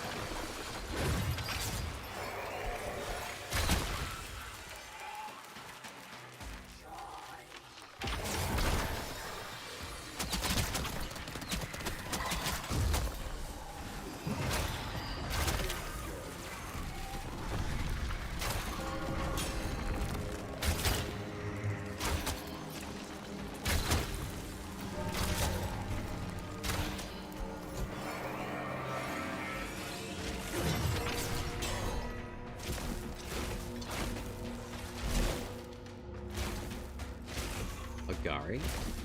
Yeah. It's pretty much what like all the bosses are called now. It's called Agari. Did they add him to Winch?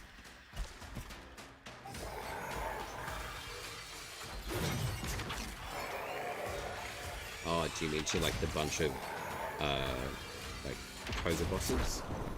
I think so. I would hope they do. Because he will make a really fun fight.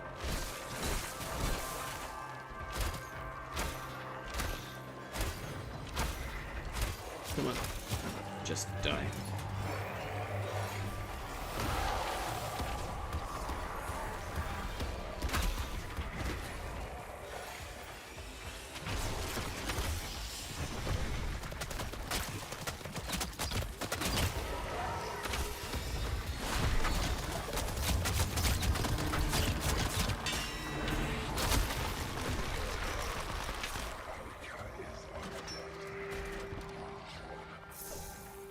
Nice.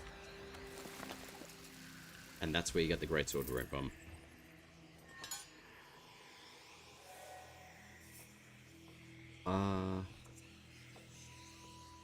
Well, as far as I can see, he drops mushrooms in a rune, and I'm in the Koga. I think, like, Agari is just like another name for the bosses, to be honest.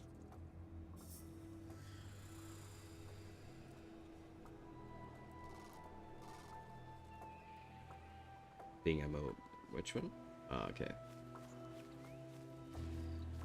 Yeah, I mean, like, he would drop the mushrooms anyway, like in the normal run, so I would assume he's in the Agari. I always did. I never thought that he wasn't.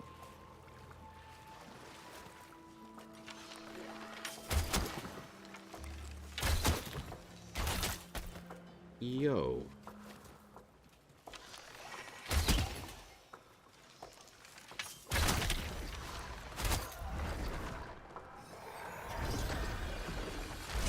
That's a silly place to teleport to. Anywho, that is the Mendicant King in a nutshell. If you guys weren't aware, like once you ring the bell, you can actually knock the kingdom down, but also like all of the little ads that come around him too. So if he's in his like big power stance, you can't knock him out with the bell, but if you weren't sure, you could just melee throw or use an arrow, but just give it like about a second and a half and then shoot it again. But it has to make that big toll sound with the AoE. So it's a very nice like little mechanic that I wasn't really aware of at first. So it's really nice to see that as an additional like quirk, I guess.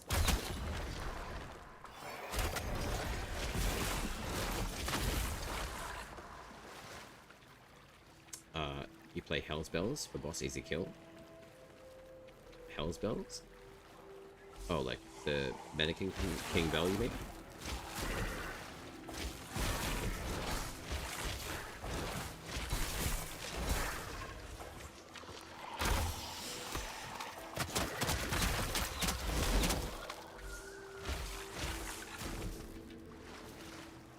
Wait, what? Okay.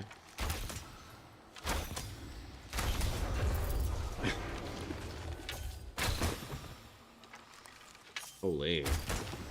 Okay, that mask took quite a lot of damage there. That's pretty great.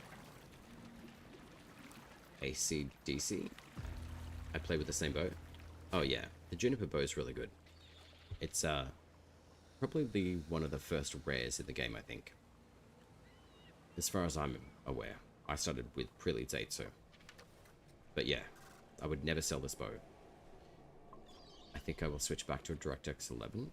12 is lagging out everything. Interesting that you say that, Grave, because I've actually switched over to 12. And it actually runs better for me. So... found that was interesting. Like, it's not... It's actually better for me, so... I mean, D11 was working well. Yeah. I mean, I do have, like, the DLSS on, though. So I don't really know if that actually makes a huge difference. I do balanced for the most part. I can put performance on. I can run it in high. But I find, like, if I'm doing streaming stuff, like, even the medium settings alone are still really good. So I actually don't mind using medium, to be honest.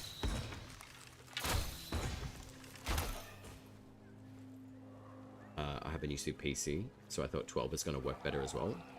I would assume, like, DirectX 11 is still a lot more stable. But I mean, how long do we have to wait until, like, we know the DirectX 12 is going to be more stable? But for me, it seems to work pretty well. Do you have some tips about the build and damage if you main that weapon? I sure do. I will show you. What totems are you using in your bow, Coben?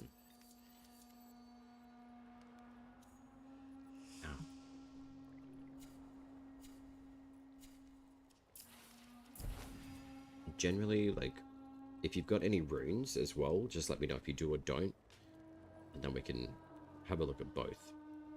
Like, we can even start off with no rune and you're trying to find stuff. I would probably recommend the yielding for the arrow hail slowing enemies at a very base level. Let's see if I've got one. I do. This totem, it slows them down for 5 seconds. Even for 5 seconds, it's pretty good. So at base ranks, even like the smite chance is very good. And when I say very good, it's better than like other options of totems. While you're leveling, I would probably say your rats are a good choice, especially for physical armor. I don't know about this one. I probably wouldn't use that at all. Magic armor is also very good. I'd say if you get one of these, the noble, defense against stagger would be really nice. in this slot here. You can do different like totems in your attack slot. I would recommend the slow because it's probably the most effective, but 35% damage to nearby enemies is quite good. Fully charged shots, bypassing defense. I don't know exactly how well or what that actually means. Apart from if it's defense, then okay, they have how much defense. It bypasses plus 14 defense. I don't know what that means. There's no real like calculative way to kind of figure out fully charged shots bypassing plus 14 defense. How do I know how much defense? At what level is the enemy? And how does that scale? But that's digressing from what you're asking. I would definitely just go with the arrow hail, the smite chance totem, and the defense against stagger, because enemies will generally like come up to you pretty quickly. So these guys I would probably put, I mean, even a duck would be good in here for fully charged shots for the smite chance. So you can have the same animal but in a different slot for attack, utility, and defense. So if I even put like a duck in here, oh, but you can't actually do that anymore. We used to be able to, unfortunately, but now we can't. Where is the stagger? There we go. Mr. Stag is very good. Where's my third one?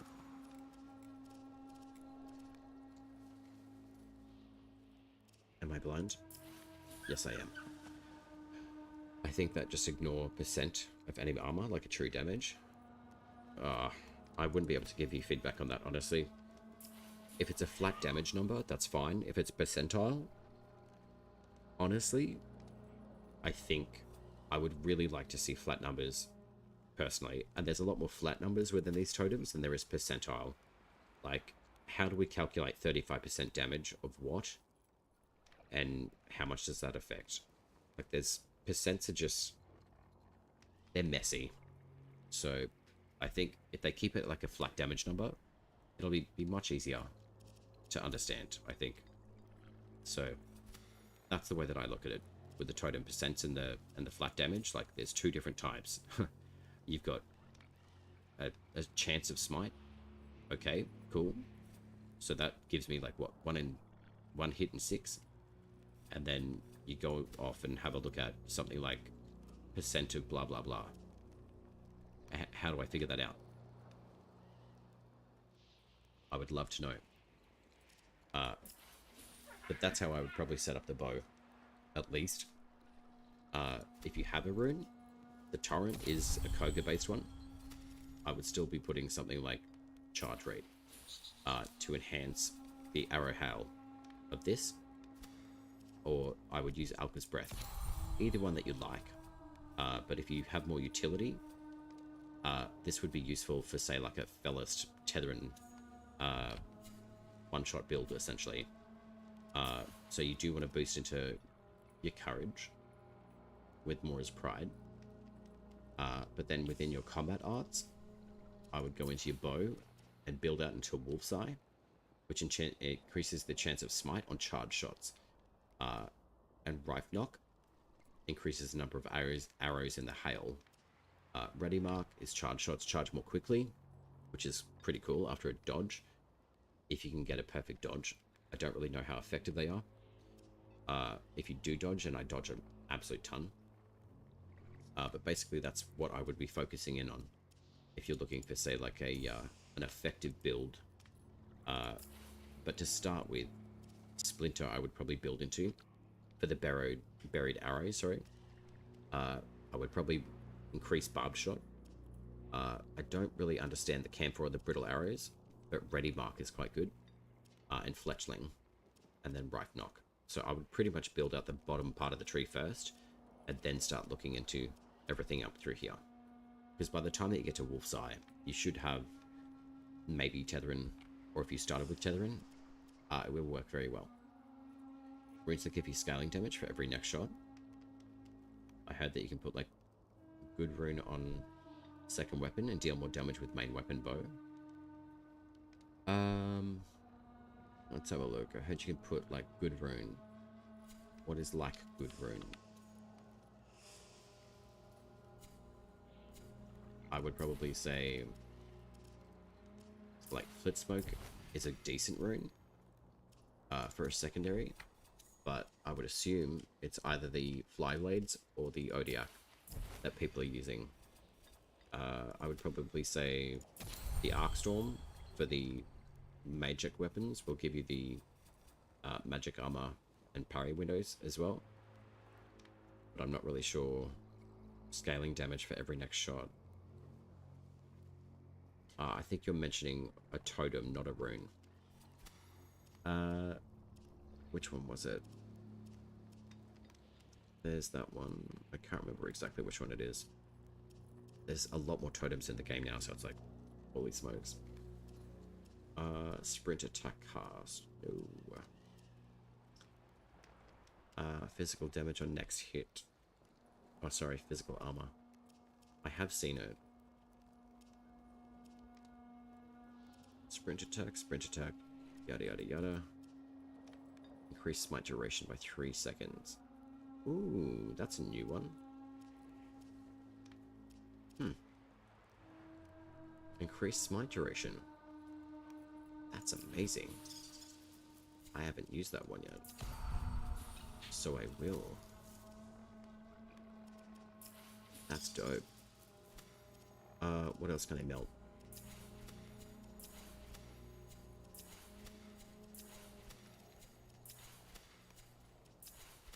That's very cool. Plus 5 seconds. I had no idea I had that one. Very nice. So what's that? 2,000. Sweet. So you can increase smite duration by 6 seconds. What?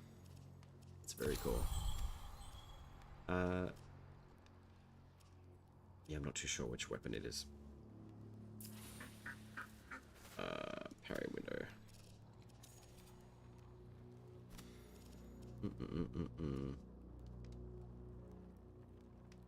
I think defenses against stagger is pretty good, but little duckies are usually pretty good. Stagger and dodge, kick, armor, magic armor. I think that's, yeah. 27 damage on smite enemies. No.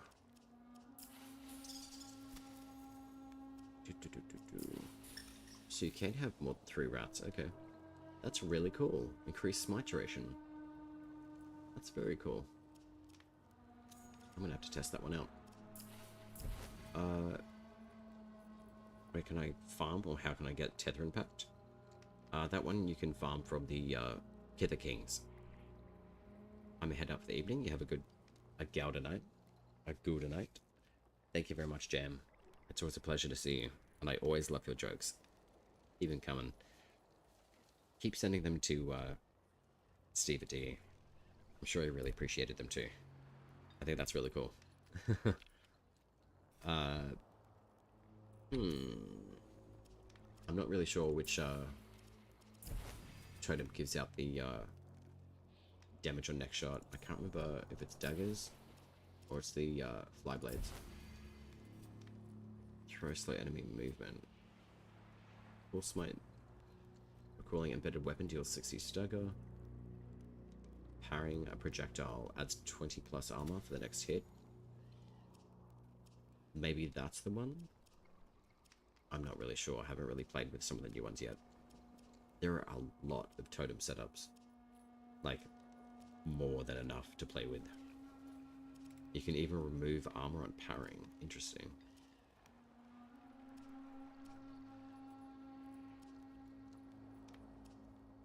And there's throw damage too. Okay. I do like that one though. Pull Smite restores 6 courage ability cooldown. That's very cool. And that's in the utility. Perfect throws have an additional 1 in 6 smite. So Recalling a better weapon deals Stixie Stagger. So what have I got? 12 courage ability cooldown. That's really dope. I'm going to use that.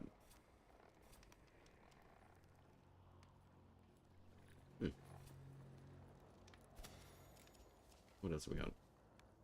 Increased life return on regain. Oh yeah, I know that one. Attack speed is still really good.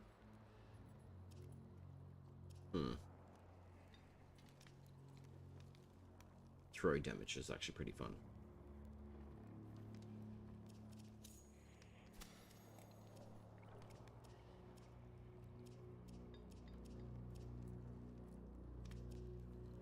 So these ducks are pretty good. Alright, I'm gonna level this one again. I gotta play with a few.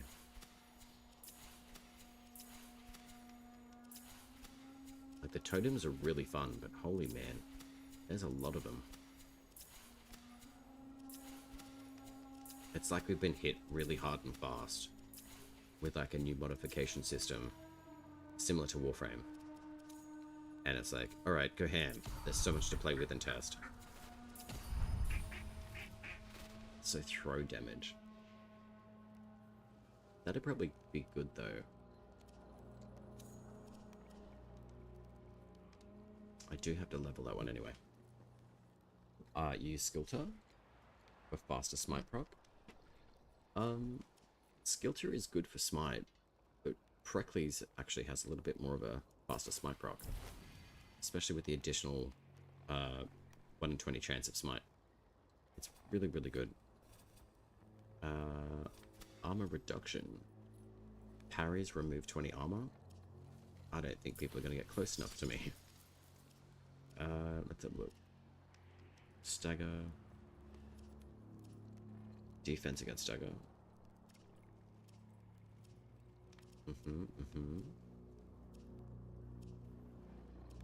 Parry window.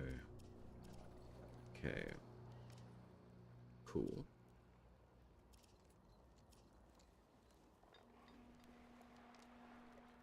Perfect orbiting fly blades have an additional 1 in 33 chance of smite.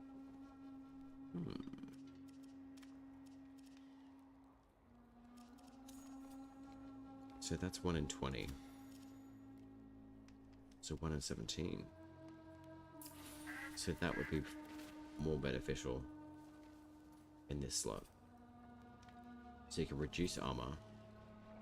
You can get more chance of smite.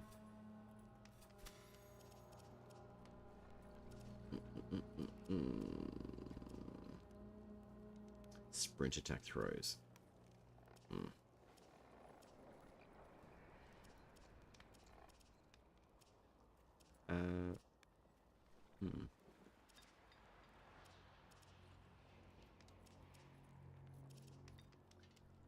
I would still say like a defense against stagger would be useful on the fly blades.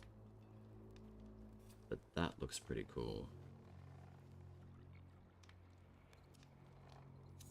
And on the thrice spurns as well, that would work really nicely. And primary throws bypass 12 armor. Interesting.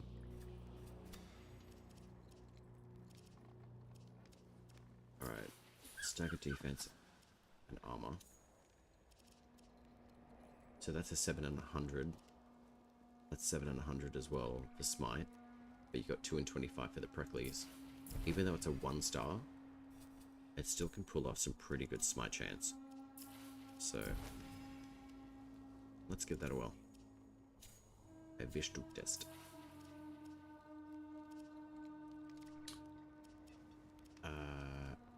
Needle's Eye. I still need to level up the eye bar. Let's go test out these fly blades. I'm using for faster smite proc. Yeah, I mean that's a good way to do it, especially with the fly blades. They are very good at proccing smites. Like, very good. Hey Pam. Surprise.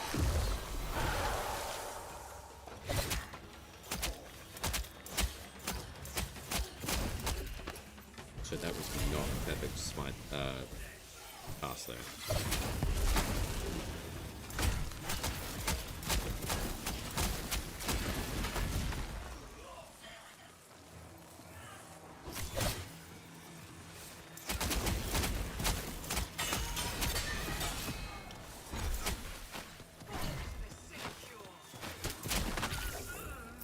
I'm gonna beat you with my bare fists. The amount of backhands I've gotten from this chick has been crazy. You're off? Alright, Thyak. Good to see you, friend. Have an excellent day. And I will see you soon.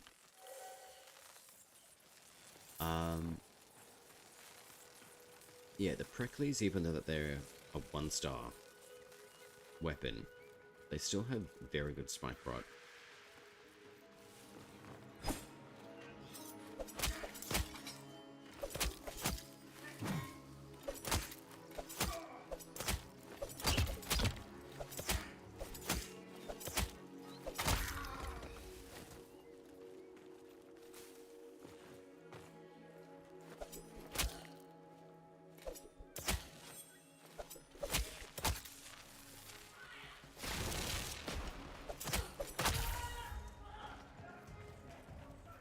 We have advertising, do we?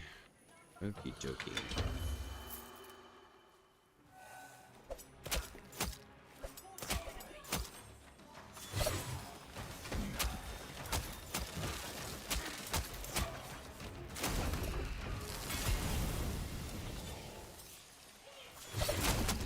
The other benefit to using these is doing a perfect throw.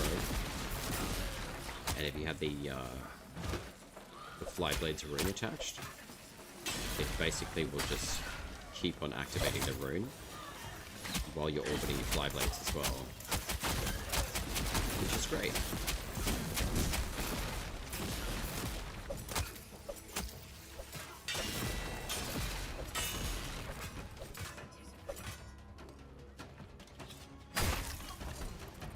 And then smack them. Ropers? Hello. How are you?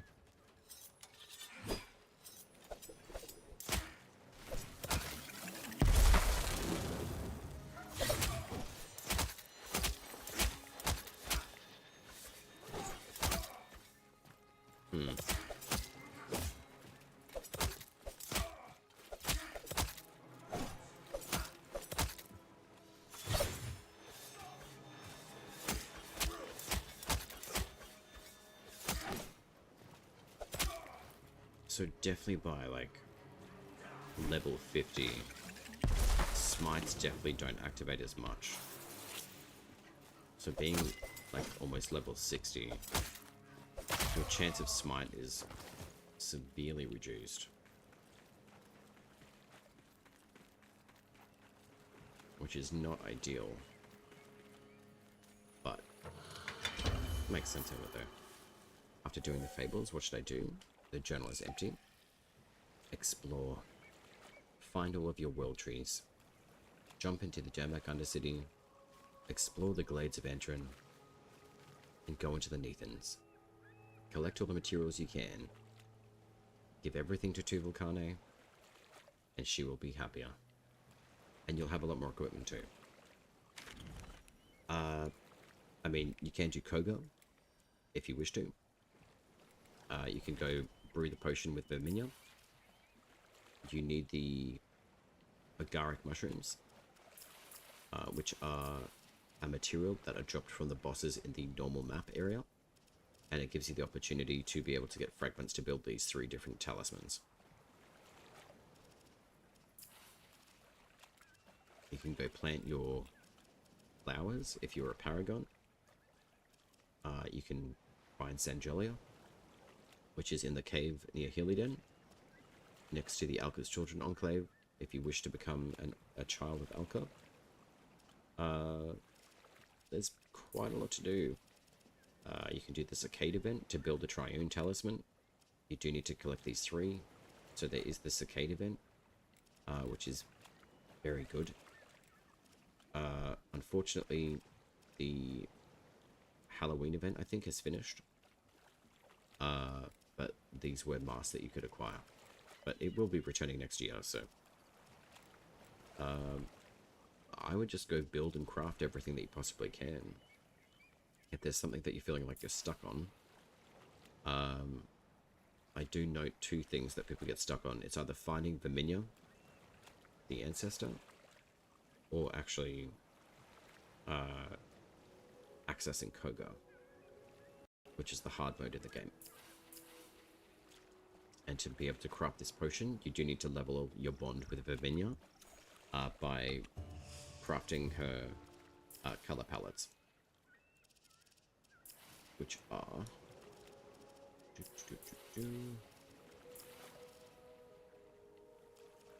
any one of these three here.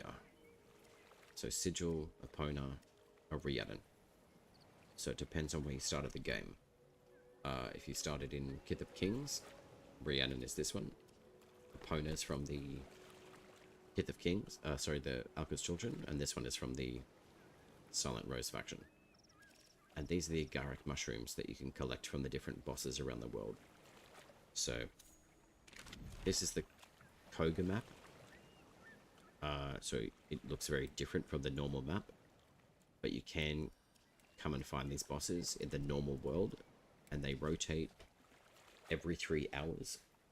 So meaning once you kill them, it'll take 3 hours for them to return. But each one of these markers, essentially, or places within the worlds, you will be able to come and find a boss here.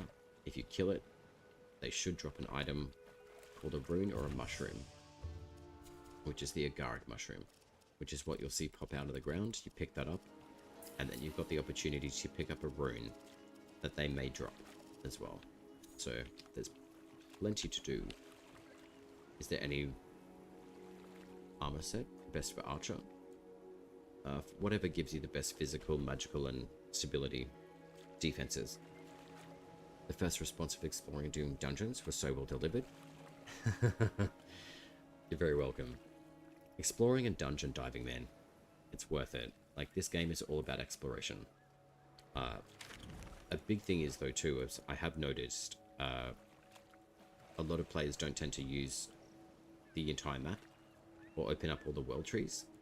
And you do get a weapon for that. As far as I'm aware, it is still the Ducalic polearm.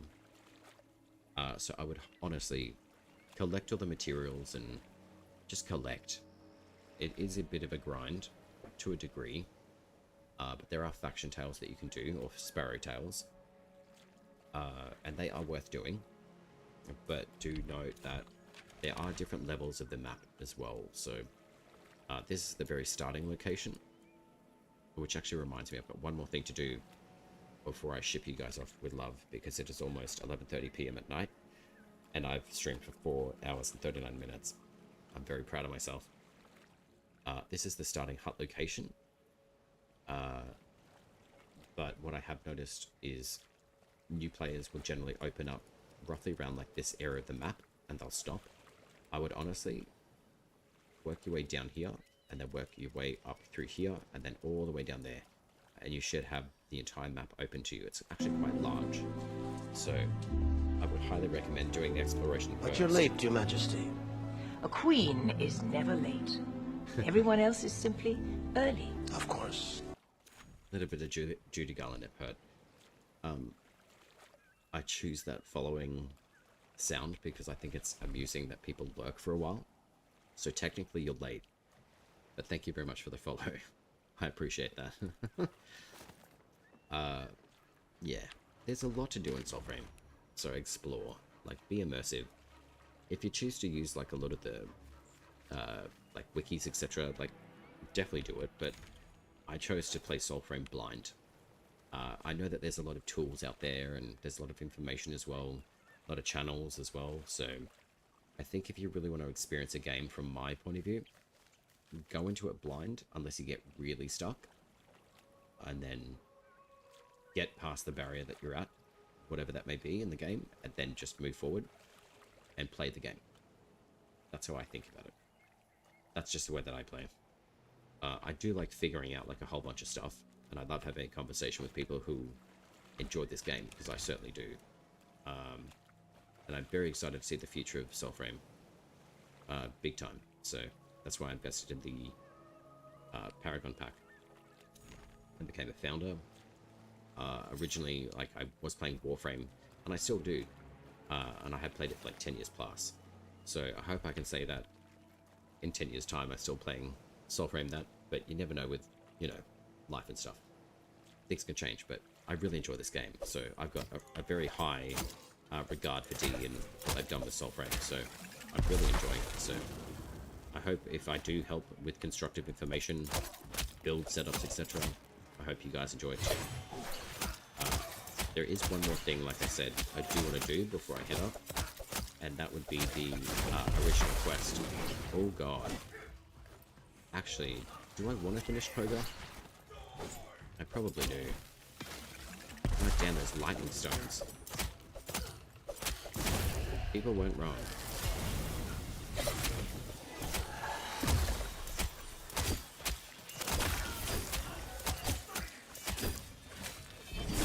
Doing your tantrum lightning. Alright. Sweet. Can we jump? Wow, they put an invisible wall here? Why? I want to jump into the water and pitter-pat my feet. Does anyone know how to get invite code? Been trying for a couple of days. Trees rich. There are a few ways to get codes. One, you could ask with a please and thank you. There may be someone in chat who has an extra code that they may be able to gift you or whisper to you. I haven't checked with the Soulframe Discord if they're going to be doing another stream or not. But sometimes what they will do is do a stream for, say, like an hour with the dev team. But I don't think that they're doing one for the rest of the year. I wouldn't quote me on that. But yeah, there are a lot of players who do have extra codes. So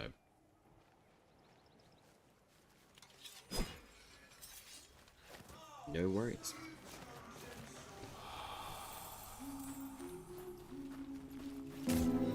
Oh my lord. But you're late, Your Majesty. A queen is never late. Everyone else is simply early. Of course. Sure. I can do that once I'm out of trouble.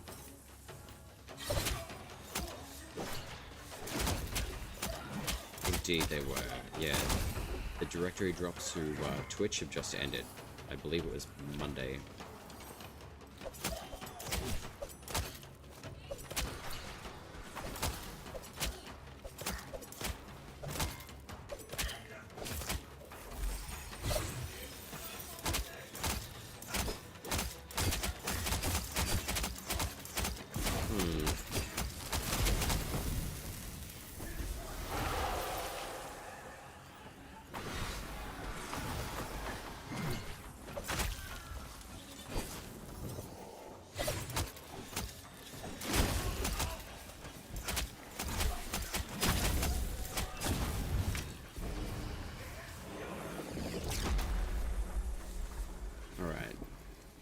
So if you've got your second ability up, that gives you a good amount of defense against that bollocks. I would assume also magic armor though, but still.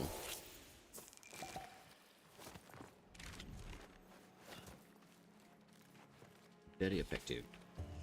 But I do want to check out one more thing, because I've been waiting to do it, and I haven't actually done it, so yes I do.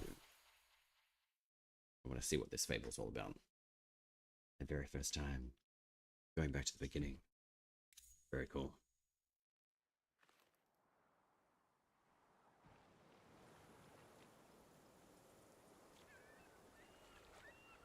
Okay.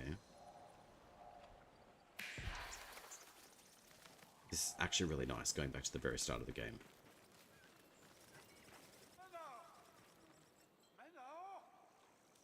Are you shitting me? You get to meet Grandpa. That's dope.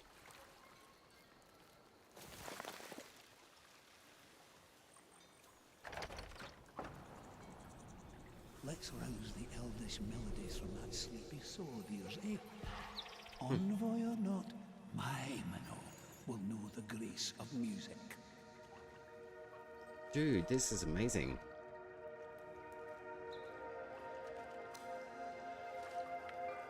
No way. You get to be a kid? That's crazy. Right, so Spectral Sight reveals which flows between Alka and the Sylvan Sea.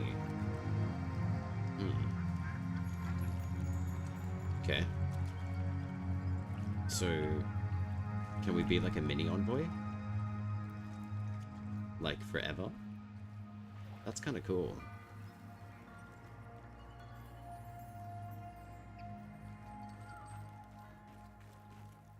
Oh, look at the animals. This is awesome.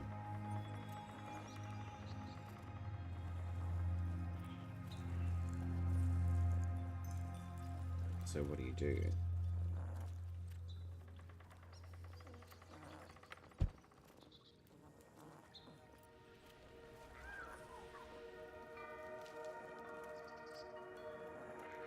Excuse me, wow.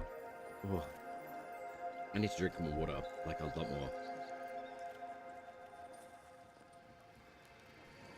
Yeah, man, this is awesome. Like, the music in here is amazing. Like, the lightings are amazing too.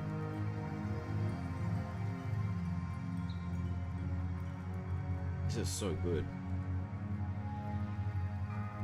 And like the little kitchen area. This would be really nice if we could make this like a fashioned out hub. I think that'd be really cool. Like, even the mat's really nice too, like the Hessian like weave and stuff on it. That's really nice. And the geometry, like the design is really good. And I love this, like the natural like rock shelf, basically. Like, there's so much detail in here. That's so cool.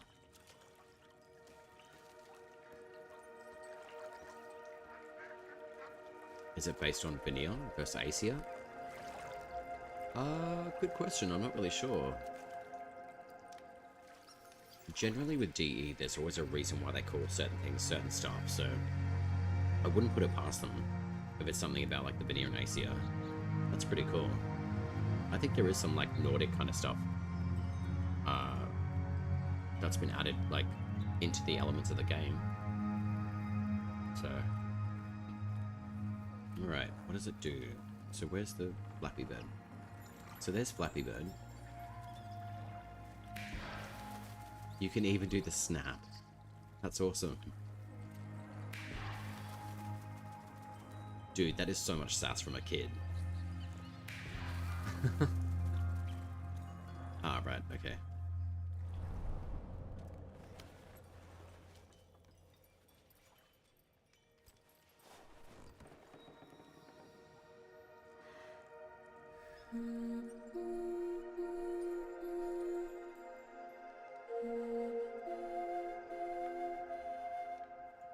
Mora's Mourning. You know that song? Ah! To practice.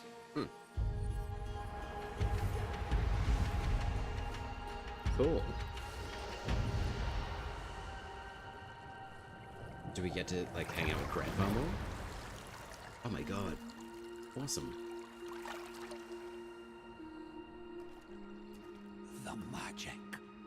It's in you. Yours. Like the wind.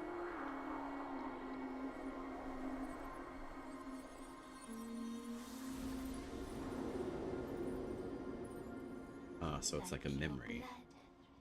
Ancient as your wild. Which was yours? No, let me guess.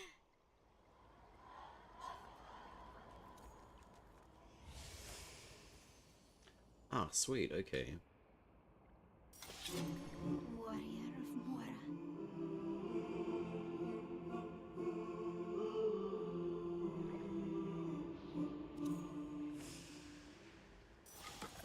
Shaman of Iridis. That's really cool. Rogue to Saphine. This is really well done. Wow. So you can try them, okay. Feel it like rain. Breathe it like wind. All of Alka's making is magic. So wield it. Or yield to it. Once you learn, that is a choice only you can make.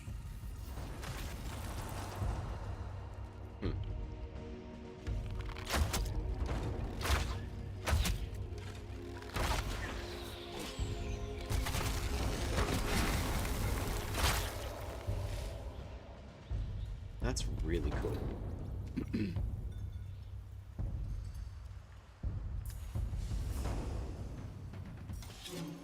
Warrior of Mora. This is awesome. Know who were the bad uns before even old? Us. That's who. Light a blue. No human hue. Oh, they'd round us up or drown us down. Lest we come. Ooh. Witches.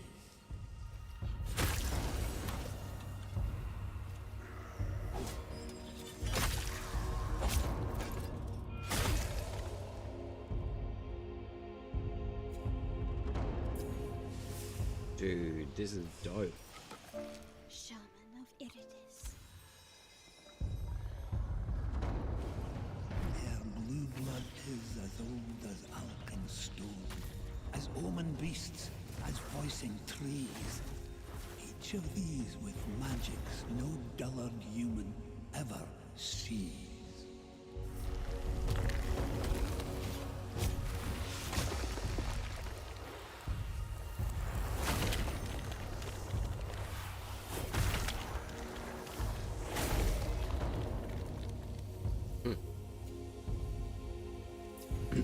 So I'm curious though, like, do you get to choose your frame still? Or do you just jump in and... Warrior of Mora.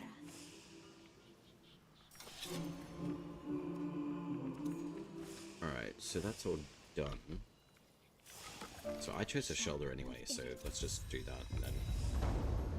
Choose your ancestor, take up their pact. There's a wee touch of Okay. magic mulch in you, sure. But you're stooped with reason and sense too much for a garden. Prove me wrong, Guppy. I love the voice sounds, like, the voice actors always do such a good job.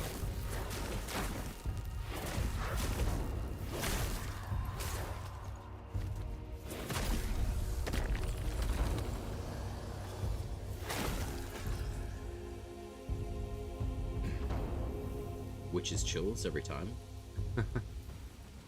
Alright, so let's say yes, we're finished. A blessed thing for Oh. shoulder you are. May you find me in need of healing. May you be the one who made it so.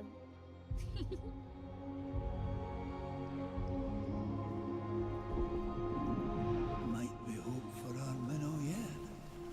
An envoy you'll be, Oh wow. lest the old get you for.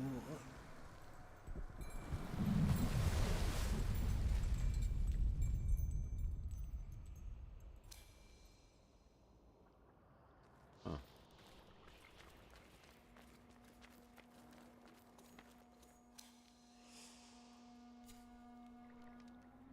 Right, so do you get much more direction than that?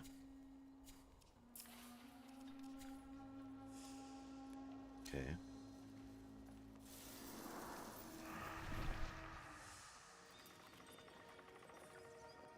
Go and play along the feline ways. All this yabbering, jabbering thinking. You'll find no wolf riders in our library. But keep your eyes on the sky, just in case. Aww. Oh, and happy burn day.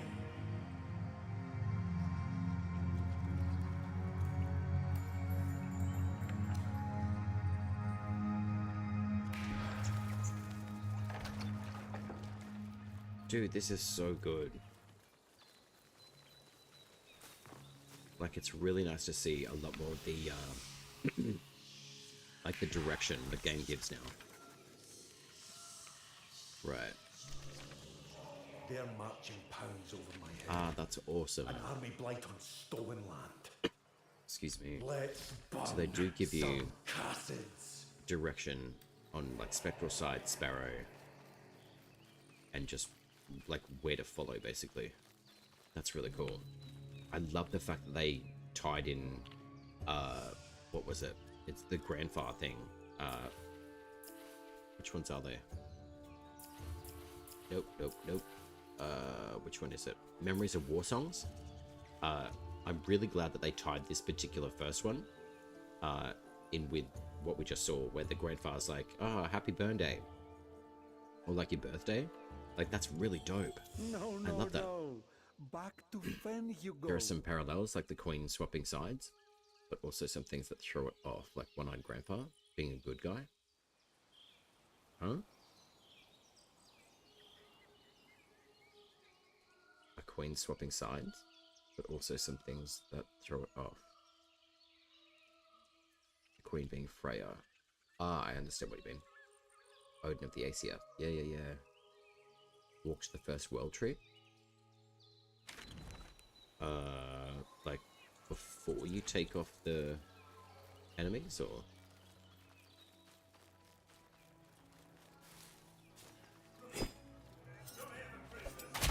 It's kind of weird having all of my equipment, though.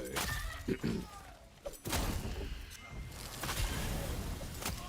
courage has pleased my flame. I know. This is awesome, though.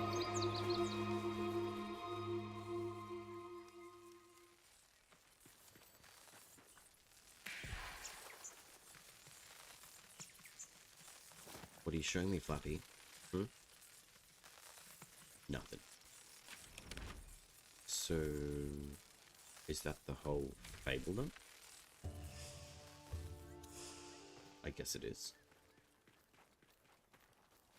That's really cool though. Oh shit.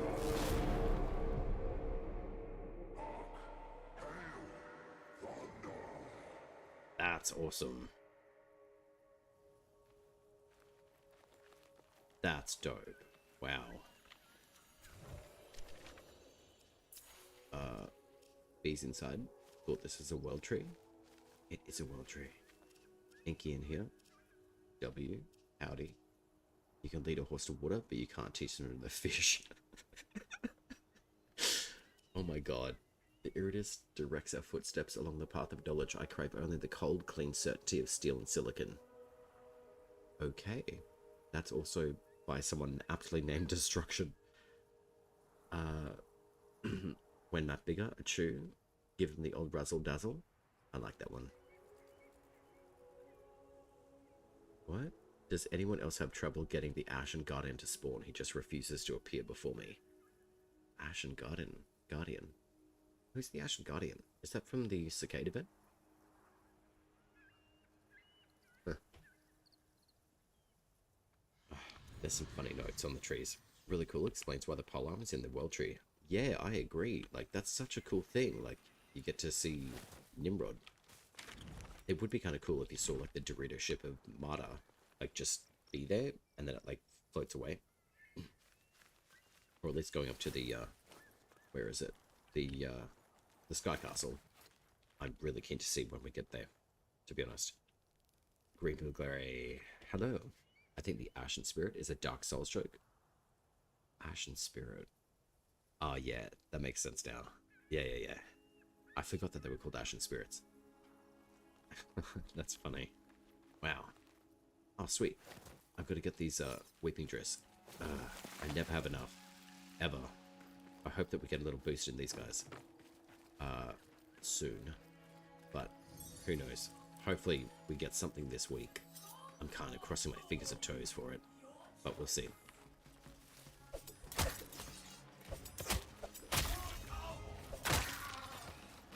Hello.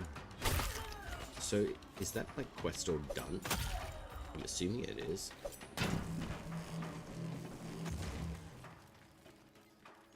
I'm also near the Kith, I think, anyway, so I might as well go there. So what I'll do, I'll jump into the kith, and then I will probably pass you guys on with love to someone who is streaming Soulframe. If I know someone, awesome. If I don't, I will definitely take recommendations if you guys know of anyone who is streaming at the moment for Soulframe. So, I think the knight you have to fight to get into the Kith of Kings. Yeah, I think so. Like, it makes sense with, like, the Elden Ring stuff, but the Ashen Spirit, yeah, I'm pretty sure is the dude that you've got to fight before you enter the Kith as well. Which is pretty cool. Alright. Hopefully the theme song doesn't blast your eardrums.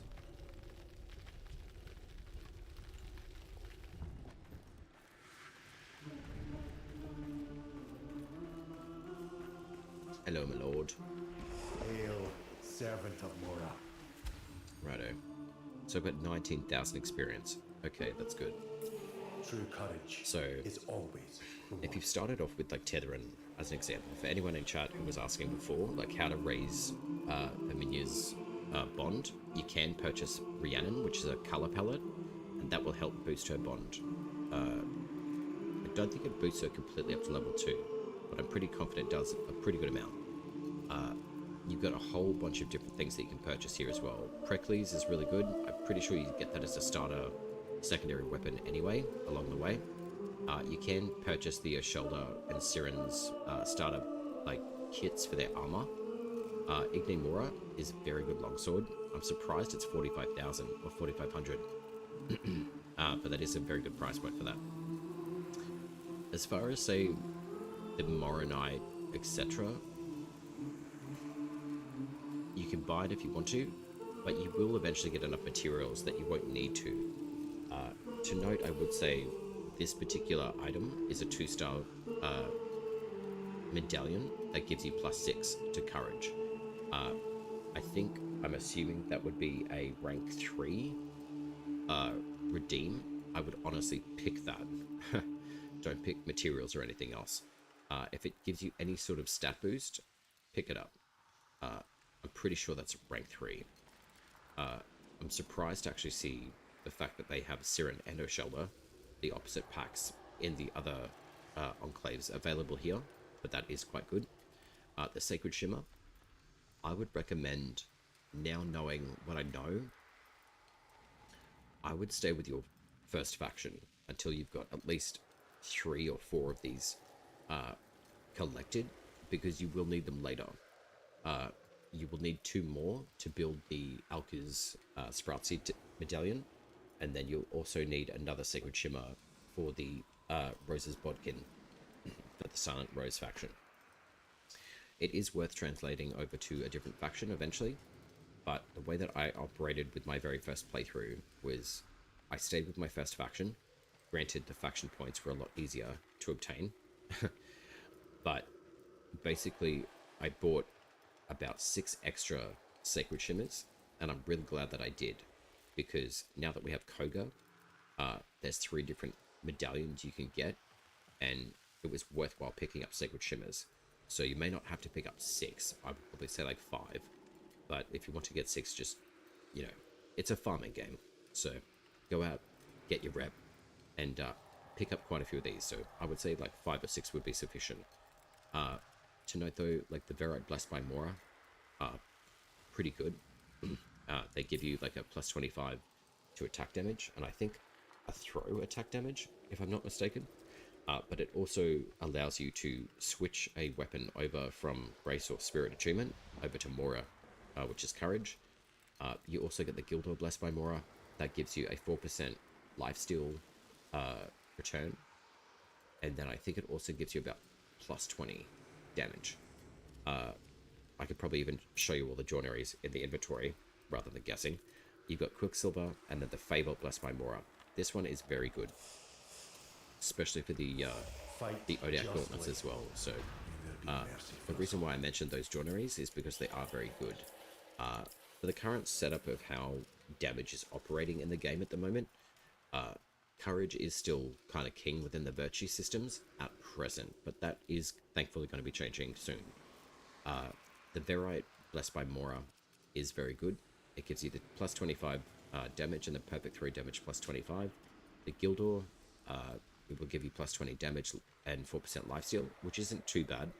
And the Feybolt Blessed by Mora, or like Iridus or Safine, used on any magic weapon will give you throw distance plus 5, but it will also give you consecutive attack damage, which is really, really good considering that Odiak can actually benefit from that because it has voltaic damage, as can the Estelle and the staves, of course, Gwyn, Ursroot, and the older staff, wherever that one is. I don't know where you're hiding. Older staff, where are you hiding? There it is. That one was, I think it was, yeah, this was Arcanic damage originally, but I got really excited because when Estelle first shipped, it was actually Voltaic. I was very excited for that, but now it's been adjusted back to Arcanic, unfortunately. But it is very cool. It's a very good weapon. I have actually decided to put a Gildor Blessed by Mora on it until I've got the right amount of standing to be able to get the Feybolt Blessed by Mora, which I think I have enough. So I'm going to go purchase that. Let your heart choose. Yes, I do. Thank you very much, Mr. King. Very well. And I'm going to go reforge the Estelle now with the Feybolt Blessed by Mora. So I will benefit from having more throw distance range, but also the consecutive damage as well. So the Gildor is a good supplemental. How can I do better? Joinery in some cases. It is beneficial overall, but I still prefer the flat damage that you get from these ones as well. Sorry, the flat throw distance, but then you also get plus 20 consecutive attack damage. So reforging this one, I get a benefit of throw distance instead of the lifesteal, which is fine, but the consecutive attack damage is exactly what I want. So I think this is a very good upgrade as well. So I do want to be able to level those up again, but they also do, being tuned to courage, do benefit and get a little bit more damage, which is really nice to see. So I've been waiting to get that one for quite a while. So now that's in my hands, you will be seeing me use that pretty much non-stop, which is really nice. I could have gone and kept the lifesteal, but the throw distance is good, so I can stand back further. But also with the grounded ability, it also increases the casting speed while standing still of any magic weapon. But on top of that, the speed of the totem for casting speed, or attack speed rather, is a gold level in the magic weapons. So either one of these, I will always have an attack speed. The benefit to having these two defensive totems as well is good for Bromius as well. Just as a side note, if you really want to access a lot more armor in the game, these weapons are a very good choice for that. You can also basically wear one of the magic staves as your main weapon, and also have the Arcstorm rune applied to that, so you can get even more armor as well, as long as you've got the rat and the duck applied in your defense slots for the magic weapons. You could get some pretty good numbers up. You could definitely get over 100 armor as well, but also with the Wizard's Wish, and I believe one of the Koga medallions as well, gives you a little bit of defense. Yeah, physical defense there. You got stability there, and then you've got 2 magic, but I prefer the defense. But the Wizard's Wish does give you 3 points of armor as well. Excuse me. So it is a pretty fun build to build around Bromius and the armor requirements that it has to be able to dish out quite a lot of damage as well. So that's a bit of a segue, but it basically fuels the power of Rump Thump by the amount of armor that we have. And Song of Growth will also inherently boost that. If you cast that first and then do Rump Thump, you'll actually do some pretty nutty numbers with Rump Thump. And it's also very satisfying to use. So yeah, I think I'm probably gonna wrap up here, my friends, because it's 11:59 p.m. and I'm I've done a 5-hour and 10-minute stream, so I'm pretty impressed with myself, and I'm pretty impressed for you guys holding the line and just hanging out too. So I think I will just have a look at the directory and we'll see who's on. I think the night you had ticket to find. Ah, yeah. Belamonte, hello. How are you? I hope you're well. Alright, so... Ooh, Apocrypha. Is that how to pronounce your name? I see you in chat. That's pretty cool. I like that name. Good rest of the day. Thank you very much, Heathen. Always nice to see you as well. It's good to see familiar names in chat too, so thanks for stopping in. I'll just jump into the Twitch directory and see who we have available to send you guys on with love on Twitch, on YouTube. It's unfortunate, but you will be cut off. But it's true. So I'll just have a look on who's online. Oh wow, there's some Russian people on. That's cool. Okay, cool, sweet. There's a lot of French channels online. That's really cool. Ah, yeah. Nepotaya. Yeah, nice. Yeah, there's some Russians on. That's really cool.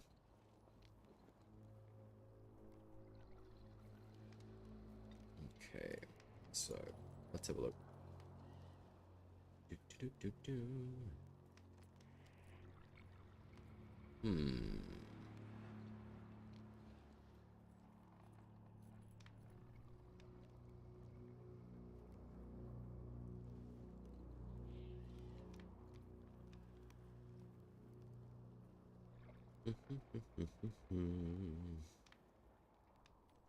Someone is playing their very first look at Soulframe.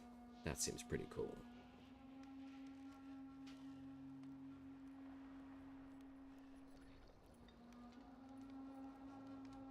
Ah, they do look like they're about to, like, possibly end stream? Maybe not. Let's have a look.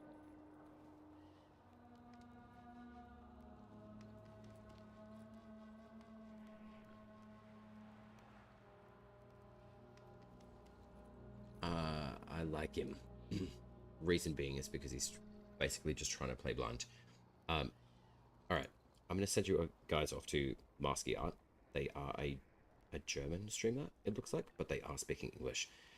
So they are streaming Soulframe. So I'm going to send you guys off to this guy.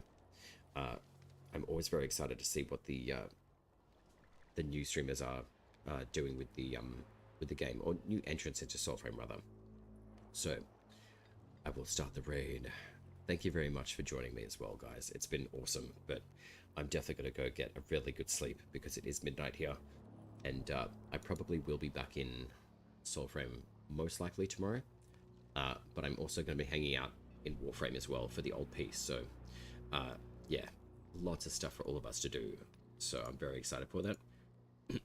So thank you very much again. It's been an absolute pleasure, and yeah, I hope you guys enjoy Masky Art.